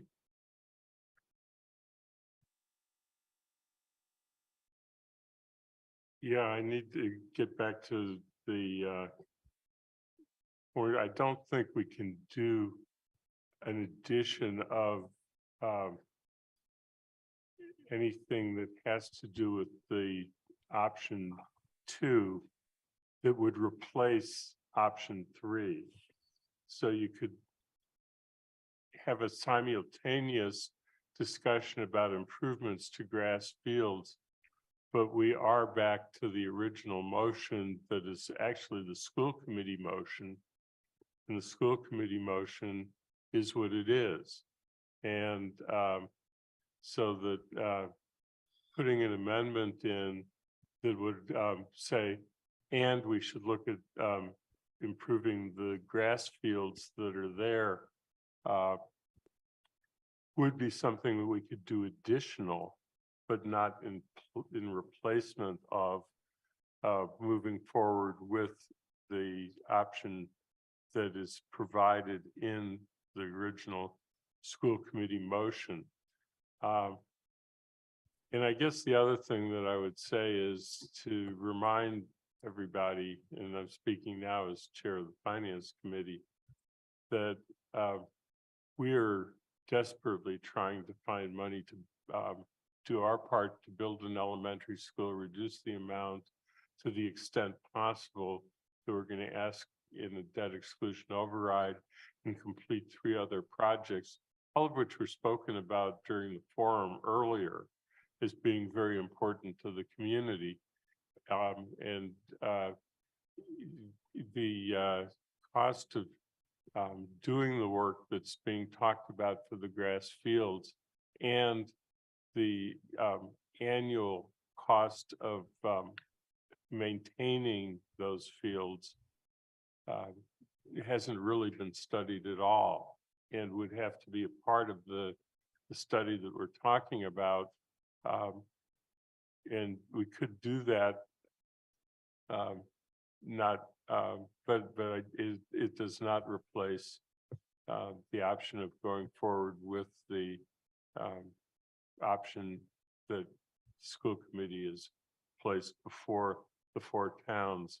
And I guess the other thing that I'd just say is that there's nothing that's happening in the other 4 towns that is going to change the underlying motion that was the original school committee motion.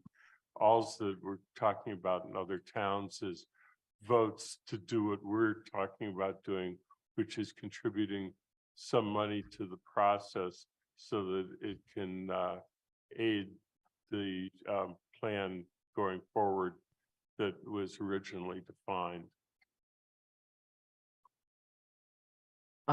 Sean, you have your hand up. Yeah, thanks, Lynn. I just wanted to maybe confirm or clarify with Mandy Jo, is it in this motion, is it the vote that would trigger approval of the funding for the regional school district? Is it just the initial vote? If that's taken, then the funds would be approved and be available for the regional school district, or is there some other piece that would have to happen before it's available? Because I just want to make sure we know when technically the regional school district has secured the funds and when they're available. I attempted to write it so that it's upon the formation, the vote to form the advisory committee. Okay, advisory group. so that vote, if it, for example, happened in December or January, that would be essentially the step that needs to happen and the funds would be available. That was my intention with this motion. Okay. So it's the vote is the trigger, not the actual establishment of the committee. Correct?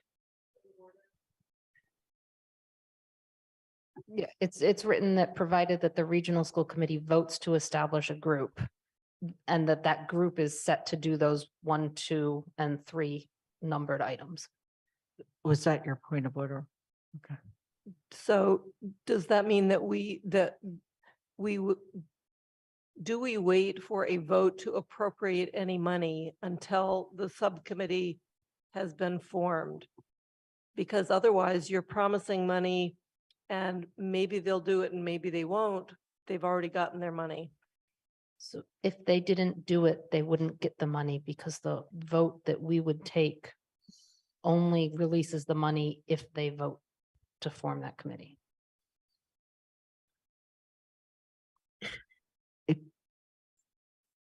The money is there, but the school committee needs to vote to form that committee in order to release the money. Does that help him?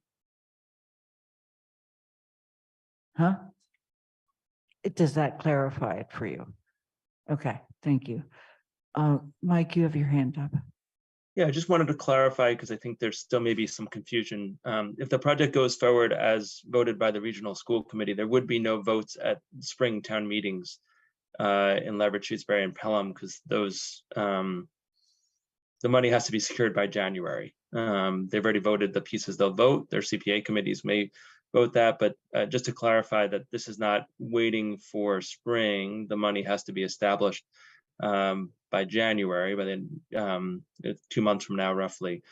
So I just wanted to clarify that point because it got raised. Mention of Springtown meetings has been come up multiple times about this particular project, and I wanted to clarify that the timeline that based on the regional school committee vote was in January, not in May or June of this year. And thanks, Mike. The motion is, the amendment to the motion is the point of discussion at this point. Is there anybody who wants to speak to the amendment to the motion? Shalini, you have your hand up. Yes. So my understanding is that introducing a grass option is not going to work just because what we've heard from the athletes and all the athletic coaches is one of the fundamental problems is regarding the usability of it and the seasons that we have. However, I did hear Pat say that the central field is not used as much as, we're saying that we need more use than 600 hours. But what I heard Pat say is that it's not used as much. So can someone clarify how much will that central field actually be used? Sean? Well, Mike probably has a better response, but I'll just say one reason why it may not be used very much is that it's not really the right size for any sport. That's one of the things that the new project was going to do, is expand the inside of to make it actually a multi-purpose regulation size field for many different sports. But Mike probably can speak more to why it's not used currently. So what Sean said is true, but it is used currently for soccer. And so it can't sustain the wear and tear of soccer, let alone adding other sports onto it. So the idea of having it reoriented, everything Sean said is true about size, but the benefit is because it would be artificial turf, it could withstand and maintain multiple sports and multiple genders on the same field without it getting ripped up so that it's no longer playable. And I think that's really what, there was a couple stories about the center field in terms of soccer, about previous injuries, but also about before games come up, they can't use the field because if they use it too much for practice, it's not suitable for games. So it's really a status of condition of the field, not about sort of other things, but it's trying to make it as playable as possible. And I'm using that phrasing intentionally because I've seen games there, and all the stories that we hear from students and coaches is absolutely true. Shalini? So my sense is that we're not talking about turning all our fields into turf. We're talking about just one field to have that option for additional playing. And it is about like the middle path, right? Like when all of us are making changes in our own lives, moving towards choices that are going to reduce greenhouse gases and all of that, we don't automatically change everything. We're doing it in balance. So I think what I'm asking all of us to think about is in balance, and in terms of the balance of the health and mental health and well-being and all the opportunities, access that many of kids don't have when they can't go to private schools. So there's so many points that have been raised, and I am not in favor of throwing plastic in the world, trust me. But when we look at it from a bigger picture point of view, we're talking about one field. So that to me feels like I'm okay with that. And given that we are asking for this forming of a committee, and that was my second question, isn't that normal process for something as big as this to have a public advisory group of residents? I mean, do we need a motion for that? Or is that part of a process that there would be a public advisory group of residents that would include environmental lens, that would include a health lens, and that's a clarification I'd like. Unless somebody else wants to speak to that, I can only point out we have two very big projects going on right now, and we have public advisory committees, very similar to the makeup of these. One for the elementary school building and one for the library. So it's very common to have that. Mike, did you want to speak to that? Yeah, if I could just make a brief statement. And again, as I keep saying, it's true. Now we're at 11. So, my family doesn't want to be around me at this hour, so let alone you all. But I just want to be really clear. I'm going to try to say it again. So I think option 3, what the school committee voted, I wholeheartedly support for all the reasons that the students and coaches and others have commented. I want to be unequivocal about my support of that.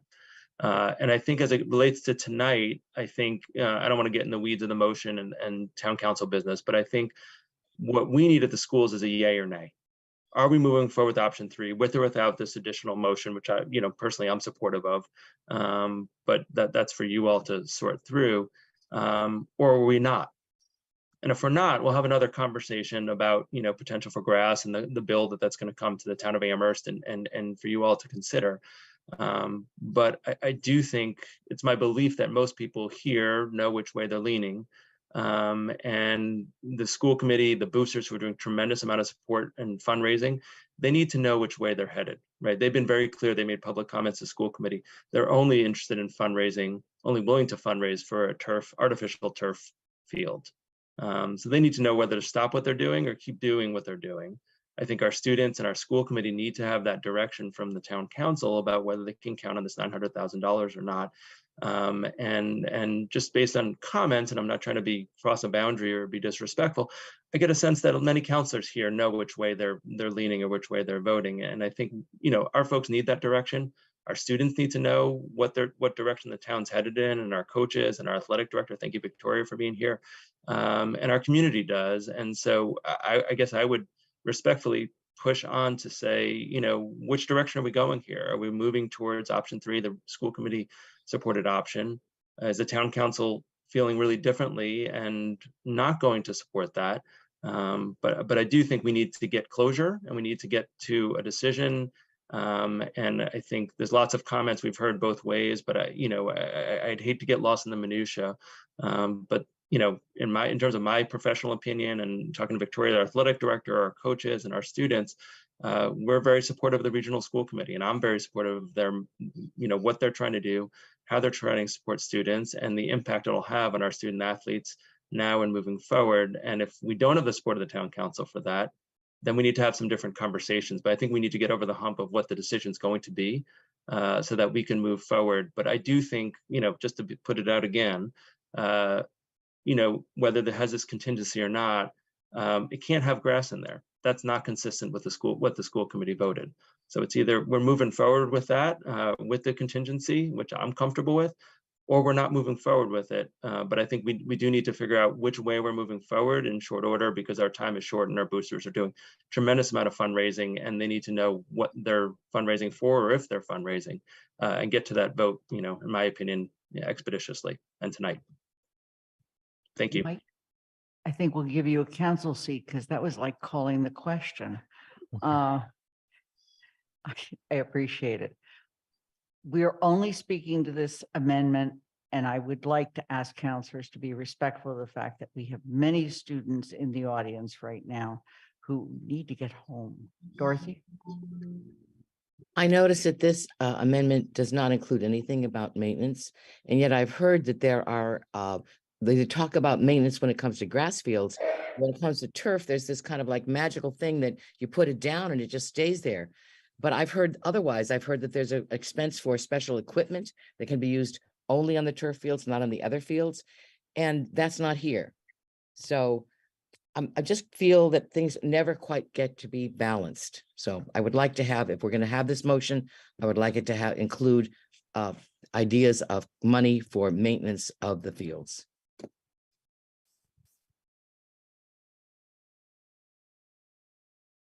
Thank you. I'm waiting to see whether there's any creative thoughts on that one, but Jennifer, I'm going to go on to you. Well, I did want to ask, I'm asking Andy again, if would this amendment, because it's different than what I guess went to the other towns, would this amendment be on what, yeah, I guess I'm just wondering what the process is. Is that a reset for the other towns, or when it goes to their CPA committees, will that amendment be part of what they're considering, or does it not have to be? Andy? It doesn't need to go to the other towns because what this is about is our whether or not we're going to give this additional sum of money, which is part of the fundraising effort. And it's not changing the original motion that was passed by the school committee and has been acted upon in the spring by no action of 3 towns and Amherst Council saying that we favored it. So that piece is done, and the amendment really is running with the additional money only. Amherst additional. The Amherst Right. additional. The Amherst right. additional money. Right. And I think we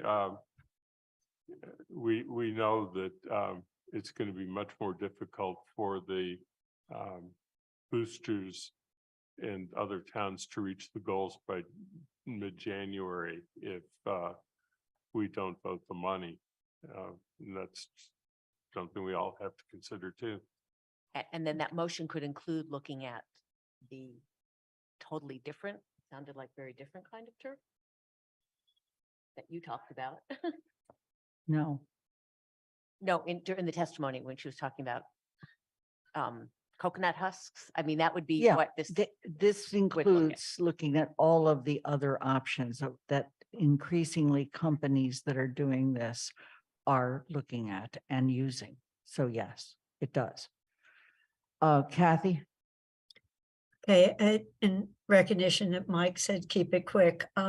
There isn't anything that's zero PFAS. So this is holding out a false promise. And I even heard Weston and Sampson, our consultant, say this on 2 separate occasions. So it just near zero maybe. And I did want to echo what Dorothy said. I asked the UMass field maintenance people about the maintenance of artificial turf. It's a long list, and I'm wondering whether a lot of these places put fences around their turf. You can't have gum on them. There can't be any metal. You need special equipment. There's a danger of fire if cigarettes go on it. It can melt. And over or under taking care of it with special equipment matters. So the estimates of much higher, much lower, there's a difference. So it's care on this turf. And it's going to be true for our new track too. If we allow bicycles and skateboarders and all sorts of access, it'll rip up the track, it'll rip up the turf. They said even sneakers are bad on artificial turf because you need cleats. The women's soccer team refuses to play on it, and the men's World Cup is not played on grass. So I just want to say that zero isn't realistic on this. And we shouldn't be thinking that turf means no maintenance or low maintenance or easy maintenance would be the other. It needs specialized maintenance. That's it. Thank you. Michelle? This is a really, really challenging decision for me. And I just want to acknowledge first that I feel horrible to let the folks down that are here in this room that have spoken so passionately. And I really, truly believe that something needs to be done. That is clear. However, I have spent hours researching this issue. I have spoken to many people, including the facilities director in Springfield, and they run an organic program in Springfield, a natural program in Springfield. And I feel that we can have a state-of-the-art grass athletic field. And I feel that's the vision that we have as a community to move toward reducing harm, to move toward environmental consciousness, to move toward climate action that is so necessary. And so I have a vision that we can have a state-of-the-art grass field and that we can maintain it. And right now what we're doing is we're comparing to a field that was installed a long time ago, probably was installed with antiquated installation processes. And it sounds like the maintenance without putting anybody down has not been optimal. And so I don't think comparing our options to the field now, I think it's clear that we need to do something, and we need to do something fast. But I do not believe that moving in a direction of installing artificial turf is the direction that, as a community, at least from my perspective, we have stated as our values. And so I'm very much struggling with this decision, but I did want to at least provide some of the insights that I was having. Mr. Bachman. I'm sorry to prolong this. I just need to clarify something. The issue isn't about whether we can build a grass field or not. We can build that. It's the intensity of the use. You get 25% of the time. Our fields were in good shape during COVID because nobody was on them. They were able to rest. An artificial turf field is able to use with much more frequently. So I think that that's a really important thing. A vote to not move forward with an artificial field does not address any field issues. It addresses the track issue. So I think that that's the decision tonight is whether you want to address the track issue or the track and the field issue. And that's the decision before the council. Anika. I will be really brief. This is a tough one, and I am, and myself, and along with the rest of the council, we are not experts. But my question is in regard to maintenance. I don't want to assume, but because of everything that has been put into this, was there already, discussions that included maintenance and what that would entail? And how that would, how that would roll out already, because we're talking about it as if it hasn't been addressed, and I don't know what that is, but I'm just again assuming that it's been part of the process and conversation. So Anika, I'm going to try to answer this. Maintenance is put into operating budgets. It's not put into capital budgets unless special equipment is needed. And that would be something the school district has to decide. So normally a motion like this, just like a motion to build a new elementary school building, will not have anything in it about maintenance.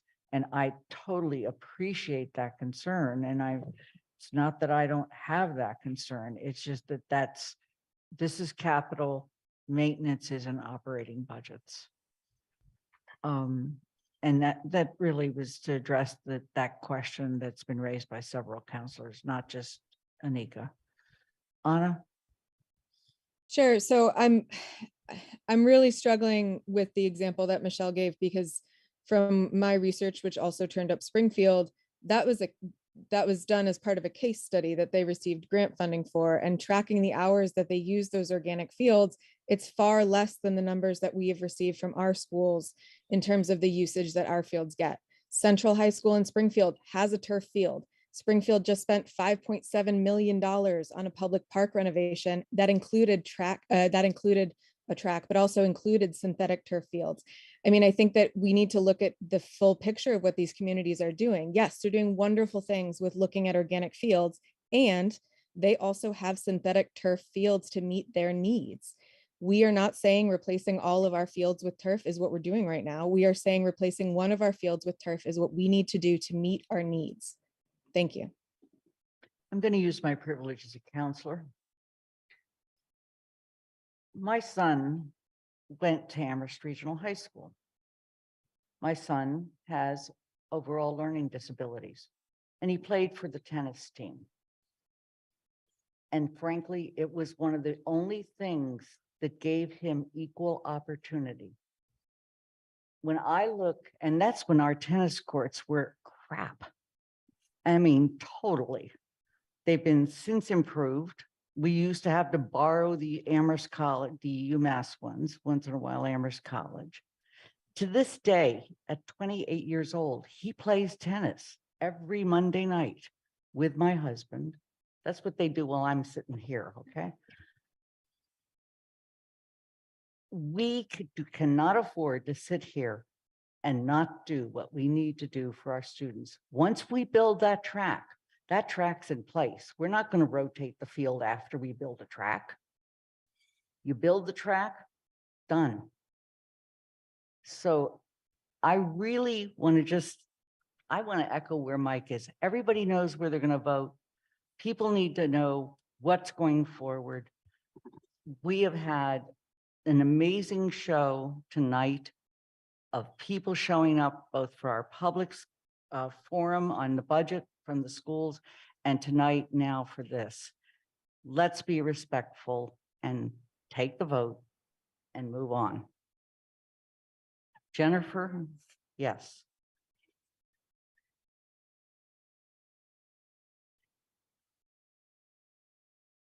Please ask your question about the amendment. Hi, as a regional school committee member, this may be my only chance to talk to all of you at the same time. My question goes back to Sean's clarification about what triggers compliance. So let's say hypothetically that the regional school committee votes on January 16th to establish a public advisory group as you've described. Is that when we've complied? Yes. Or okay, thank you. Yes, that means the $900,000 transfers. Yes. Any other questions? Jennifer? So the turf field will be for the track and the field. Yes. Right, okay, so this sounded like you were saying just the track. And if there was a piece of equipment that had to be obtained to maintain a turf field, that would be a capital? There's any number of ways that piece of equipment. My understanding from talking to boosters separately is that they're trying to raise enough money to have an ongoing maintenance fund that also would include that equipment. And they want that fund to be perpetual, if you will. So, I mean, I don't want to speak for the boosters, but that's what I've learned from speaking to the boosters. Shalini? Yeah, I think I again want to highlight the problem we're seeing here. Like Michelle found one set of research and Anna found another set of research and I found another set of research from Europe. And the fact is we're not experts. I have a PhD and I do research, and even so, I am so befuddled about all of this.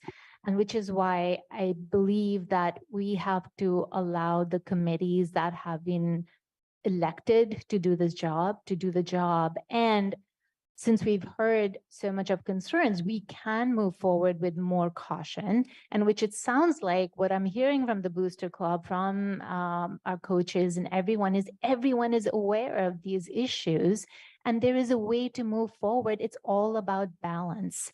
It's not about let's all go and make all of these fields into turfs, but we're talking about one field, and let's work through that. Do it in the best possible way. And But I don't, and that again is the problem. That's why we have committees. We have not been part of these discussions from the beginning. And for us to come in, because we've heard and I have no doubt all of us have spent hours and hours studying this issue, but the fact still remains we were not part of all these conversations with the athletic directors, with the athletes, with the people who are going to be using these fields. And for us to come and impose our personal values, I would like all of us to stop eating meat, because that contributes to greenhouse gases.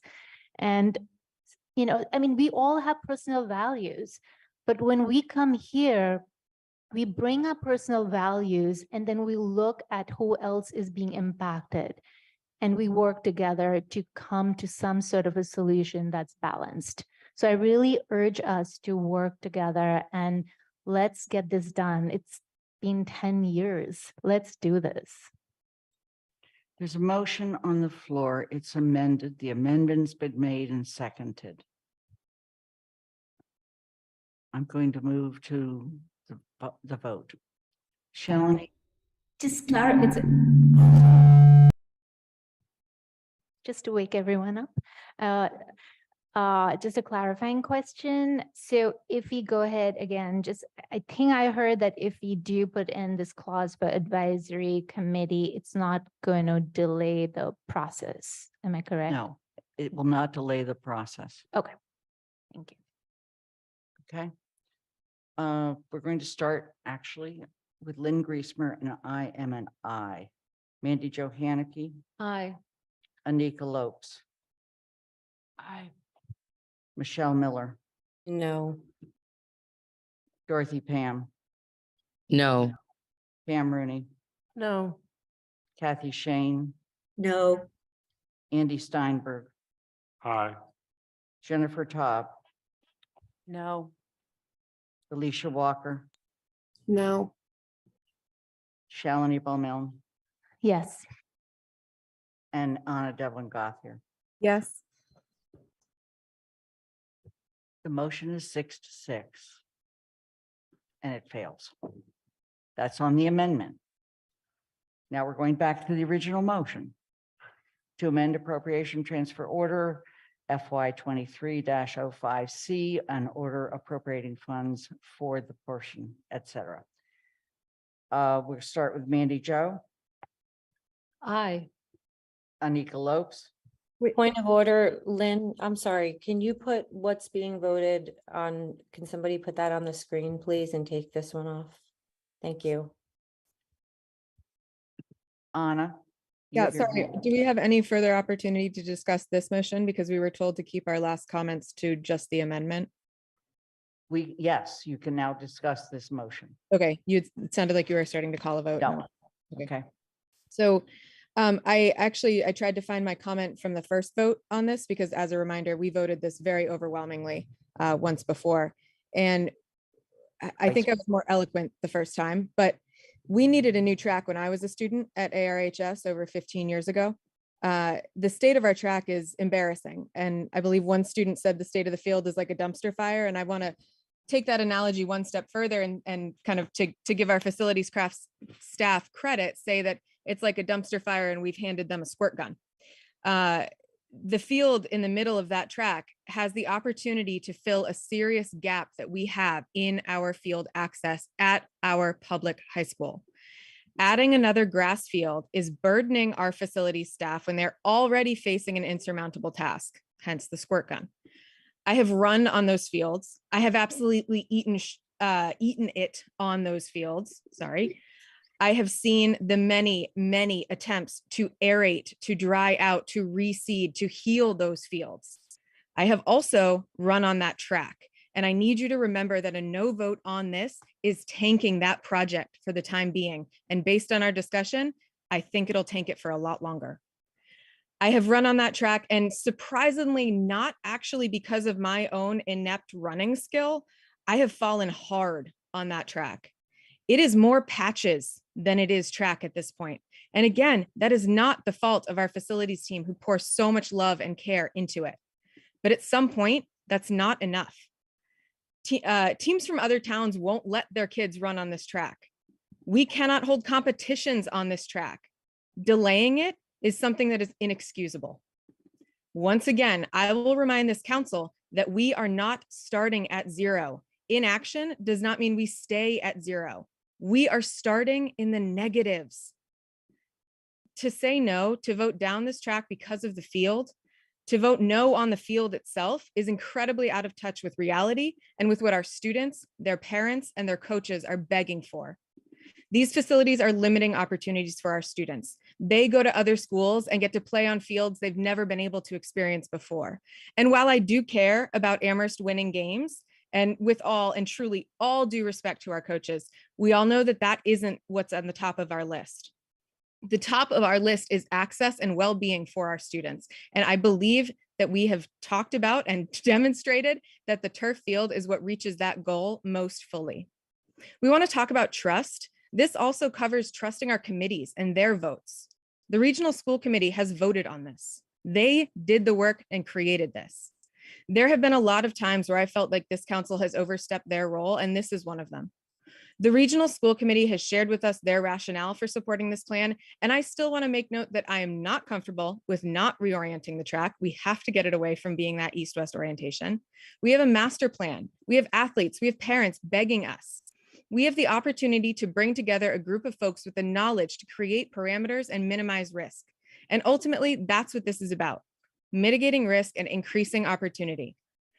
We still have multiple other grass fields at the school. And while Coach McDougall will still have to choose between the soggy field and another one, at least this time, the other option could be one he can actually practice on when his season starts. I urge my colleagues to, once again, as you did before, support this measure. Go Canes.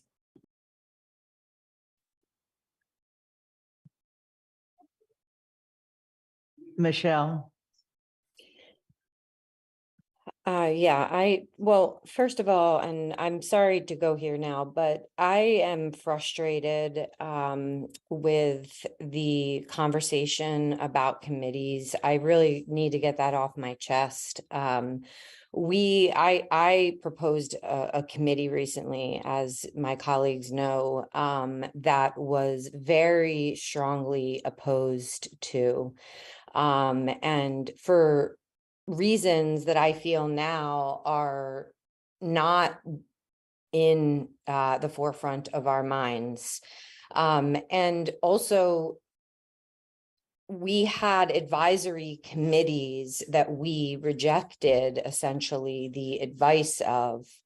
And now to hear Anna, my colleague, say that we should trust the advisory that we've received from our committees is challenging for me to hear that.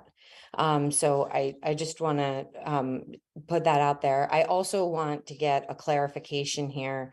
I heard our superintendent talk about the possibility, I think it was his second option, and I'm trying to understand that in the context of what Anna just brought forward, which is, I thought Anna said that we would get nothing if we vote no on this. So it's my understanding that voting no on this gives us the track or reverts us back to the track.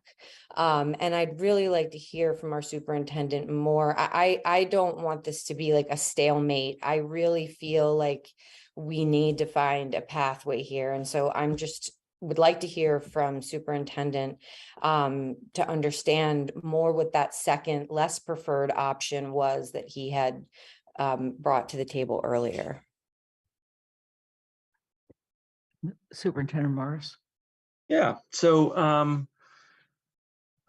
I think you're two things. So I think if I understood your question correct, and please correct me if I'm not, if I didn't, is that would the track still happen if the fundraising doesn't occur by January? And the answer to that question is yes. The regional school committee motion said it would revert back to that. So, that's a yes. I think on the grass piece, I think it's not just less preferred. That is true. But I want to caution us that the cost of doing multiple grass fields over time is significant. And so I'm not trying, I don't typically use emotional, strings or whatever, but I want to be realistic that if the council wants to pursue that, it's likely gonna have to pursue that on its own. I don't think there's gonna be regional school committee participation, or not regional school committee, but the other regional towns, because the price tag is going to be more significant. And it's not one field, because I heard that mentioned a couple times. It's fields, plural. And I think we need to move forward with the track, because we need to move forward with the track. There's other fields that need to be done. But I know you have a lot of capital constraints, right? And I'm not trying to pretend I'm a counselor, because I know Lynn was meaning it complimentary, but when you joked about that before, I was like, whoa, you all meet too late for my my sleep patterns. So I want to be realistic that is a slower, more that's an option that's not going to happen quickly, and it's going to have significant price tag as well as maintenance issues. And I think there's going to be a lot of people, myself included, who are really disappointed if we move forward in that direction, because I question the capacity of the community and the town to not fund just the maintenance of those, but actually the operations of putting multiple grass fields into play that are high quality, that level out fields, that deal with drainage and irrigation and all those pieces and maintenance. When there's a lot of other demands, and it's not going to happen soon enough, right?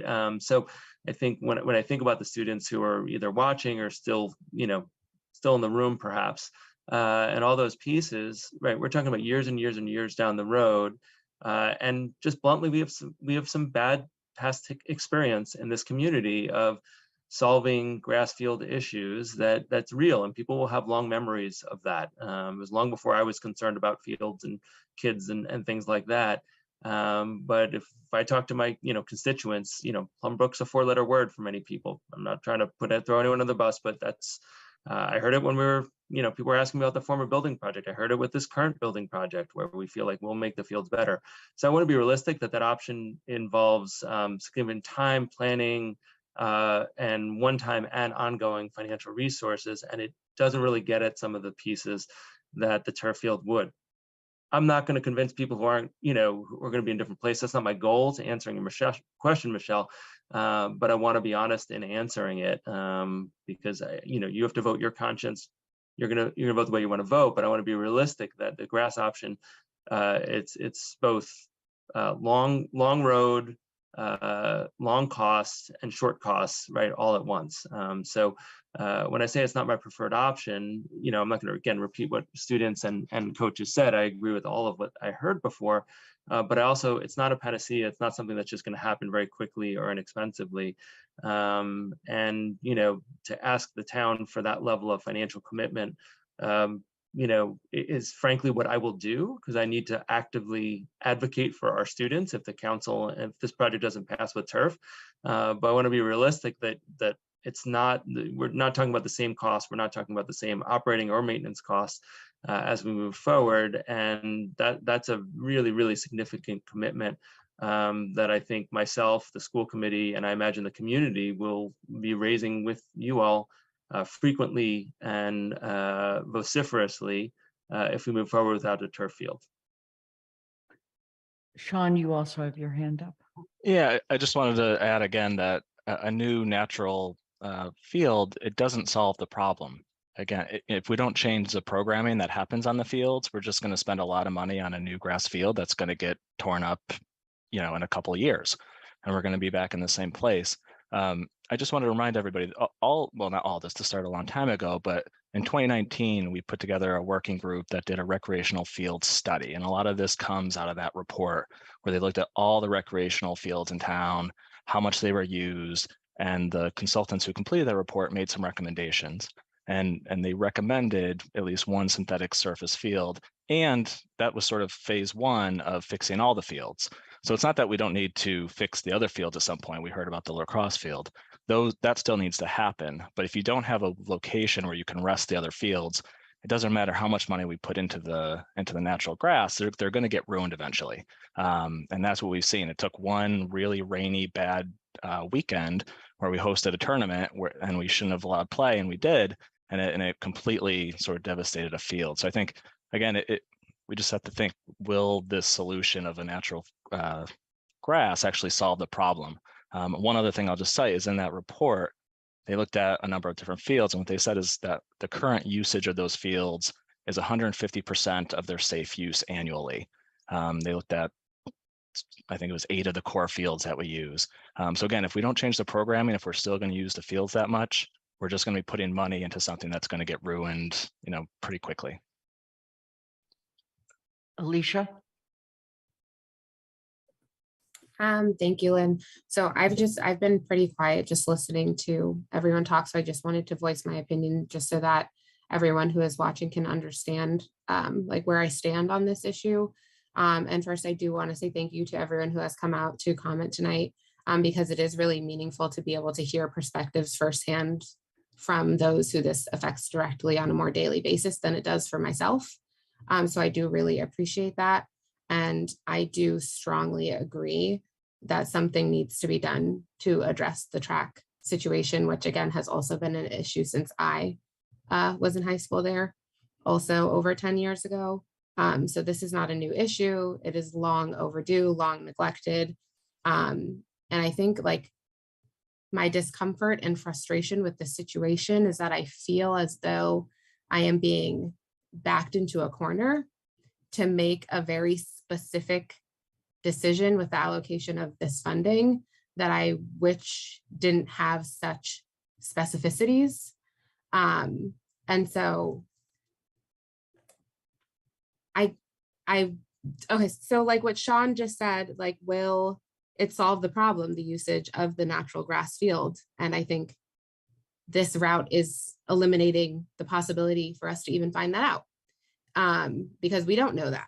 And I think that is the point, is that we don't know.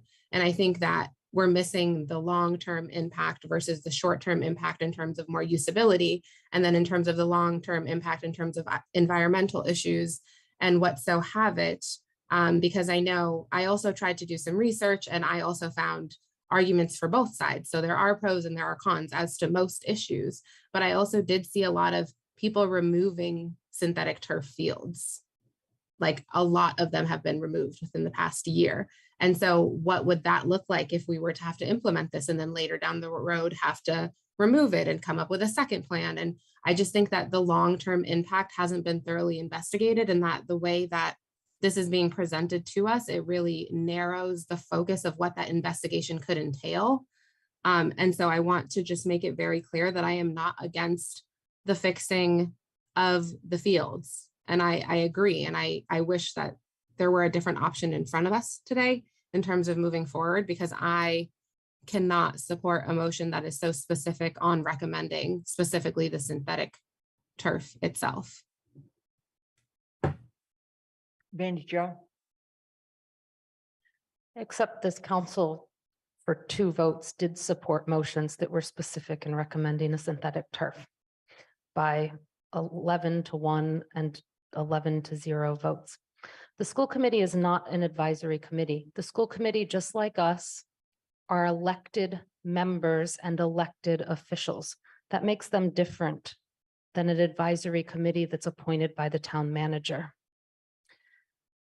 A vote no here, if the boosters cannot raise an additional $1.2 million by January 16th, saddles multiple generations of athletes with an east-west field position and games, because the field will not be reoriented.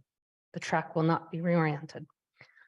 It leaves us with a track that is not 8 lanes wide, that is only 6 lanes wide, with a field inside that is not the right dimensions for athletic events, because it would only allow us to resurface the track as it stands today, which does not meet MIAA championship guidelines.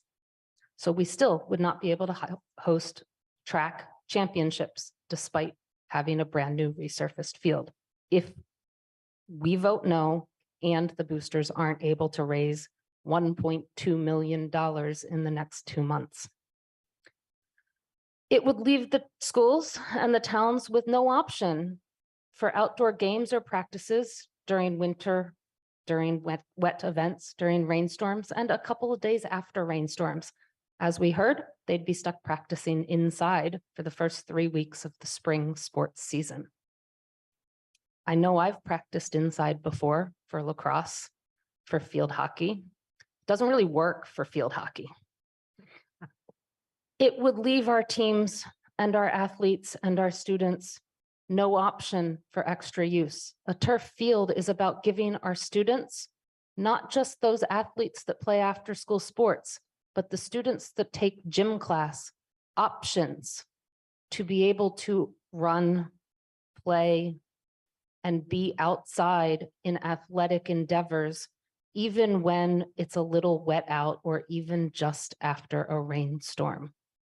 A no vote today says we don't care about giving the students those options. We're okay with wet fields and not able, an entire high school that's not able to use those fields. I can't do that to these students. I'll be voting yes to reorient the track, make it 8 lanes, and put a turf field in so that our students and our educators have options for athletics and physical education. Andy? I'm not going to repeat everything that Mandy just said because I agree with what she said. There are only 2 options. There is no grass option here. We can't afford to do it as a town ourselves, and we can't afford to maintain it ourselves without regional and participation of other towns. So it's not going to happen. So the choice that we're making tonight is, do we go forward with the full package and providing the boosters with enough of an assistance that we can help them to achieve their goal, which is still fairly lofty, and create the kind of athletic facility that we have been hearing from coaches and students all night long that they really want? Or are we going to disappoint them and deprive this group of students, but all group of students coming up, with an opportunity? And what is it going to say about the reputation of our school? What is it going to say about the attractiveness of our community when people are considering whether they want to come into the Amherst Regional School District, knowing that their kids are not going to be able to play on healthy playing fields and attractive playing fields? And so I think we're doing a disservice to our town if we don't vote yes. We are doing a disservice to our students.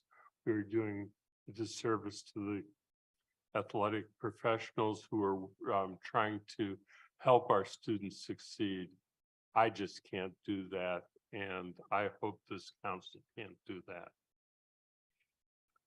Michelle?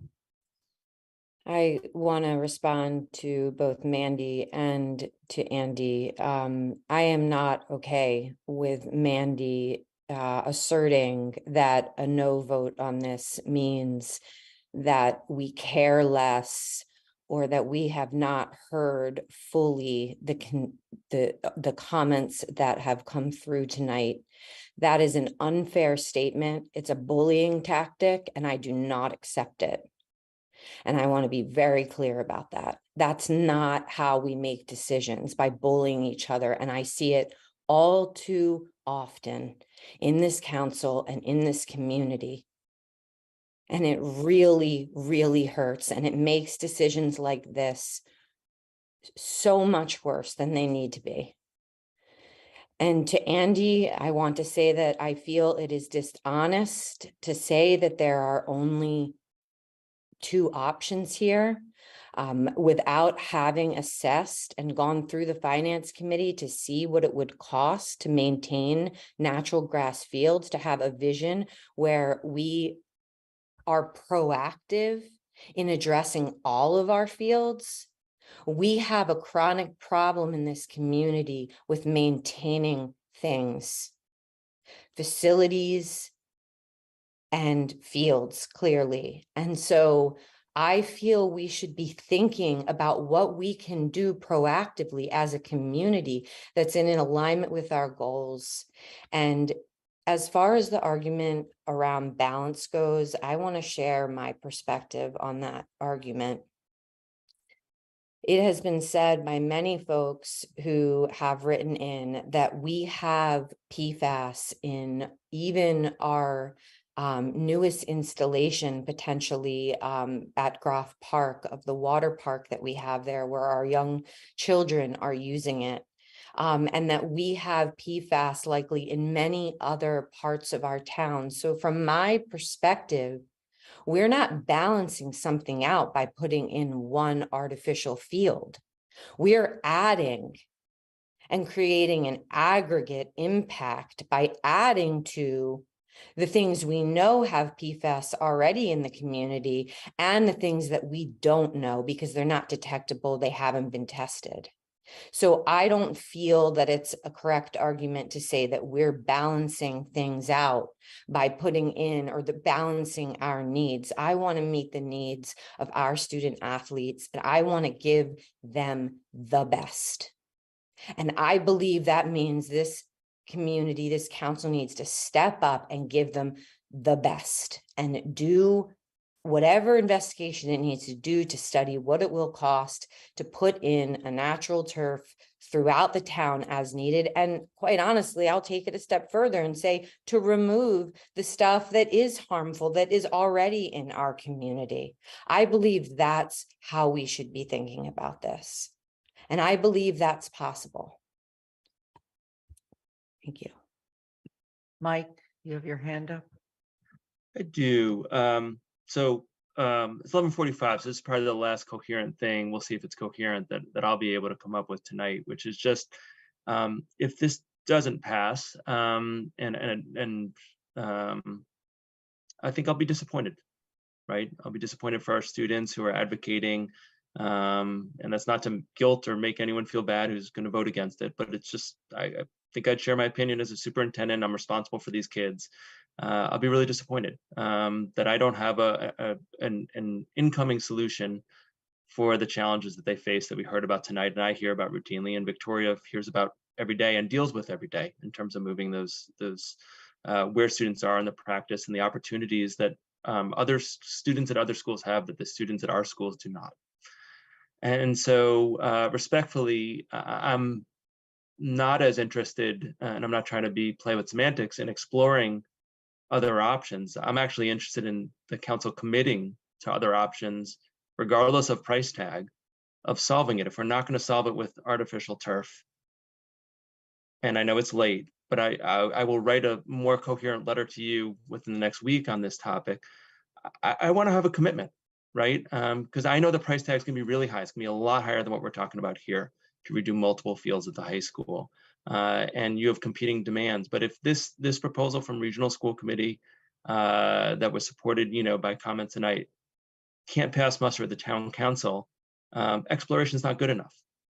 We need a commitment that the council is going to fund things at a pretty high level to move forward expeditiously with the field. We can't handle more long-winded 18-month studies on this. We need an action plan, not an exploration plan. And so that's probably the last coherent thing, if you call it coherent, that I'll say.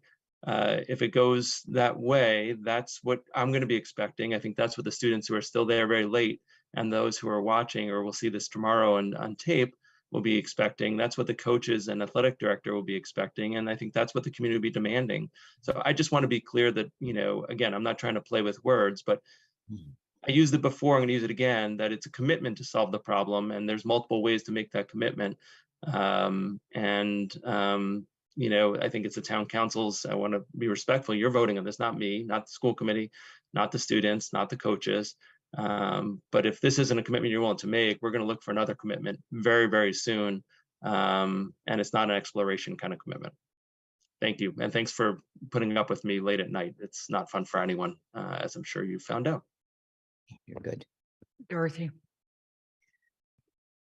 I wish I could have the eloquence of Michelle, but I will say that The students have been deprived of what they need for years. It is not the fault of this town council.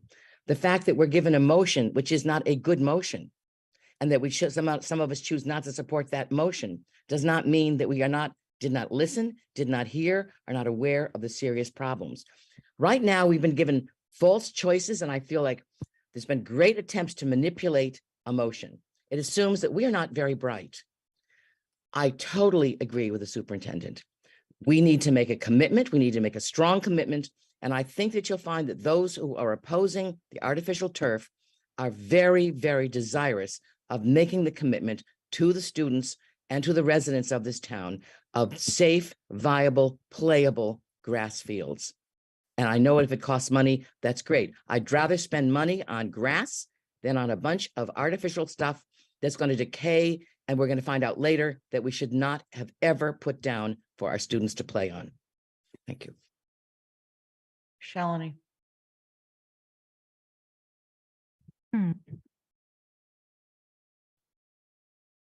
Oh, boy. So many things. But okay, so there was a statement, we feel that it's being rushed. And what we're hearing is that this has been discussed for 10 years. There has been a committee working on this. There were consultants involved. There was a public process. And yes, today we'll, not today, but recently we learned about the PFAS. And that was, at least for me and for many of us, a new component that was added to the conversation. But we also heard there are ways to mitigate that. And so we are ignoring that. And we're talking about just 1 out of the 6 fields. So when I talk about balance, yes, we should be looking at this holistically in terms of maybe making a recommendation. And if that's a motion we need, we can do that, to send to ECAC to look at PFAS in our town and what is the process. If you look at Europe and the European Union, how they're going about it, they didn't just overnight say, oh no, you're not going to have any more athletic fields, because they know that athletic fields is really important to the health of the communities. So if you look at the models out there, the most progressive of countries like Netherlands, 90% of their fields are turf. And the way they are transitioning out of that is by bringing in these alternative materials. They're still artificial. So all this to say that if we want truly a balanced approach, we should be approaching ECAC to look at PFAS and add that to their list of how do we reduce that in our diets, in our packaging, in our, wherever it is there, and do that in a systematic way and not at the cost of our kids who have been waiting for 10 years. So I do not feel this is a rushed. It is a difficult one. I am not doubting that. It's been very, this is one of the most difficult decisions I have made in council. So this is not easy, but weighing in all the pros and cons, I think we owe it to our kids. And I haven't heard the alternative plan from the counselors who are saying there is another way, there is another way, but does that mean that because what I'm hearing is that the tracks will have to be put in by next year and we're stuck with that orientation. And so we're not really solving for the problems. So maybe the counselors who've said there is another way, do you want to offer what that looks like and what that's going to, I mean, I don't, it's like easy to say, oh, there is a way and we can do this. But there are cost concerns, there are budgets, so I just believe there is an elected committee, the school committee, which is different from a town committee. Town committees are advisory, but an elected committee has the same responsibility as we have, and they have made the recommendation to us. And we should honor that. And moving forward, let's have a more balanced approach and conversation about PFAS. Mandy Jo. Following up on Shalini, I just did some math based on the Weston and Sampson report that a sand-based natural field of grass would cost 1.5 million or so over 12 years. in terms of, that's a life cycle cost, so 11.68 million for 8 fields. We've been struggling to find a way to pay for a DPW and a fire station and a new school and a library, as well as even this proposed project, while still, given the budget forum today, wanting and people arguing for a youth empowerment center, a senior center, a cultural center, 11.68 million more to maintain grass fields. That's only 8. We heard that they were each used 150% too much. Means if we want them to only be used and not overused, we need 4 more fields. Another $5.5 to $6 million for those 4 more fields, if we can find space for them. To the counselors that say that's the way forward, where do you propose we get that money? Anna. Oh, Lynn, the way you said that makes me know that you're so happy this discussion's still going. So a couple things. First off, for some reason, things are feeling personal to folks, and feeling emotion and expressing opinion. Well, feeling emotion, I think, is a job of being human, but expressing opinion is our job as counselors. And so I want to just, encourage all of us to reflect on, if we're shutting down folks sharing their opinions. That's what feels bullying to me. We may have differing opinions, and that's okay. But if my opinion is that not reorienting the track and not doing the field is essentially a zero-sum game, then that is my opinion, and it's my right to express that. And if I feel that we have not listened to our students tonight, if we vote down this project, that is my opinion. So resurfacing the track without expanding it and without resurfacing the field to be synthetic turf is not a net gain when we have had this opportunity in front of us and we have voted on this already. We have heard from our own studies. We have heard from our regional partners. We have heard from our educators. We have heard from our students. Future money is not funny money. I don't think folks are grasping that cost that Mandy just said, nor do I believe the superintendent is saying that it's the right choice. He is saying that we better be prepared to pony up. And I was on JCPC. I've seen our capital budgets. I know you all have too, because we voted on them last year. We don't have that money. The superintendent literally said that that was not the top choice here. We heard from our finance director that even if we fix this grass field, even if we commit to fixing all of our grass fields, the usage is the problem. That means either adding fields, which I'm unclear where they'd go, or reducing use. That means cutting athletic programs or phys ed or limiting practices. And that's not the right answer either.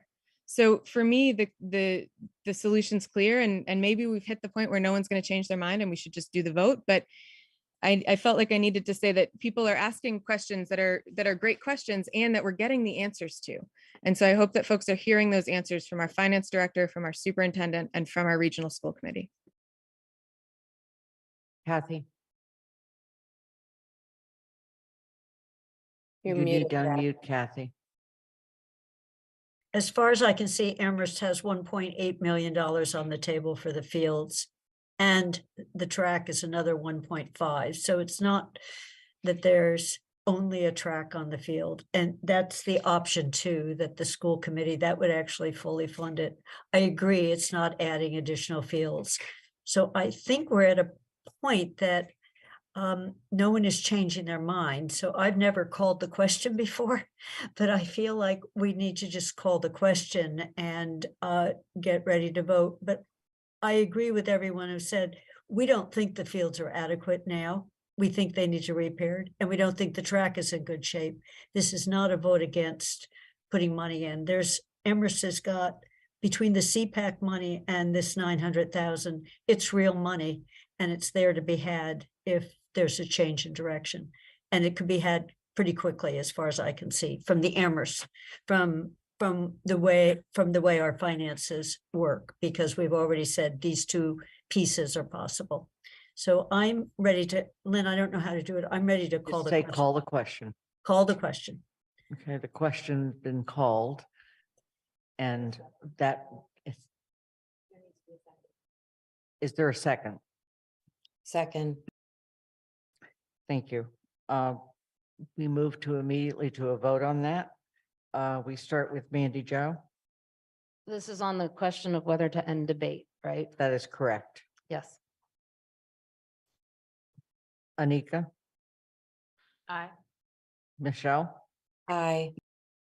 Dorothy, Yes. Pam, Yes. Kathy, Yes. Andy,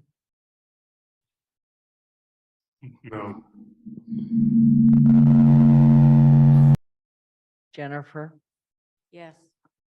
Did you say yes? Yes. Alicia, Yes. Shalini Bowman, Yes. Anna Devlin Gothier, Yes. and Lynn Griesmer is a yes. We move immediately to the question. The motion that's been made and second is in front of you on the screen. A yes vote means that we go ahead and appropriate the 900,000. A no vote means, excuse me, that we don't. Even I get tired, okay? So I'm going to begin with Anika. Aye. Michelle, No. Dorothy, No. Pam, No. Kathy, No.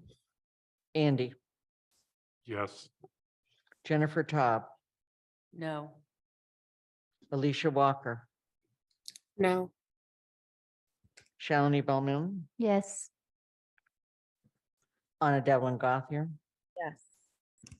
Lynn Griesmer is an aye, Mandy Jo Hannicky. Aye. Still 6-6, the motion fails. Thank you all for the time you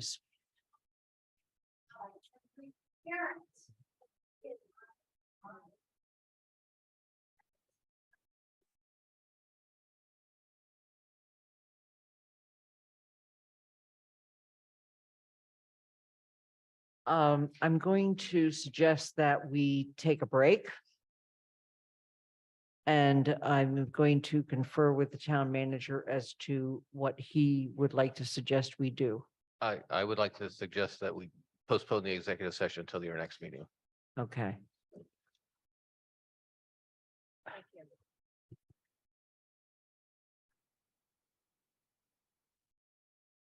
All right, so we're postponing and can we postpone the discussion? All right, please take a 5-minute break and then come back and then we'll decide how we're dealing with this rest of the agenda.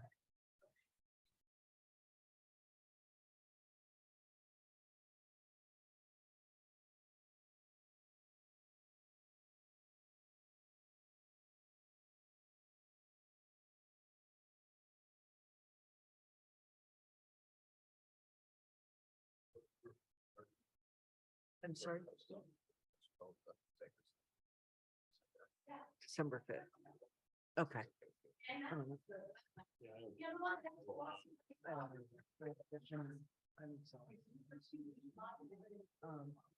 So the bylaw on this charging part of it, right?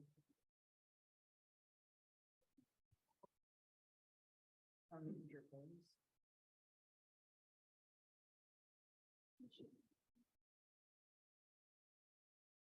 Okay.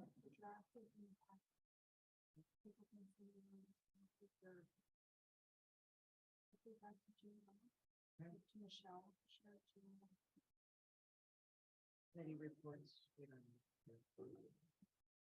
Town manager report. It's not a- it's not a new one.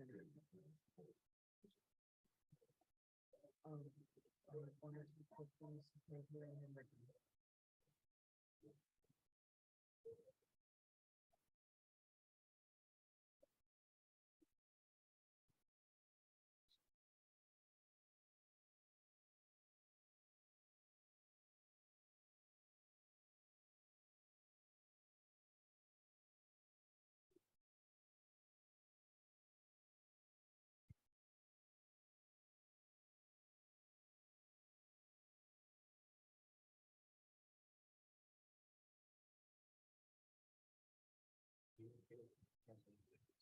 Yes. I'm exhausted.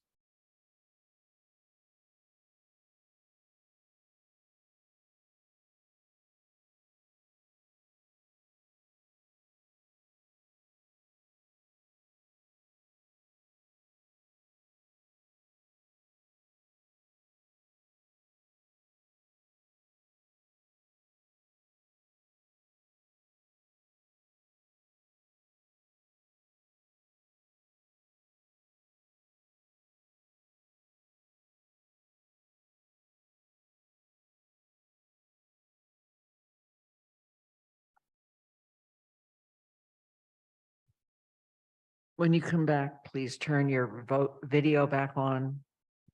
And we'll be getting ready to adjourn very soon.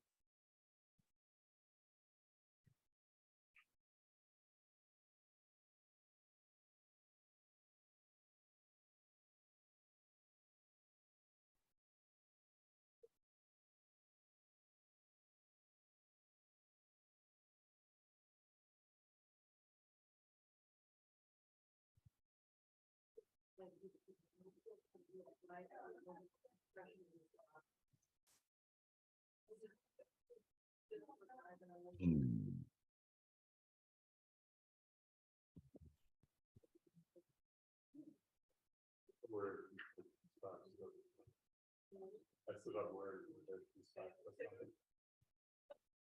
I voted down. I appreciate y'all giving me the opportunity to speak. That's all. You know, I understand that, it's difficult. It's difficult. And I know there's a lot of emotion in there, but, you know, I still love this town, still on the Human Rights Commission, still on the School Equity Task Force. and I still be running my mouth about kids. Thank you. Thank you.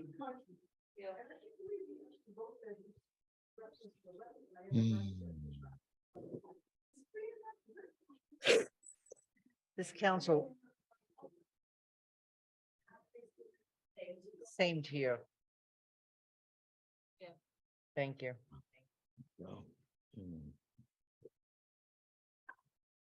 When you come back, please turn your video back on so I know you're here.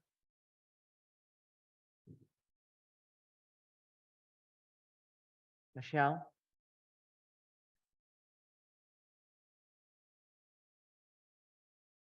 Okay. Alicia, are you back? Yes. Thank you. I've conferred with the town manager and the town clerk of the council. And basically, the action item 7D, 8D is going to be done on it. I do need to ask whether, Michelle, the issue of the goals for the town manager, there's something in people's packet. Would you like to have me solicit individual comments with that and go back to GOL for further discussion rather than try to do it now? That's a suggestion. Sure, that would be great. I think we have the report plus a draft in there. The report's clear about the direction that we're heading in. Mandy was integral in creating the draft. So I don't know if she wanted maybe to speak to that briefly, just so people have something to think about if they're sending you individual comments. Mandy Jo?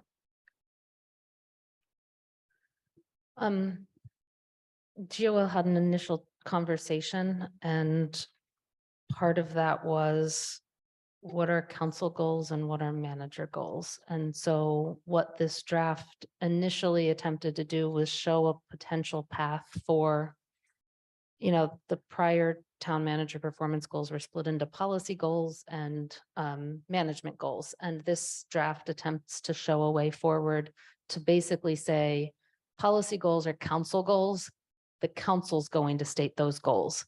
And they're going to be the council goals instead of us sort of kind of claiming them through saying they're the manager's goals. We're just going to come out right and say, these are our goals for the next year. And then adding essentially a management goal to the management side and all, and saying one of the manager's duties is to implement the executive portion of those policy goals. So this document, it didn't, what I want to make clear is it took last year's, or I guess this current year's goal document and basically split it into a council policy and a manager performance goal without changing very much language on the council policy. It did delete a bunch of things because they related to manager duties, not council goals. And then, it added the one goal on the manager side, but it wasn't an attempt to transform the words into a new year's goals. The GOL has not done that conversation yet. So it was an attempt to say, can we do this differently? But I'm sure we'd love feedback on what the goals should be, both on what the council policy should be, policy priorities should be, and what the manager's goals should read too. But just know that this was not that proposal. This was sort of more of a reorganization proposal. Right. And having sat in with GOL while you were doing most of this, I think, what it does not include is ideas from counselors of things that they want to make sure are in the goals that perhaps have been discussed this year or that people are thinking about. Putting them in doesn't mean they're in until the council votes the goals. So when we send this document out, it will be a question of not just formatting, how do you like this way of presentation, but it will be a question of what else would you like considered in the in the goals? Okay. Kathy, you have your hand up. Oh. Yeah, go ahead, Michelle. I was just going to add one piece about timing, just to make sure. So our next GOL meeting is not until November 30th. We don't have one this week, right? I'm losing track, but I believe that will be the last time that we will be discussing it before, in terms of timing. Maybe Athena can help me with that. But I think that Athena had some concern about timing. And so I just want to make sure that if counselor comments are going to come in, that they come in before that meeting so that we can have that final discussion. Right. Kathy? Just a quick comment. I'm totally willing to send my comments in directly, but I did understand what the shift was that was being considered.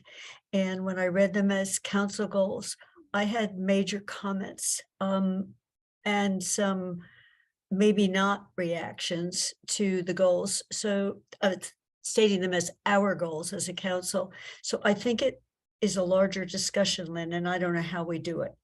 It was easier for me to read the goals for the town manager with the changes there than it was asserting that we have these specific goals. There were some subtle changes, subtle wording that I could read in a particular way, and I would want discussion. So just, I don't know how you want to do that, but I'm totally willing to send my comments in and share them with the committee.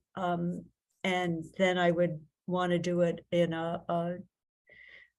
however we plan to have this discussion. It has to be discussed. It has to be discussed at the next meeting. Okay.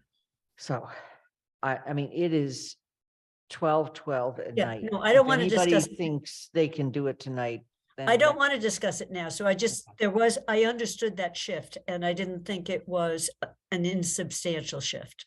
It's not. Jennifer? So if we had a specific like goal that we wanted to propose for the town manager, we should do that at another meeting, or we're going to discuss, or should I? We should, that's part of what you should respond to when I send the email out. Okay. Okay. Andy? I move pursuant to Rule 7.1 of the Rules of Procedure to adjourn. Second. Is there any other question? No. We're adjourned. Anna, Yeah, can you send me a Word document of that, of 8C? Thank you. That's all. I'm sorry. It's only in PDF form and I wanted to make comments.